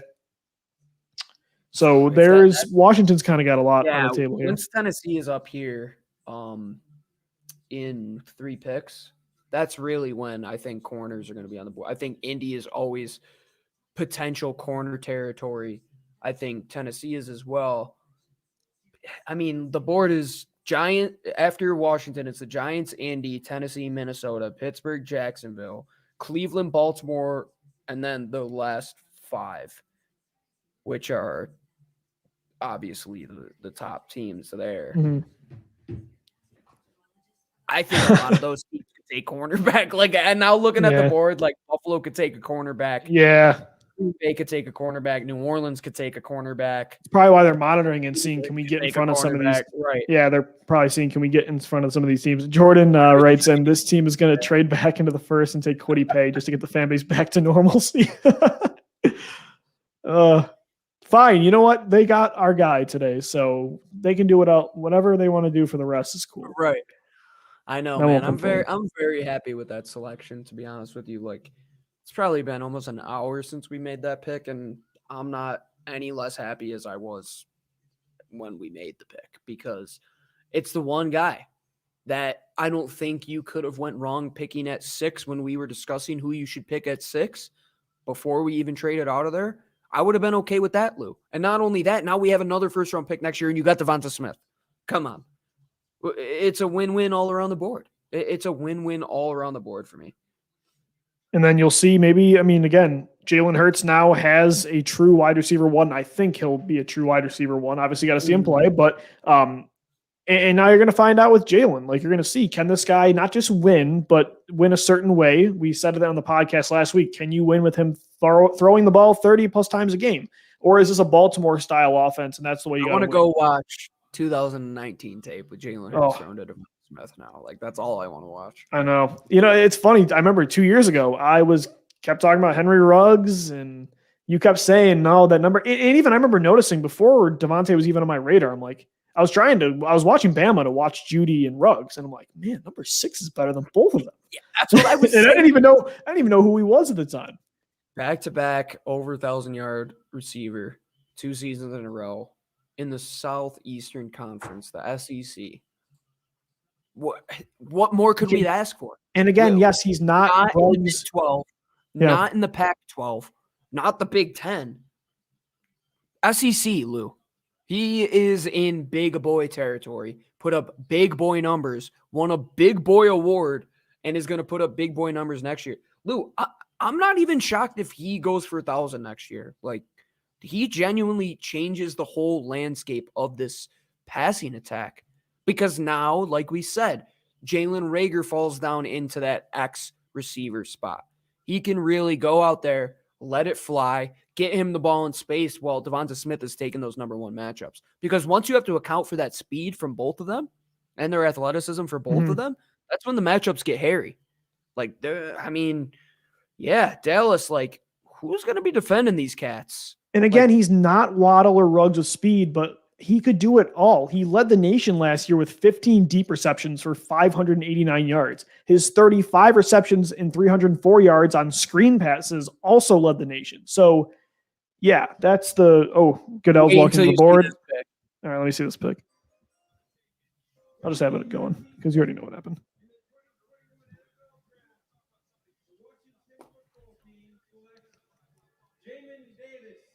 I knew it was going to be linebacker. I did not think it was going to be Davis. Shout out to Chris Russell. He called that, but he said Owusu Koromoa. Hammond Davis, what a rise. Daniel Jeremiah said he could be a surprise pick. I didn't think top 20. 19, bro. Where was he in your linebackers, like in comparison? I think I liked Parsons better. I think I had in my rankings, it was Parsons, Koromoa, Jabril Cox, and Zaven Collins. I all had ahead of Davis. I think he was 5th. I mean, it's kind of close between all those guys. I guess if you want a linebacker. I see it, like the coverage ability. I definitely see it there. But yeah. Like, to me, that's forcing a pick. Like they needed linebacker, but I don't know. A lot of these selections the last couple have been iffy for me, Lou. I do like the style of linebacker though in this draft though. Like you look at Davis, Cox, Collins, they're rangy, they're long.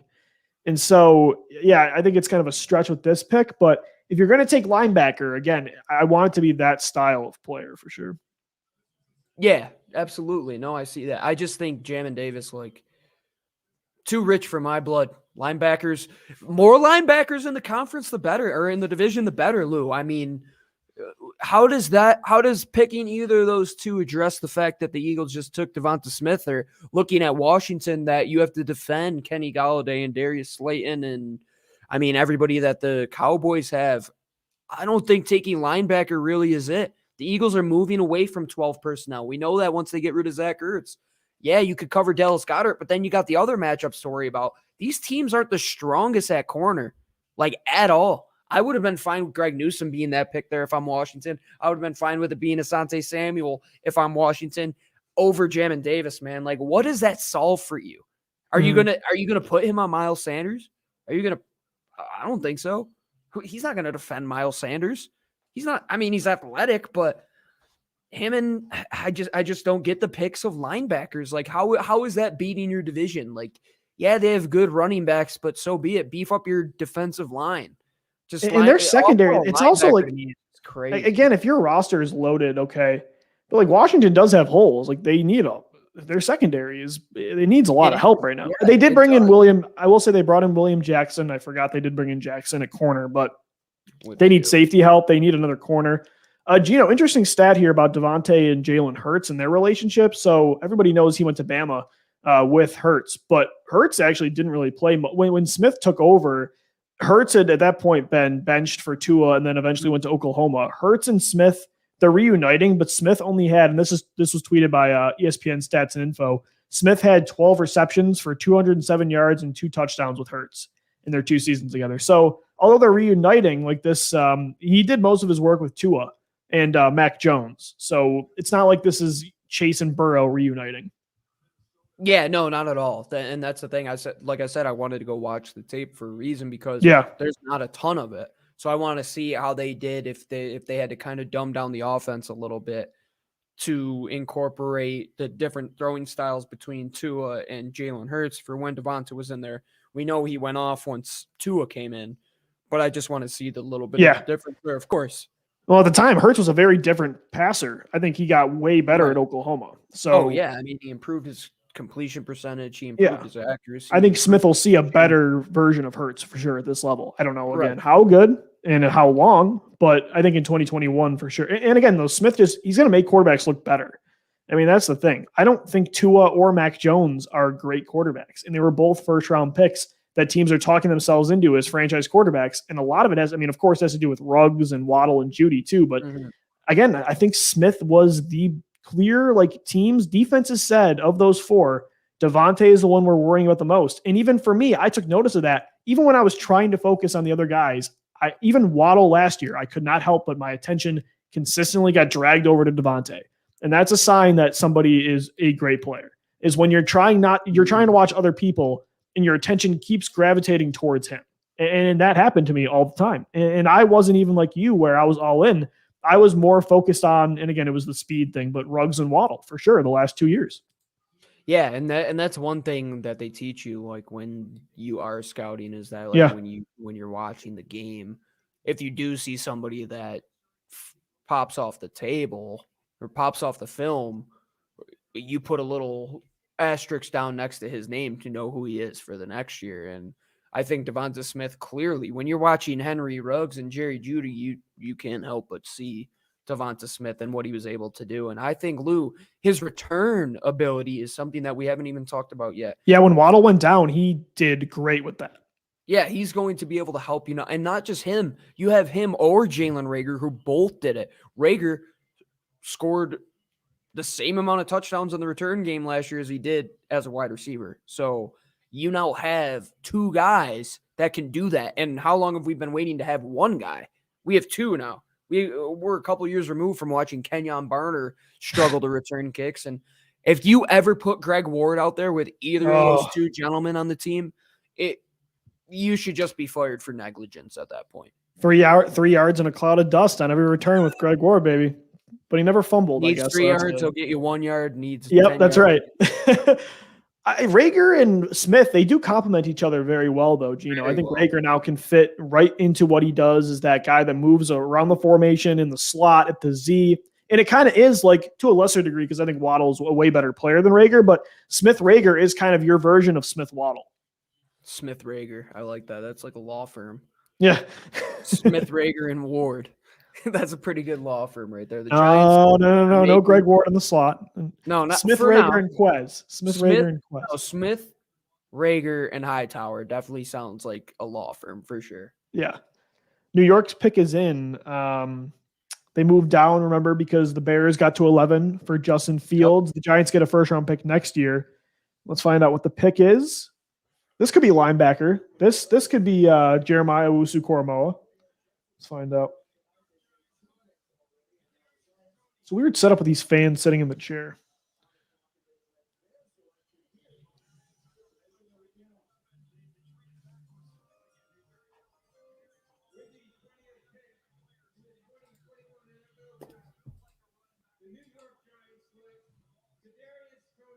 Wow. Now we put the pieces together, Lou. The Giants might have wanted Devonta Smith after all. Yeah, it's confirmed pretty much now. Yep, 100%. 100%. Too rich for my blood at 20. I don't know what they're doing. They have holes all over the board. Why do you sign Kenny Golladay if you make this selection? I mean, that's what the league is doing, Gino. Denver, Dallas, San Francisco, Philadelphia has done it. I mean, they didn't stop when they had Alshon and Aguilar. They traded for Tate. They signed Wallace. They, drafted J-Jaw after signing Deshaun Jackson. Teams want an abundance of riches, especially if you're trying to make your quarterback work, and they're not giving up on this Daniel Jones experiment yet. So, I mean, yeah, they needed other things, but man, I'm watching Tony's highlights are fun. I mean, that wiggle and that ability to cut in space is good luck. I mean, Gino, this hurts the Eagles, though. Look at all the people they got to cover in this division. Look at the speed. Totally get it, the speed of this division, man. You got Curtis Samuel and Terry McLaurin. You got Lamb, Gallup, and Cooper. And then you got Gallup, Galladay, Tony, and Shepard or Slayton or in Saquon, in Zeke. I mean, in Antonio Gibson, like – I'm glad. I love the Devontae pick, but man, I mean, it's a loaded division when it comes to weapons. Quarterback, not so much, but weapons, yeah. There's a reason they're monitoring the room right now. They have to figure out if they can get one of these cornerbacks. I think these next 3 picks here are monumental. Indy, we'll see where they go. I think they're a prime candidate to go defense here. Same thing with Tennessee. This looks like this might be a corner right here. Yeah, I think this is where the second stretch of corner starts to go, is in the early 20s right here. But Kadarius Toney, I totally see why you would like it. I just don't know what the Giants are doing. Like, they need edge help. They need help in the secondary. They have two. I mean, you can get by with if you would have drafted Jalen Darden day 3 instead of Kadarius Toney, you still have a good offense. Did you expect Toney to be the 4th receiver off the board? He was my 5th guy. I had Rashad Bateman ahead of him. I thought Bateman would be the next pick. But I guess for the Giants, what they needed at receiver, I guess makes sense. I mean, let's check out my tiers. I think you definitely had Bateman over Toney. Yes, I had Rondale Moore and Rashad Bateman over Kadarius Toney. I mean, they're in striking range now for Asante and Newsome, though. They are.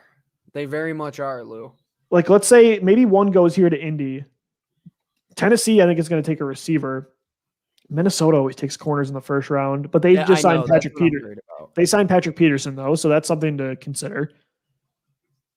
I'm looking at that Jaguars pick or that Steelers think about pick, moving up for Caleb Farley? Maybe.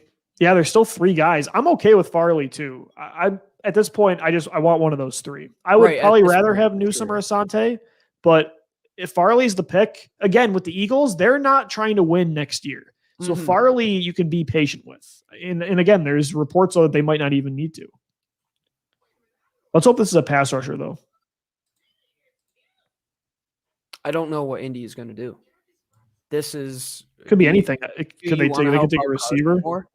Yeah, maybe take a receiver. I mean, Hilton. They could use edge for sure. I think every team picking between now... I mean, Pittsburgh doesn't need edge help. But Indy does, Tennessee does, Minnesota does, Jacksonville definitely does, Cleveland does, Baltimore can after losing Judon in free agency. New Orleans hypothetically could draft another one after losing. They lost Trey Hendrickson to Cincinnati, if I'm not mistaken. Dude, I mean, that could be huge. If you see the edge run come here, Lou, Carlos Basham still on the board. Azeez Ojulari, Kwity Paye, Jason Owe. We've heard all those names being first-round territory. Greg Rousseau, Joseph Asai. I think all those guys could go, and that helps Philly with these cornerbacks. I think if you can make it out of the next 6 picks without a cornerback, there's a real chance that they move up. I think so, too. Let's hope this is an edge rusher for sure to Indianapolis. Gino, Rob Maddie, I think, tweeted this out. Rob Maddie. Yeah, Rob Maddie said, as of now, the Eagles traded the number 6 pick and pick 84 and 156 for pick 10 and a first next year in 123. So they essentially got, instead of taking like Jalen Waddle at 6. Whoa. Say that again? Yeah, what? Sorry. So that didn't just... Okay. No, sorry. I was like, what the sorry, hell? Sorry. A trade didn't happen. I'm saying moving down from 6 to 12 and then to 10. So you essentially, instead of taking Waddle and having a 3rd round pick, you have Devontae Smith and a first next year. Oh, yeah. Smith and a first versus Waddle and a 3rd. Like, that's awesome. I'm on board with that all day, man. I told you that draft day trades are not as economically harmful on your draft supply as trades prior to it. And you saw literally played out right in front of our eyes. We're going to have an example of a trade up for the Eagles, 2 spots, picking in the top 12 to always have as a reference of what should happen. I think from when you and I first discussed that potential trade up into the top 10, we always thought that 84 was on the table. And I don't believe that was overpaying at all. You look back at past trades, that's about the value you give up to move up. You're not overpaying. I mean, you give up the value of the 100th pick in the draft. Whip-de-freaking do. If Devonta Smith is here for 10 years, what is that going to matter? You took a chance on a 4th-round guy? I mean, you basically gave up 84 and 100 to go up and get him. You know? Think about it like that. Let's see what happens. I'm getting nervous, though, because I'm looking at all these weapons in this division. I'm like, man. It's scary, brother. It's scary. Darius Slay can't just morph into multiple people. He's wearing number 2, though, brother. I know. That is awesome. What a flex. Howie is joining Zoom. Howie Roseman, Nick Sirianni, and Andy Weidel joining Zoom now would suggest the Eagles are done for the night. That was just by Jeff McClain just now. Says that the Eagles are done for the night? McClain said Howie, Nick, and Andy joining Zoom now would suggest Eagles are done for the night. Okay. That makes sense. And I'm sad Carson Wentz in Indy is on the graphic on my TV. Please get off.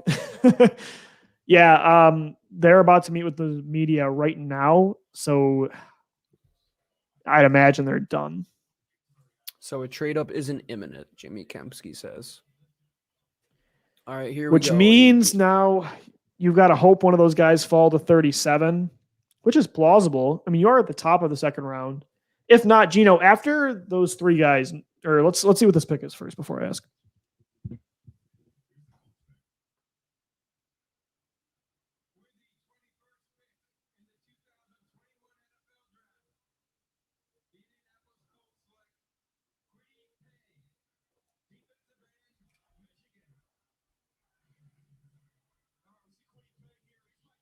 I don't even want to wait for him. Just tell me what the pick was.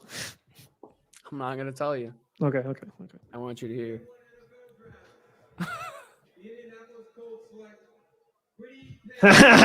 Poor Carson. Bingo Man. was his name. Oh, Carson moves teams. Carson moves teams, and that same team, another team takes the same kind of prospect. oh man. What he paid Indy. That's good for the Dude, Eagles, though. This board is very interesting, Lou. Like very interesting. So there's what 15 picks until 37 for tomorrow. Yep. And there's 3 corners that we like still. Is there a guy outside of those 3? This is what I was going to ask before. If Caleb Farley's gone, if Newsome's gone, if Asante's gone, is there a corner that you still think is worth the 37th pick that's not reaching? Like Eric is Kelvin Stokes has been in that Joseph? Or, yeah, is Eric Stokes? Like I think Eric Stokes for sure, Marco Wilson for sure. I think either of those two should be in that discussion. Trade up. I'm only trading up for Greg Newsome or Asante Samuel. Jr. Yeah, I agree. Outside of that, I'm not moving up. Tennessee is on the clock here. They lost a lot of targets. Jonnu Smith in New England, Corey Davis in New York, Adam Humphries is gone. They have Derrick Henry and AJ Brown. Like they're picked clean. This could mean Rashad Bateman, Gino, but I also look at like the style of receiver Brown is, and maybe they want, you lost a lot of inside targets with Jonnu Smith and Humphries being gone. So I could see Elijah Moore being this pick, even, regardless of what we think of him versus like a Terrace Marshall or Bateman at the next level. I think Moore could be the pick for Tennessee here. Reuniting him with AJ Brown. Yeah. Get the Ole Miss gang back together. Was there a receiver core at one point? Was it Elijah Moore, DK Metcalf, and was Moore not there yet? He was there? He was there. Yeah. He was with that whole squad. That is crazy to think about. Right? Like that's loaded. I mean, it's not the Bama the big four, right, but that's an incredible trio. That's beyond incredible. I mean, we should have look at all these teams and like see what their cores were and like match them up against each other. Like Alabama versus Ole Miss versus LSU. Like I think that'd be a pretty good discussion to see. That would be. Well, we've got the dead zone coming up, so we'll have plenty of stuff like that to talk about. I know. Yeah, man. I mean, you got 15 picks until you pick. Rashad Bateman's still on the board, but you took a wide receiver. The Joker's still on the board. Darisaw, Morig, Newsome, Farley. I think Creed Humphrey should absolutely be in the discussion. Christian Barmore in the second round, Lou. I wouldn't hate that selection. Not at 12, but I wouldn't hate it at 37. I don't love it, but I don't hate it. I don't love it either, but you're now moving into the territory where this board is falling really well for you. Like Javon Holland on day 2 wouldn't be the worst pick at all. I think that would be a slam dunk pick. Asante Samuel, if you could manage to get him, get one of those edge rushers on day 2. Like the way the edge is going, if there's not a run on him here, you could be in prime territory to get one of those guys. I think one of those defensive position units is going to fall hard in the next 10 picks or so, because there's a lot of ballers left, man. I mean, the edge class is still loaded. Hasn't been a safety off the board. Only been 2 cornerbacks off the board. There's heck of players out there, man. I mean, they're going to find a good one. Tennessee, Minnesota. Yeah, they're meeting with the media right now. They're not going to. Yeah. I think it's more likely that they double dip with a couple like tier 3 corners. Yeah, I do too. I love that they say the draft is supposed to go to like 11:30 Eastern every year, and it's 11 o'clock. 10 picks.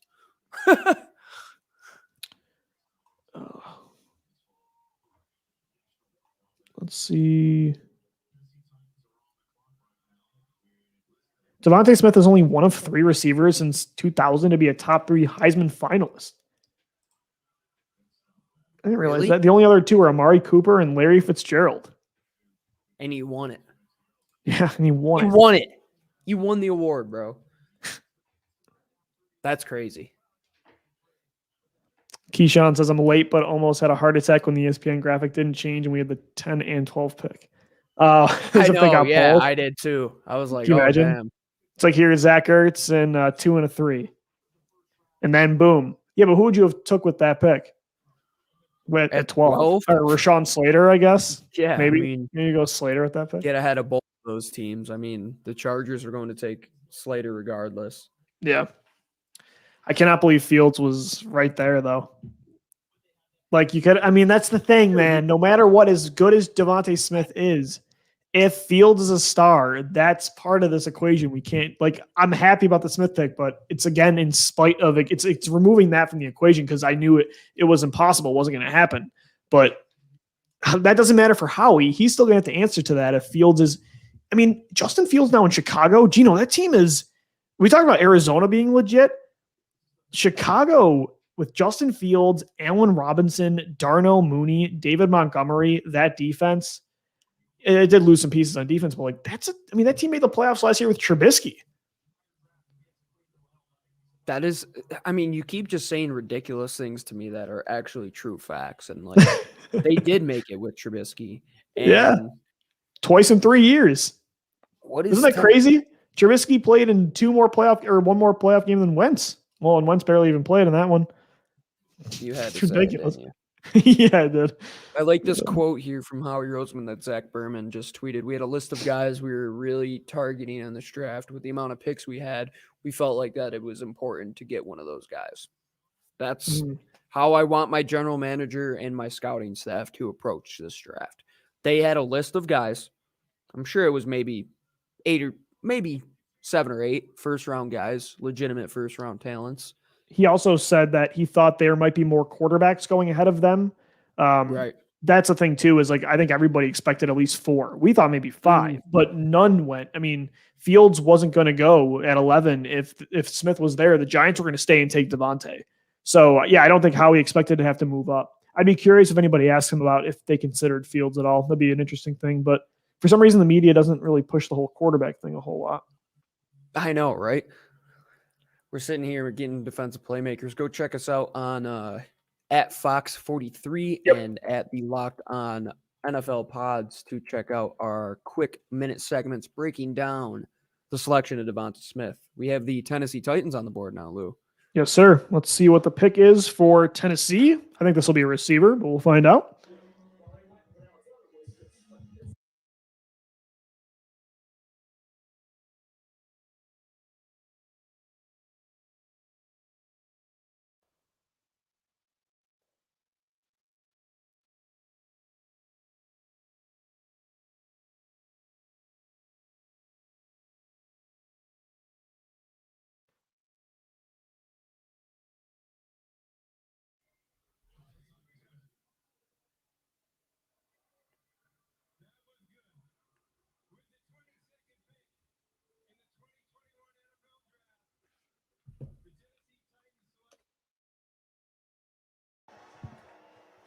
Did you hear the pick? I did. Yeah. It was the first one I had spoiled for me. I accidentally refreshed on Twitter. I also read it on Twitter, so I didn't want to. All right, now this is the territory, Lou. This is where we start saying, okay, can we trade up here? Yeah, But they're in a meeting right now, so I don't think they're coming. That's the thing is are they just they're okay with being done? Yeah, I think they are. If they're in just. Are you watching NFL Network?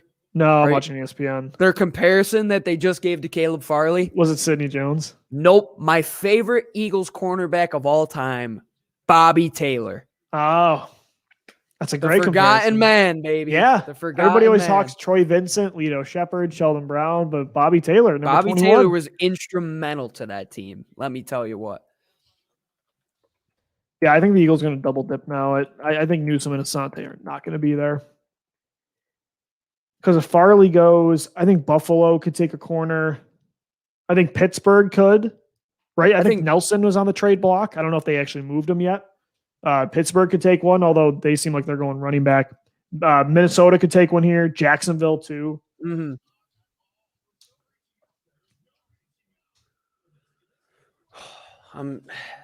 I'm content. I'm sitting here now. I'm not upset with what happened. Is Caleb Farley just sitting by himself during the or he tested. Yeah, but he tested negative today. Yeah, I don't know. Caleb Farley going to. Gino, there's not as many receivers as I thought were going to go. The fact that Rashad Bateman is still on the board. Mm-hmm. I mean, they went early, but then Rashad, I've tier. heard a lot of information of Rashad being the pick for the Packers, which I think plays very well into their hand. But what happens with if there's no Aaron Rodgers? All right, let's break it down. You have Minnesota. I don't think they go receiver. Pittsburgh, no. Jacksonville, possibly Jacksonville. Cleveland is, I would say, at the bottom of their needs. Baltimore, maybe. New Orleans, possibly. I mean, there are a lot of teams that need. I think cornerback and wide receiver are the needs for a lot of these teams that are up here in the back half of this first round. Mm-hmm. Nick Sirianni says he saw a guy who could consistently win one-on-ones in Devontae Smith. Also talked up his yard after the catch ability and his return ability. That's the thing, man. He's a do-it-all. All right, let's see. Also, guys, be sure to check out on our podcast feed after the first round. There will be a reaction podcast with the selection of Devontae Smith for the audio. So for those of you, that are watching the video, we'll have the audio of our reactions as well. And then for, people that aren't in here right now, you'll be able to find the podcast on any platform, wherever you subscribe to the show. We'll convert all the video today, or at least the stuff from the picks, into audio for our late Thursday night edition of the show. But Gino, final thoughts as we kind of wrap up this live production, man. I came in very nervous and very pessimistic, and I think the Eagles, though, they pleasantly surprised me this year. All offseason, they've been surprising me, but in a bad way, I would say. And so the fact that even though the board fell in a pretty bad, normally the past couple of years, I think you mentioned earlier in the show that the board has fallen pretty well for them, very favorably, whereas this year it did not. And the fact that they still managed to go up and with an NFC East rival and go get your receiver right before your other rival in New York took them is really big. Again, it's not the quarterback, it's not Fields, which is what I wanted, but I think this is the next best thing. And now you're set up for, okay, Hurts has a strong support system. If he can't do it, the next quarterback is also going to have weapons now, and he's not going to have to deal with what, Carson Wentz had to. And I guess that's the one sad part, is that it would be a lot more fun if Wentz had Devontae Smith to work with, but, I guess you can't have everything. That's the part that beats me up a little bit, because he never had a Devontae. And it would be, if they tried to make it work with Wentz, it'd make it a little bit more fun, I think. But again, the next quarterback has a strong system, a support group. That's what I really ultimately wanted to come out of today, is whoever is your coordinator, whoever is your quarterback of your offense, whoever is your quarterback of your defense has players around him that can help them out. For once, I believe that this first round pick here, Lou, since we've been on this podcast in the last 5 years or so, is immediately going to make an impact here. Like, they're going to come in right away and help. Like, even Dallas Goedert, when you pick him, you trade back out of there and you pick him in 2018. It's like, okay, he's going to help a little bit, but still he's going to be the developmental guy to get Ertz out of there. Same with Andre Dillard. Jalen Reagor has some question marks. I said when we picked him, Devonta Smith, like, I forgot who said it. Is it DJ Khaled maybe, or one NFL? I'm not sure, but they said the floor is the ceiling. Like, I think that really embodies what Devonta Smith is. Like, his floor is as high as his ceiling. The sky's the limit for this kid, dude. Like, if he could get 1,800 yards in college in that conference, like, there's no doubt he could come here and playing against guys that he played against in college, and Trevon Diggs at the cornerback position, who he went to school with.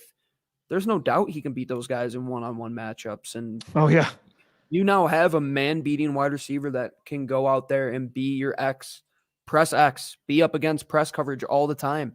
Even at 169 pounds, he's going to compete. And if you want to move him in the slot, he can do that. He's going to help you in the return game. He's a team screen player. Game. Yeah, he's a do-it-all.